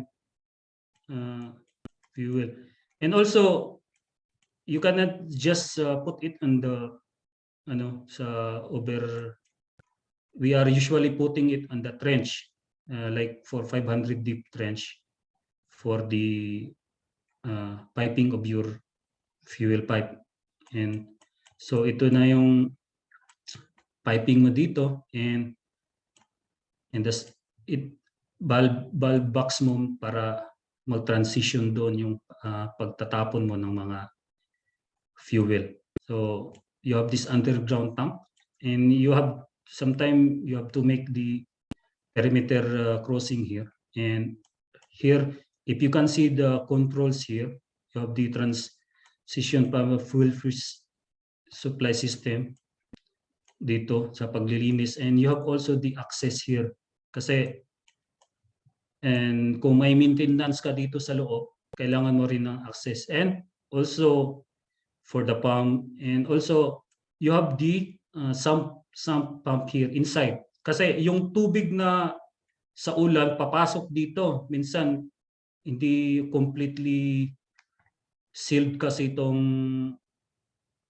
tank mo, so kailangan mo pa rin ng sump pump, and you will throw to the nearest waste drain. So ito, dami niyang controls. If you can see here the controls, there's a lot of controls like for the leak detection and transfer pump control panel, generator. So kung wala ka ng fuel doon sa generator, mag-trigger yung control panel mo na magbibigay ng doon, yung supply. So napaka-detailed nitong design na to, and hopefully it will help you to be a data center designer. And also I put also the full detail, which I make also for the detail. So ito na yung example, pa-design din kayo ng full fuel system. Ito na yung magiging design nyo. And so dito yung submersible pump mo. So I calculated 3 bar or 30 meter para tatakbo pa rin doon sa nearest drain. Kasi kung pataasan to, baka magtayo ka na naman ng pressure breaker manhole. So it's better like 2.5 to 3 bar lang yung sa submersible pump. So kung hindi naman masisira yung mo doon, and if you want, you have still to install the pressure breaker manhole para before doon sa tie-in mo dito sa submersible pump para hindi masisira yung manhole mo doon. Kasi 2.5 bar is still strong. So pagpasok mo naman doon sa generator, you have to go up, and ito yung magiging detail mo. And marami siyang detail dito, like for the paddle planche. You have tingnan nyo na lang to. Kasi yung paddle planche, pag papasok ka sa mga concrete, kailangan mo talaga ng paddle planche. Hindi yung pipe lang, kasi pag pipe lang, tatapon yung pipe mo, tsaka it will create a leak on the concrete. So kailangan mo ng paddle planche, which you have to install, like itong detail na ginawa namin. Dito yung magiging yung sa paddle planche. So it will not move if you have the pressure pipe dito. So napakaganda niya, and ito yung sa generator, paano ka magkabit ng sa piping mo sa generator. So ito paakyatin mo na dito. So it's very detailed, and I will still sa mga controls panels dito, nandito yung lahat ng controls and the schedules, paano siya i-design. So sa plumbing pala, kailangan mo pa rin ng plumbing dun sa mga fan wall mo and sa crack. Bakit? Kung tatanungin kayo bakit kailangan pa ng plumbing, kasi meron siyang condensate drain. So condensate drain, you don't have to forget the condensate drain of your design. So it will not still, you have to make the condensate on each unit. So lahat dito kompleto tong design na package na ginawa. So ito. So you have to make the condensate, the usual waste pipe. Sometime pag condensate drain kasi, usually kung gusto mo, ilalagay mo lang sa soak pit, you will build your soak pit or you will connect to the waste pipe. But in the Abu Dhabi, sometimes they will not agree to connect to the waste pipe. Just put your soak pit and you will drain there. So kasi sometimes may mga kunting chemicals pa rin to dito. So it's better to use your soak pit. Okay? Ito, ganito yung pagdi-design ng ano niya. So sa BMS niya dito, may mga controls din na ginagawa namin. And siguro pag-aralan nyo na lang, kasi pag i-explain ko medyo IO inputs, you have to study how you connect to the system for the BMS. But I just reiterate again, this will be for PSME. Okay? So doon sa CFD naman, can I see how many people have the knowledge for the CFD? Kaya pwede bang kahit mag-like para makita ko lang. Mag-like lang sa screen nila sa CFD.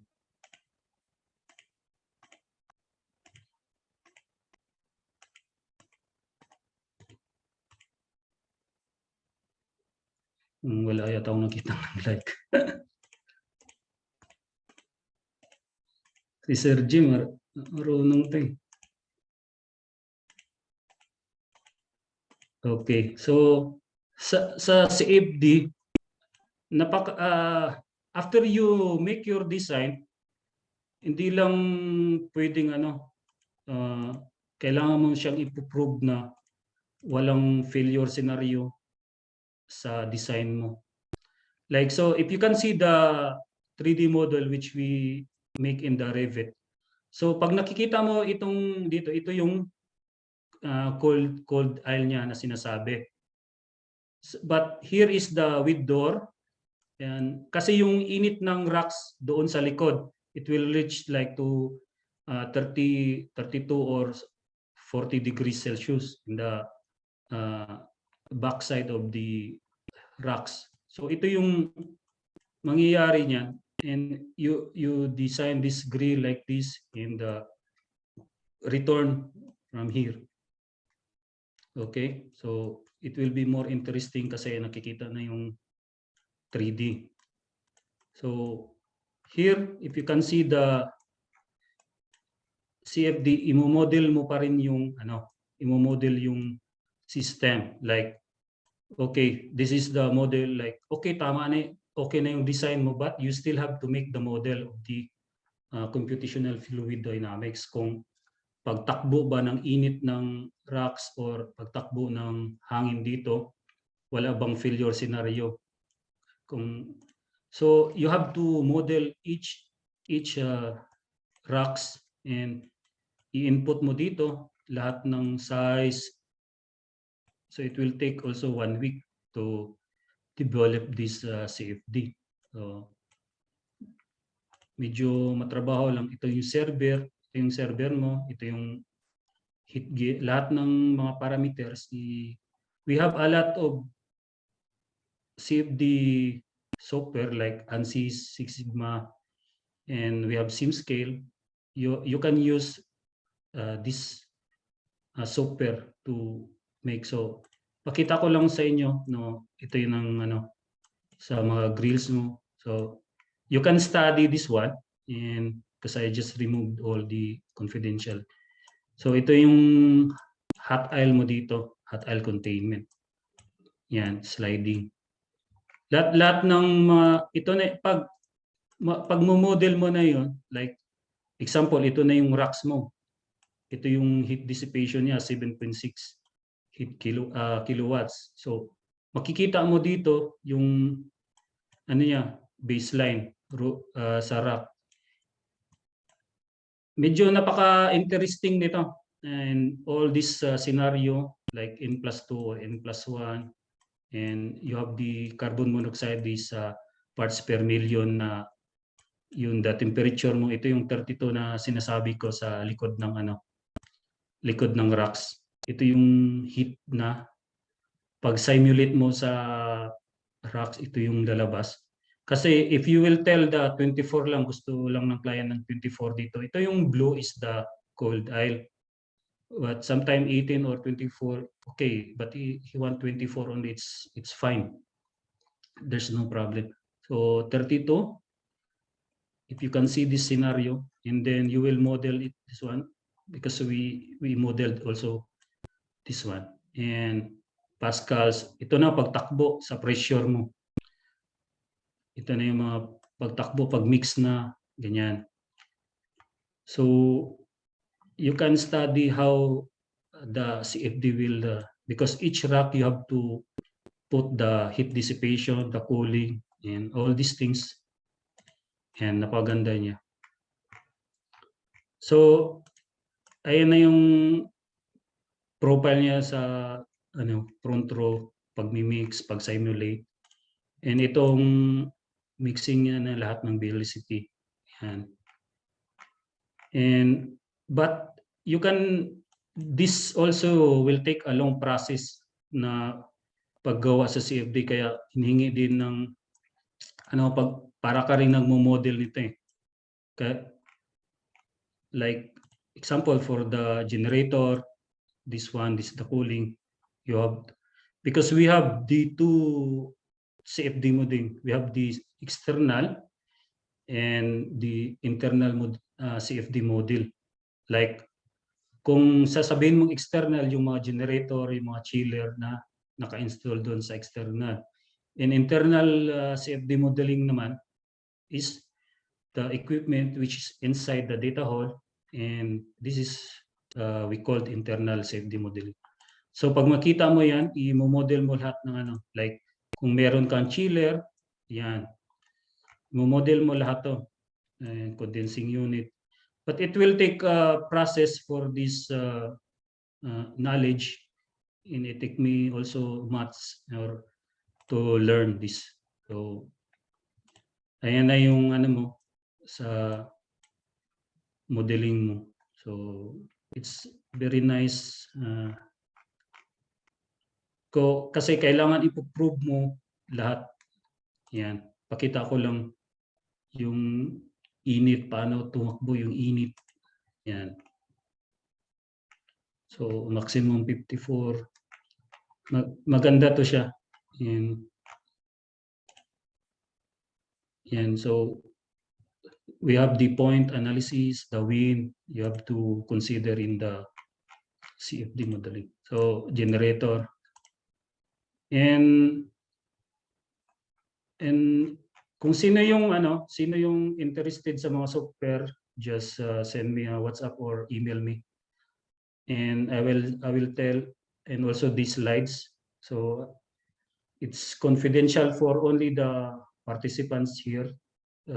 Kung sinong gustong matuto sa sa data center, it will take a time talaga to study sa pagiging data center designer. And I have a lot of details also kung kailangan mo talaga mag-explore sa chilled water, mag-explore sa tier 3, tier 4. I have, because we also design not only 5 megawatts, we have also like 80 megawatts data center. Yun, iba rin yung approach nun sa ibang approach doon sa pagde-design ng data center. And also the designing the data center, kailangan mo ng patience and you will learn all the software na pagde-design. So, wag lang kayong mahiya sa akin kasi very approachable, tsaka hindi ako hindi ako madamot magbigay ng information basta for PSME. So kung sinong gusto, just send me messenger, WhatsApp, or email me so I can give you the softwares, and you will, because kung gusto mo kasi mag-jump kaagad dun sa pinakamalaking data center, which is mahirap siya mag-jump. So dito ka muna sa mag-try ka nung sa mga 5 megawatts na data center.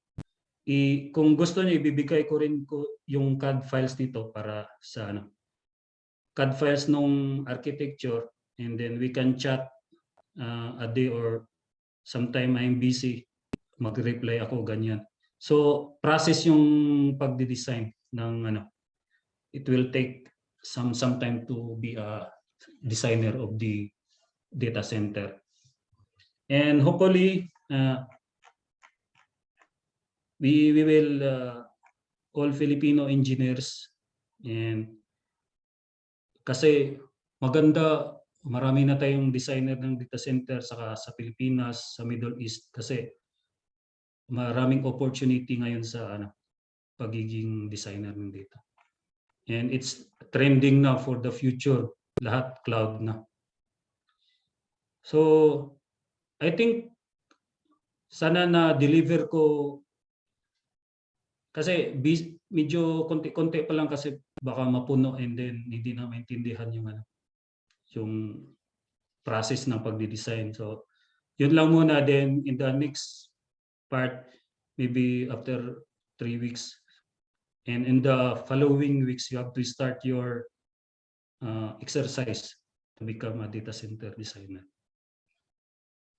And I think we will come to the question answer, sir. Thank you very Sir much, Roy. Sir Gili. We have 8 participants who asked a few questions, but because we are running out of time, we will pick up only one question in each participant who made their question in the chat box, and then the second question and answer will be given an opportunity to the attendees also. IPP. Yes, first of all, thank you, Sir Gili, for that highly educational presentation.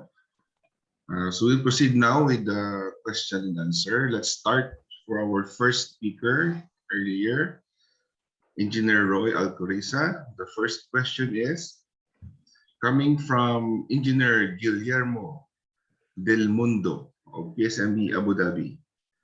His question is, I have observed in Abu Dhabi that data centers are located off-road or almost remote. Is this a correct location, Sir Roy? Yeah, I think I discussed this one in my presentation.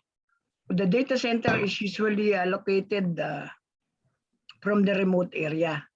First thing I mentioned that to avoid the restrictions of the buildings, because if it is located in the city, the internets and other will be obstructed. So normally it is located in the remote area to avoid the restriction. And also it's an advantage to be far away from the city. Kasi ano yun, medyo highly confidential and restricted area. At I think nakita ko rin yung question ni parang Gemo doon na bali hindi ito parang very confidential to. Hindi pwedeng ma-disclose to anyone ng ano. Kasi ito di ba about the cloud, about there are confidentiality in terms of the data, the company and the cloud provider are normally keeping the confidentiality of the data. I hope I suffice my response or answer to the question. Okay, thank you very much, Sir Roy. For the same speaker, another question is coming from Sir Brian John Bertudazo, PSME UAE. His question is, for the valve arrangement, how are you going to design the valve arrangement for Tier 3 and Tier 4 data center topology? Valve arrangement of what? HVAC, water supply, firefighting. We have the different discipline in services in mechanical. We have the HVAC, we have the water supply or plumbing, public health, or the firefighting. So what is specifically the asking the question? Okay. I think it's asking for the chilled water arrangement. I think that if it is under, asking the question about for the chilled water valve arrangement, I think there is no difference in terms of valve arrangement, whether it is a Tier 3 or Tier 4, because Tier is only regarding the redundancy. But for the valve arrangement, for functioning properly the equipment such as the fan wall, the INRO or the DX, whatever, the chilled water valve arrangement are all typical. They are all typical valve arrangement. Okay. Sir, regarding din sa tanong ni Sir Brian, kasi it will be a double supply header and a double return header. And kung mapapansin mo, doon sa connection ng chiller, isa lang. Pero pag double header na, the same valve arrangement, but you have to put connection between the two supply and two return. And you have to first add the normally open valve there for the first supply header and the normally closed for the second supply header, and the same arrangement with the return header, and it will be normally closed and normally open. So once the system one chiller will be not be in duty mode, so still you can use the different, because ilulup mo yung ilulup mo yung chilled water heater mo doon. Dapat dalawang supply, dalawang heater para yung supply ng data hall hindi siya titigil. So tatakbo kaagad yung standby mo doon sa Tier 3 na arrangement sa N+1. So N+2 naman, and sa Tier 4 kasi minsan lang kasi nagagamit dito sa Middle East kasi sobrang mahal na yung design sa Tier 4 kasi dual redundancy na yung Tier 4. Pero but same arrangement, but still two supply header, two supply return. Yun lang yung maraming dagdag doon. As according to Gilly, he is right, but his question is related to the valve arrangement. I believe whether it is double or single, the valve arrangement going to the equipment are the same. Only the system, because their question is about the valve arrangement, but the system, if it is, we are talking about the piping arrangement or piping system, if we are doubled, only dalawa lang siya. Pero yung valve arrangement papasok sa the same siya. Okay? Yes, sir. Magdagdag Thank lang. you, sir. Okay, so as discussed, we'll be taking only one question per attendee. IPP? So, yes? Sorry, I think there's a good additional question coming from Sir Brian that since we are using the closed or the closed loop circuit for that backup supply. So I think this is a good opportunity also to know that what type of valve installed. Is it manual or motorized operated valve in the distribution path? Ikaw na sumagot, Gili. Sige. Sige. Usually for the, you have the valve like the chilled water system, like you have the fan wall. We usually motorize valve. Bakit? Kasi pag wala kang motorized valve, automatic kasi yung magbubukas yung normally close mo doon sa valve package mo. Pag hindi ka mag-automatic doon, pag mamatay yung isang supply, kasi double header supply, double header return. Kung mamamatay yung isang supply mo, dapat automatic na magbubukas yung hindi ka magmamanual doon. Kailangan mo talaga ng motorized valve. Ikaw, sir, Parang ano lang din yan para din sa normal, let's say sa chillers. For example, pag nagpatakbo ka, let's say may isa kang standby. Tatlo, let's say for example, 4 siya, 3 ang duty mo, 1 standby. Nagdi-design siya as with motorized para pagka yung hindi tumatakbo, nakasara yung valve niya. Tapos pagka tumakbo, pagka yung duty niya, open lahat yung valve niya, which is a motorized to control the systems properly. Kailangan mas magandang design niya na naka-motorize siya. Para din yung sinasabi ni Gili, kung dalawa siya na header, kailangan yung isa sarado, yung isa bukas. Pag mag-ano lang siya, tsaka siya bubukas yung isa. Normal, parang typical design ng piping system ng chilled water is ganun. Mas maigi siya talaga na naka-motorize siya. Para kung hindi siya duty, yung standby siya, naka-close. Then yung duty, naka-open. Yun lang. Okay, thank you very much, sir. Next question will be from Sir Dennis Magcasi. How many minutes fire rating of data center wall and doors? So, I think nasa presentation yun no? Gili, no? Yes, for the walls, we usually design for 2 hours. Normally yan 2. 2 Kasi ang fire rating niya. 2 hours sa fire FL, rating. sa FLS kasi i-determine mo na doon sa mga like for the escape corridor sa data hall. Yung sa fire life safety, yung mga Yes, ano niya, yung mga fire rating ng bawat walls niya, naka-identify na doon. okay, so we'll take 2 more questions for the first presentation this morning. Next is from Sir Aldin Layaguin. Okay. What is better to be the primary cooling supply to data center, the common utility refrigeration system, or have a standalone cooling system? So the question is it better to have a common utility refrigeration system or have a standalone cooling system? So, right? I believe as discussed this with Gili, depending on the capacity of the data center. Kung malaki siya, katulad ng project na hinahawakan ko ngayon, hinawakan namin ni Gili. Ano yan, medyo malaki siya.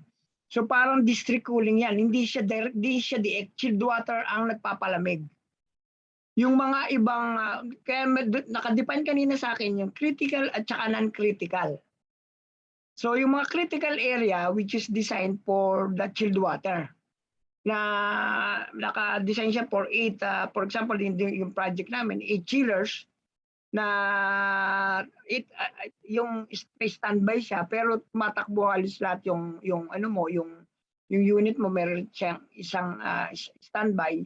So the rest will be running. So yon the most efficient actually is, especially in terms of in my experience, mahal ang very costly talaga ang chilled water system. That is the initial cost of the project. If you use the chilled water system, it's really very expensive. But on the long run, if you can calculate the life cycle cost of the project, it's still cheaper ang total life cycle cost if you will use the chilled water system, kasi ang maintenance cost ng chilled water system is cheaper than the DX. Ang DX masyadong ang maintenance ng mga direct expansion. So ang sagot ko diyan is depending on the capacity, kasi sabi ni Gili, ka maliliit lang, pwede ka naman gumamit ng crack. Sa crack, yung ibig sabihin ng crack, yung computer air conditioning, yun yung ibig sabihin ng crack. Ngayon, kung maliliit po, pwedeng para lang IT, kasi kalaki ng IT room, o hindi mo kasing malaki yung pwede kang gumamit ng DX lang para mas cheaper siya. Dahil yung gagamitin mo doon, direct expansion ang gagamitin mo na crack.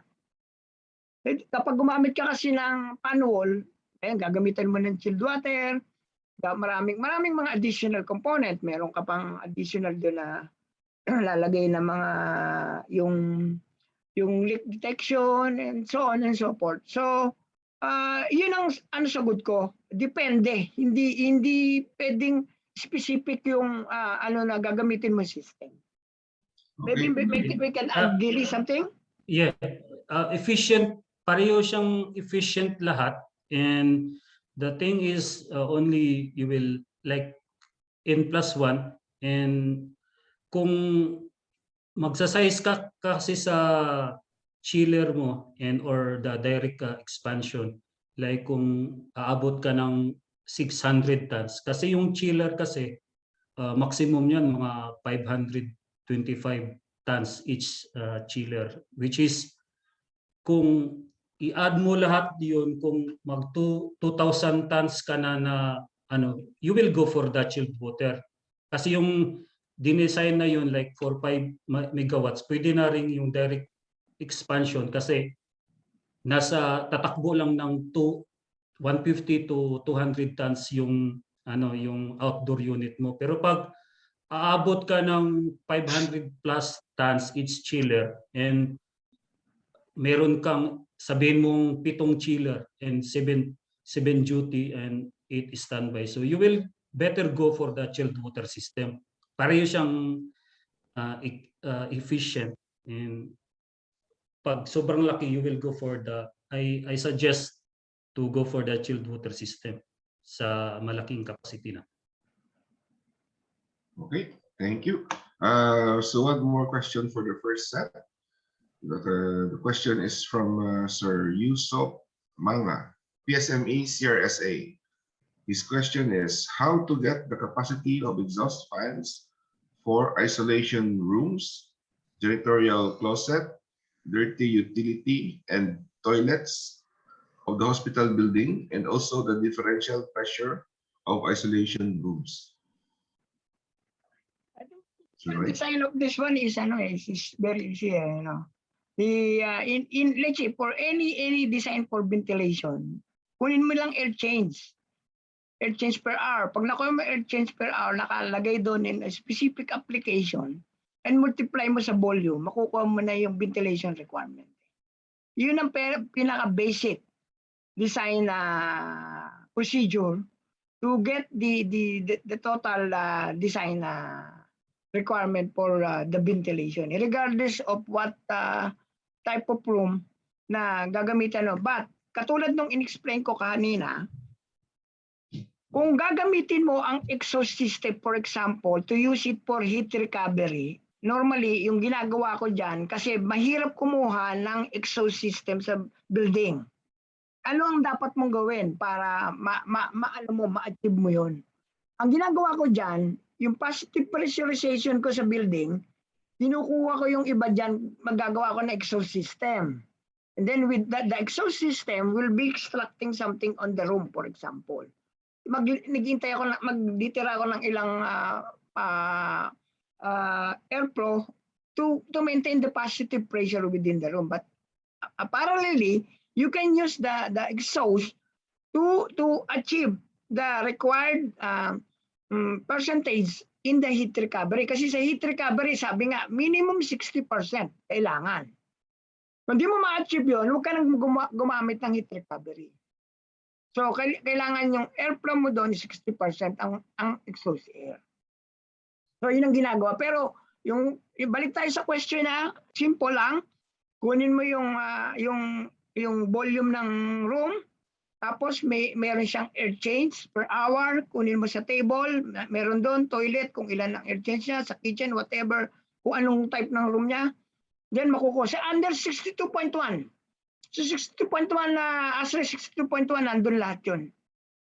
Kung ano yung anong gagamitin mo. But as shown by Gili, if you will use this one for the air conditioning system, ang pagko-compute niyan, hindi lang kukunin mo yung sa air change, kukunin mo rin yung per person. Then, total mo yan. Tapos meron kang, Reggie, may calculation ka ng sa exfiltration. Kung whichever is higher, yun ang gagamitin mo na parameters. I hope na nasagot ko yung tanong. Sir Yusuf, boss ng ano yan, sir, boss namin yan sa PSMC RSA, tropa ko yan. Nasagot naman siguro, Sir Yusuf, and additional lang doon, yun nga yung sa hub talaga, which is very efficient na pagkakalculate kasi automatic. Yung sinasabi ni Sir Julio, volume divided by the air changes. Tatakbo lang yan sa kung hospital like 6 or 5 air changes per hour. Makukuha mo na yung cubic meter per second, then i-divide mo lang ng 1,000, makuha mo yung liters per second. Depend on the classification, like si Sir Yusuf, master to sa King Saud Hospital. So master yan doon. Project namin, kasama ko sa Bin Laden yan. So and ganun lang, Sir Yusuf, yung sa sa mga data center kasi sa ventilation kasi doon, yung sabi nga Sir yun sa FHU. And sa mga toilet naman, normal ventilation pa rin sa mga toilet doon. And kukunin mo na yung sizing mo doon sa positive pressure mo doon sa data hall saka sa FHU, which is positive po 10 to 15% maximum for the fresh air that you will throw to the data hall. So you need still fresh air for the data halls. Maganda rin yung tanong mo. Okay, sir. Salamat. So 4 questions to go. So next will be these questions were generated from the second presentation, but they could be also in relation to the first presentation. So once again, first question from Sir Dennis Magkasi. What is the desirable distance from CCU or CRAC to the first data cabinet in a row? Yes, sir. Gili, ikaw na? Ako na. Sige, sir.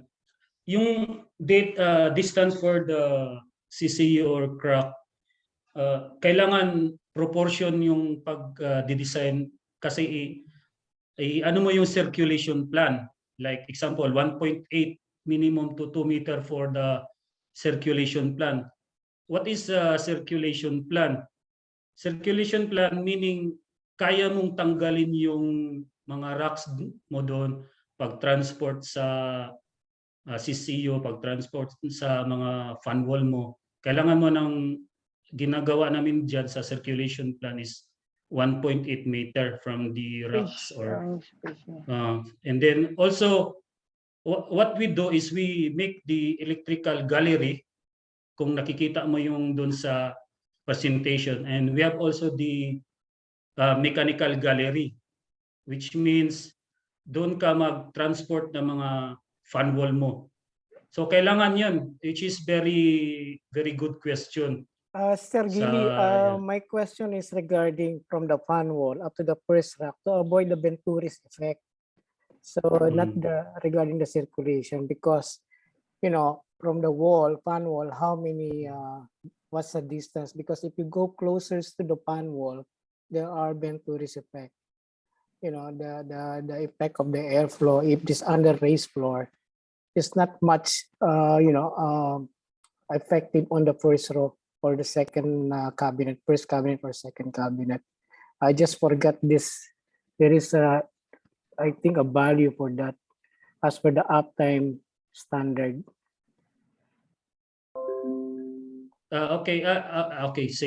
So for the fan wall to the racks, we put 1.8 to 2 meter also, sir, because see, you have the door in the hot aisle and the cold aisle. If you will throw, so kailangan natin ilagay yung isisentro talaga natin yung fan wall mo doon sa cold aisle para pagtakbo doon, diretso doon sa dulo.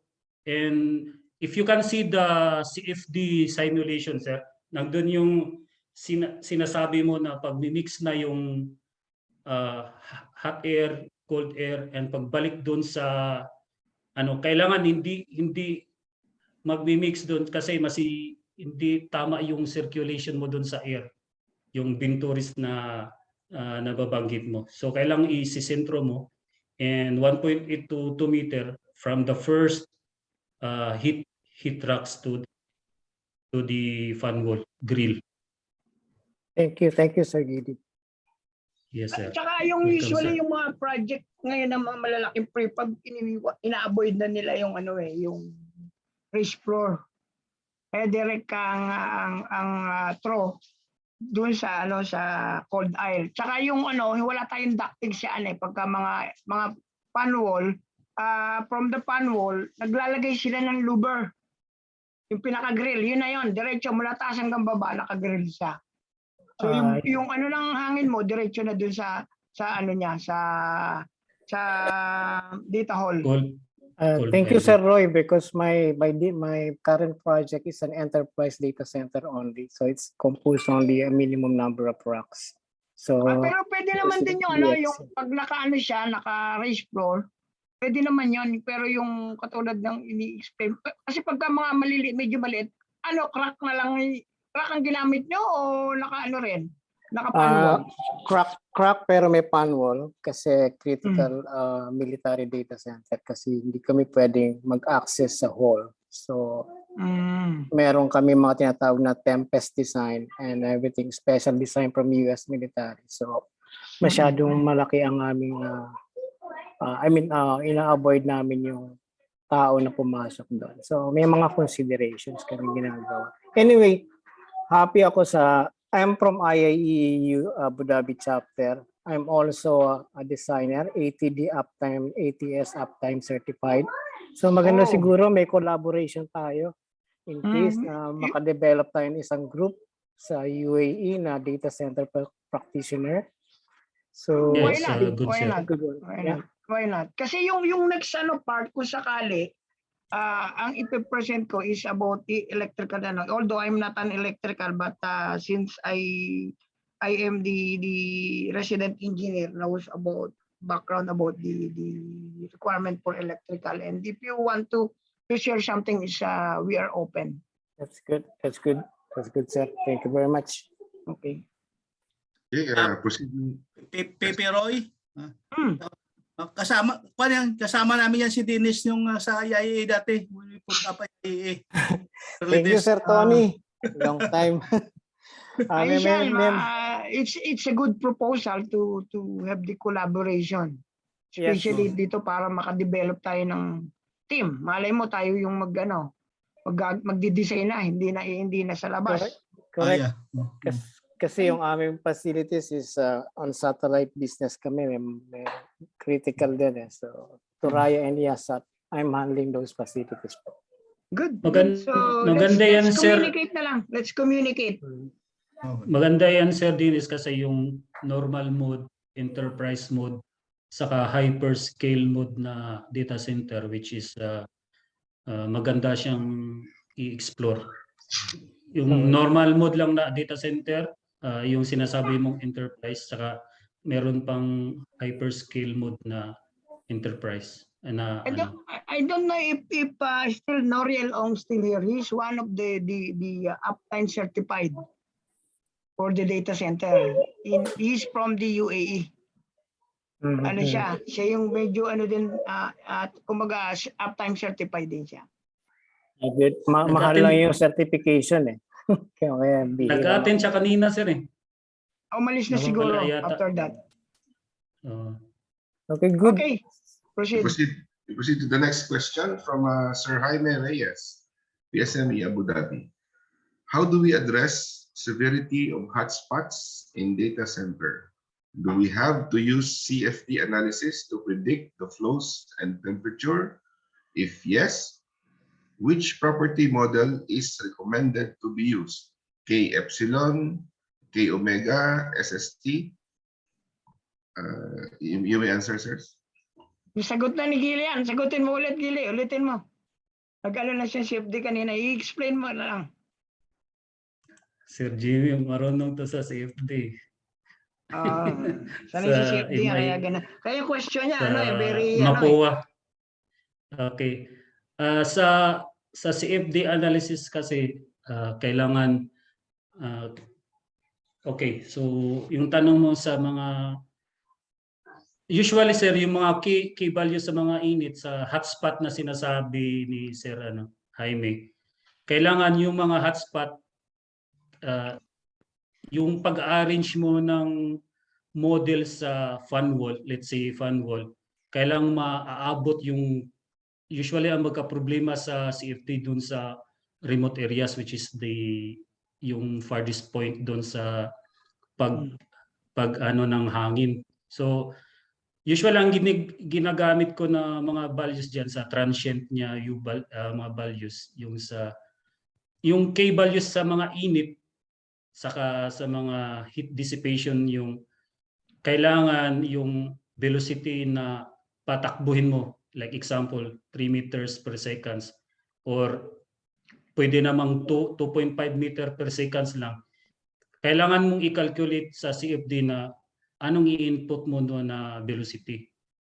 Aabot doon sa pinakadulo. Para pag simulate mo sa cooling mo, pupunta doon sa hotspot sa dulo pag mix. Kasi pag ginigitna mo na yung racks kasi pag takbo, hindi pala magmi-mix doon sa likod. So yun yung magiging problema sa hotspot. And it will cause also failure to the racks and because of the not good cooling distribution. So pag iraran mo yung CFD, dapat tama yung static pressure, tama yung velocity, tama yung cooling na patakbuhin mo sa CFD. Kaya hindi talaga papayag yung client na walang CFD analysis yung ginawa ko doon sa simulation. Hindi talaga papayag ang client. Kasi medyo critical talaga kasi hindi katulad ng distributed na may ducting kasi. So ducting pwede mo dalhin yung hangin hanggang doon sa dulo Dito hindi Wala siyang ducting So kailangan yung throw mo umabot hanggang sa dulo. Katulad ng sinabi ni Gili, meron siyang dapat na CFD analysis to ensure na yung pinakadulo ng data hole ng data center niya, yung sa data hole o yung rack, yung mga rack niya, umabot siya. Medyo malayo mga ilang meters din mga siguro 4 meters, 5 meters So hindi malayo yung sa project namin ganun, medyo malayo, hindi siya malapit. Kaya kailangan i-CFD mo para makuha mo yung proper air distribution. Then yung hot aisle mo, medyo pagka ginawan mo, alam mo yung hot aisle, alam mo yung cold aisle. Pag ginawa na ng CFD analysis, makikita exactly kung yung mga parameters, ilan ang velocity mo dapat na ibigay, ilan ang temperature mo dapat ibigay, nandun siya lahat ma-consider. Yun lang. Okay. So, Sir Jim. okay. Good afternoon, Sir Gili, PP Roy, sa lahat ng mga members na attend. Thank you na address naman yung concern. Siguro out of the seminar na lang yung mga ibang detailed information na hinihingi. Thank you, sir. Welcome, sir. Welcome. Two more questions to go. So next, do you consider providing acoustic dampers in the nozzles of Energen system? You may answer.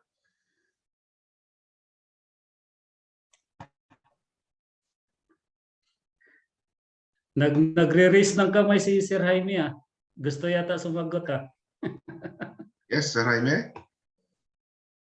Sir, sagutin ko na rin tungkol dyan sa ang tinatanong ata ni Sir Dennis ay about during the discharge of an Energen.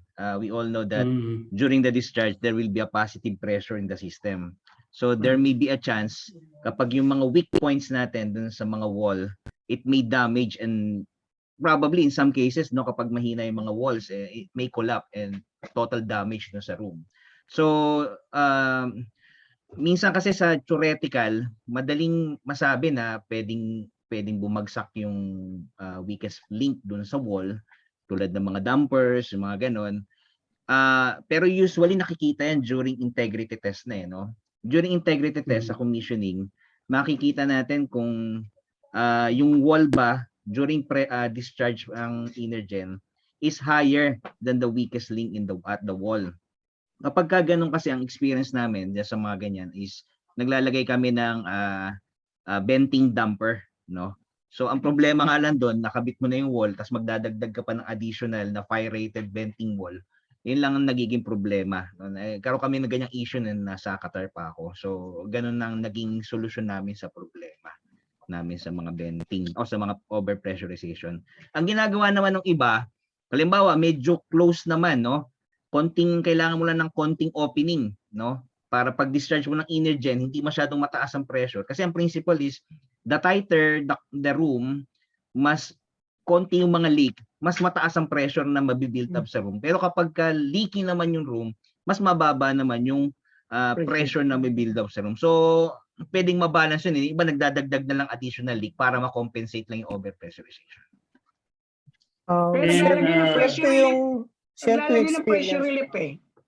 Share ko po yung experience ko. I know the relief damper, the counterweight relief damper pag sa Energen kasi high pressure siya, no? Correct. Ang nangyari kasi sa amin, may incident na nag-discharge yung Energen. Dahil sa yung ingay nung discharge, yung decibels niya napakataas. May effect pala siya sa hard drive. So yung hard drive parang naapektuhan and then nag-shutdown. So nilapit ko sa Tyco at it so happened during that time meron ng ginagawa ang Tyco dahil na-experience din yata nila sa isang data center na naapektuhan yung mga hard drive dahil sa ingay nung pag-discharge ng gas. So meron silang binigay sa akin na acoustic damper. Parang kinakabit lang sa nozzle ng Energen sa room para bumaba yung decibels niya. So yun po nangyari. Pero magandang awareness kasi kung yung mga may Energen, maaring mangyari, maapektuhan, mag-down yung data center niya dahil doon. Pero ngayon, Novec 1230 na ginagamit ko kasi low pressure. Ayun talaga isa sa consideration talaga yun, sir. Kapag ka nagde-design ka ng fire protection, is ano ba yung isa sa mga goal mo? So may mga study kasi talaga, like the high pressure, the Energen, it could affect the hard disk of the or yung mga critical internals ng mga server. So kung may ganong consideration, so dapat gumamit na ibang fire protection system like what you said, yung clean agent system na Novec or FM200. That's all, sir. Thank you. Thank you, sir. Thank you. Ang ginawa namin diyan sa IG 100, doon mismo sa data hall, nagawa kami ng ducting, and then doon sa labas ng electrical or mechanical gallery, doon namin in-install yung pressure relief damper, which yung pressure relief damper naka-connect doon mismo sa loob ng data hall. So pag sobra na yung pressure sa pag-discharge kasi yung pressure ng Energen is 30 bar is very strong. But if you design also the nozzle of the Energen, you have to check the location na hindi tumbok doon sa mga rocks, like somewhere sa side ba siya or sa somewhere sa cold na pag pag discharge na hindi tutumbok doon sa mga equipment. Okay. Okay. So one more question before we end the question and answer.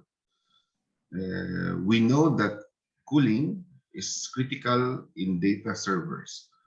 But how about if a fire detector activates, should we also shut down the HVAC system upon fire detection? How about the servers? Should we keep it on or should it also shut down? If the server will be kept on, how do we address the overheating of the equipment? You may answer. Ako muna, bigay ko yung point of view ko. Usually, in designing, normally, there is a cause and effect design. In cause and effect design, it is mentioned there the interfaces from the fire alarm system, fire protection, and to the equipment like mechanical, like for example for HVAC. So naka-mention doon kung alin yung ano. Pero normally, once the fire alarm has been detected, it is immediately shut off their conditioning system. But in terms of the server, we are not involved actually in the design of the data center for the cabinet and even the server. But I believe in the cause and effect, it is mentioned there all the equipments which will be shut down in case of fire or in case of the detection. I believe to avoid that his question to increase the temperature of this one is to shut down also, which is very critical actually, but the scenario is already fire. If it is confirmed fire, meaning everything should be shut down. This is my understanding. I don't know. Gilly, maybe you have some other opinion about this? Okay, sir. Regarding sa pag-shutdown ng server, kasi the data center have the BESDA system, which we have the three alarm before putting the pre-action or Energen system. So first alarm is in the second alarm and the third alarm. Minsan kasi sa mga data racks, minsan lang talaga nagkasunog yung data racks. But if it's the case, kailangan talaga. Kasi see, the sequence of operation in the fire protection of the data hall, okay? So once there is a confirmed fire, the motorized damper for the fresh air and the return will automatically shut down, and a minute will take during the discharge of the Energen. So kailangan mo patayin yun kasi kailangan para ma-extinguish mo kasi masisira yung server mo doon pag patakbuhin mo pa rin. Yun yung sequence of operation. And hindi naman magrereklamo yung mga client kasi may emergency. So even the smoke detection pa na pinapatay na ng Energen para hindi siya sa BESDA kasi, di ba, smoke pa lang pinapatay na para walang fire na mangyayari. So para hindi masisira yung system mo, yun na yung sequence of operation mo kaagad. Kasi which is very high risk and very expensive.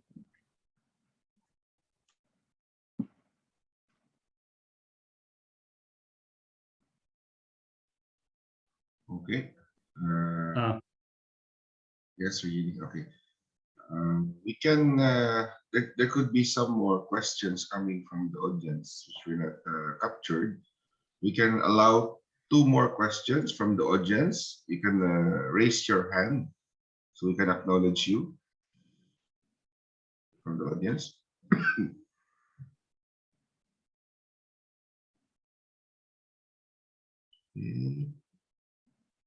Okay, having none, we proceed to the next part of our program today.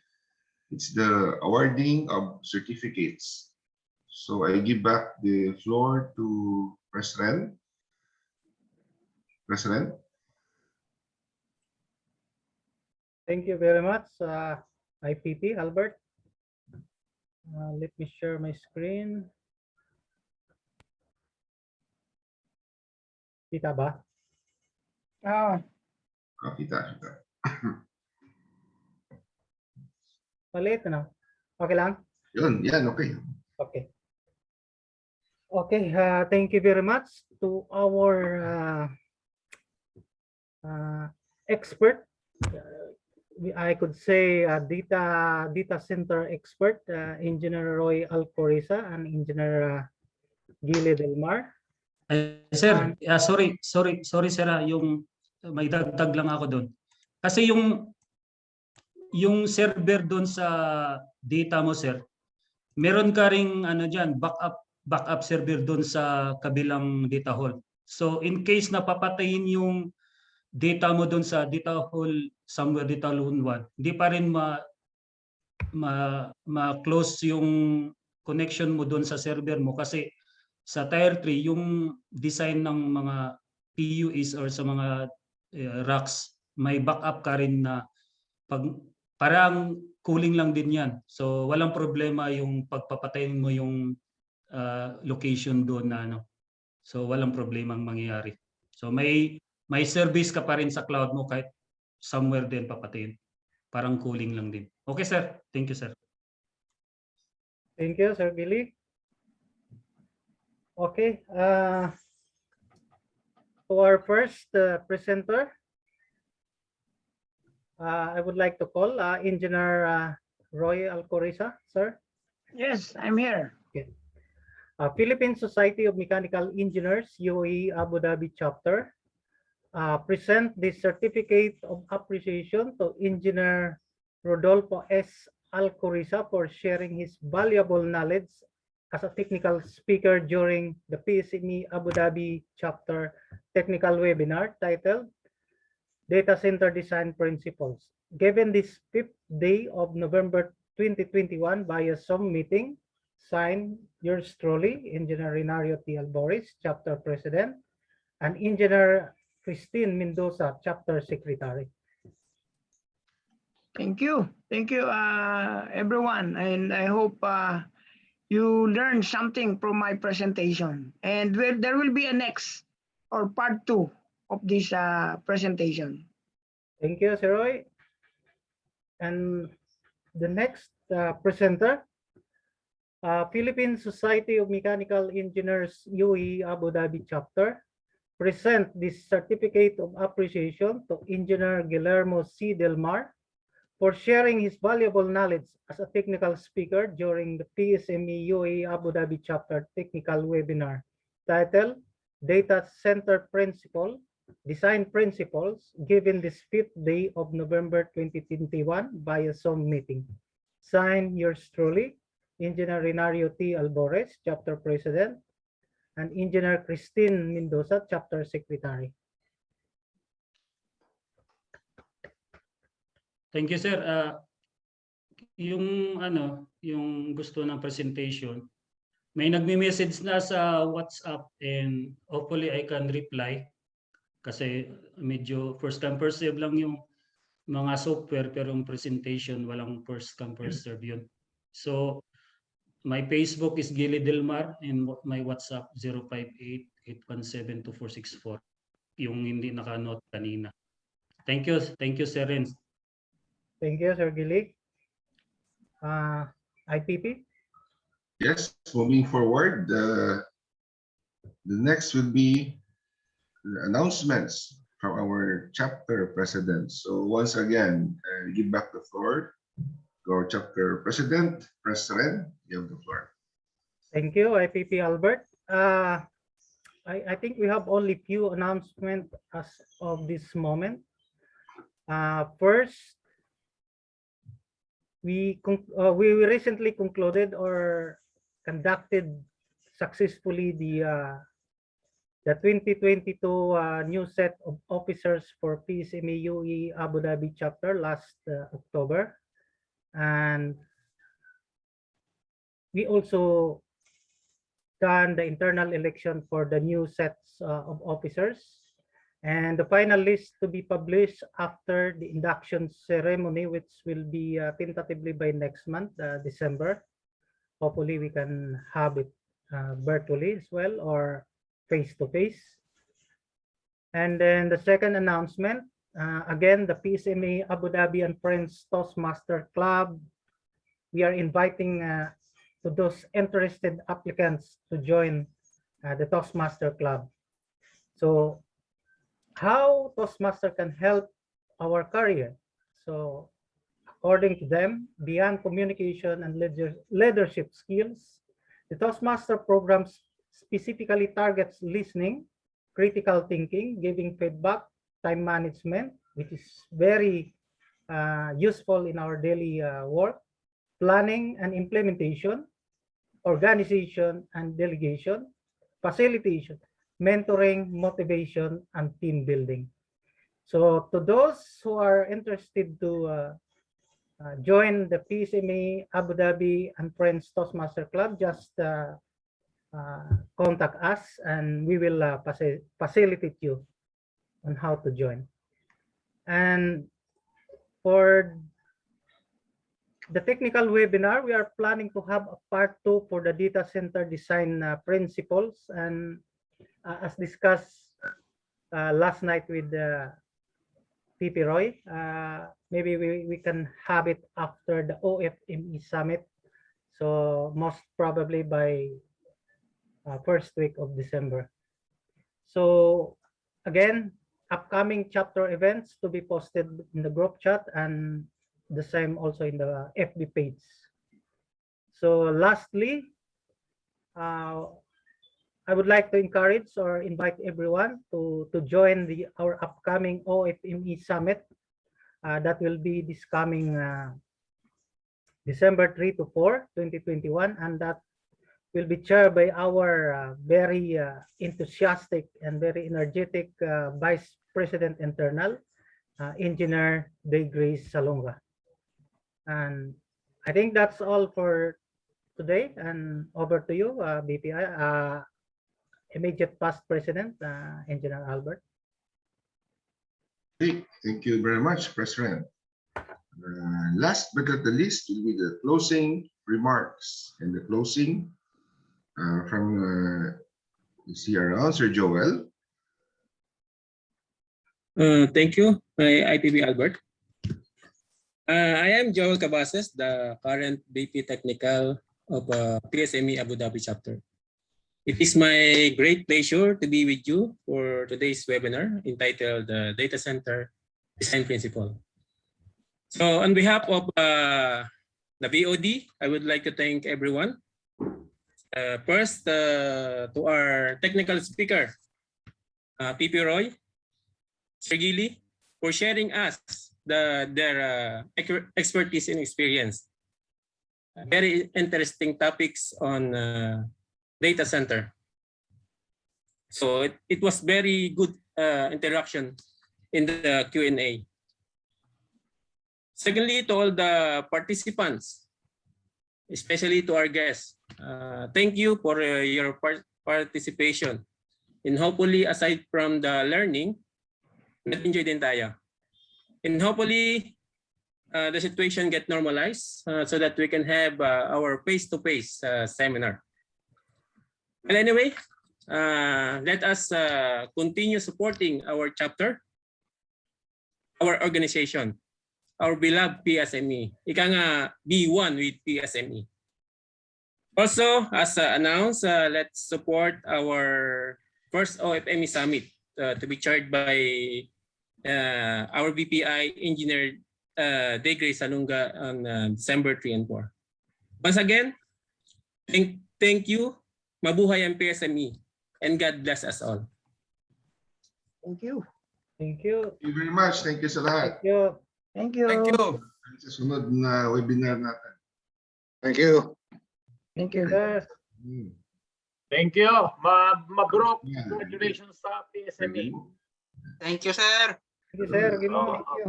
Thank you. Oo. Patuloy lang, patuloy. Thank you.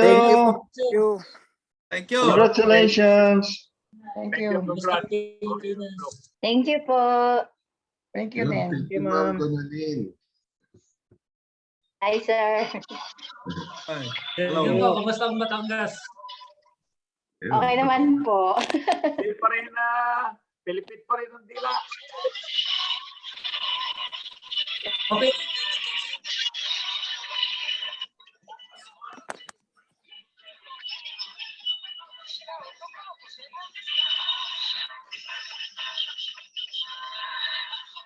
Muntik tayong na overcapacity, no?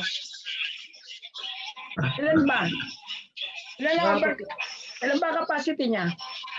100 na yata to eh. 100 lang yata. Kuntik na ha. Ang ganda ng number. 87 yata, umabot. Kinabahan nga ako kanina eh. 84 na eh. May mga question pa nga ako doon eh. Sabi ko, okay na lang. Hinihintay ko. Hindi ka nagtanong eh. Sabi ko, sakali mo na. Tatanong na lang. Ganyan ulit gawin natin. Andyan pa pala siya, no? Si Sir Sony. Sir Sony. Kalma, sir. Wala rin yung Tony kanina. Just Tony kanina eh. Nandito pa siya. Nandiyan pa ba? Paaga natin.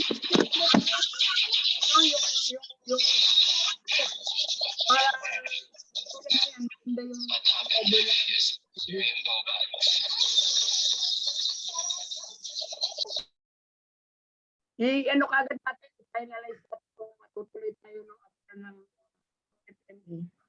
I-post na agad para mas marami tayo. Lalagyan natin part 2.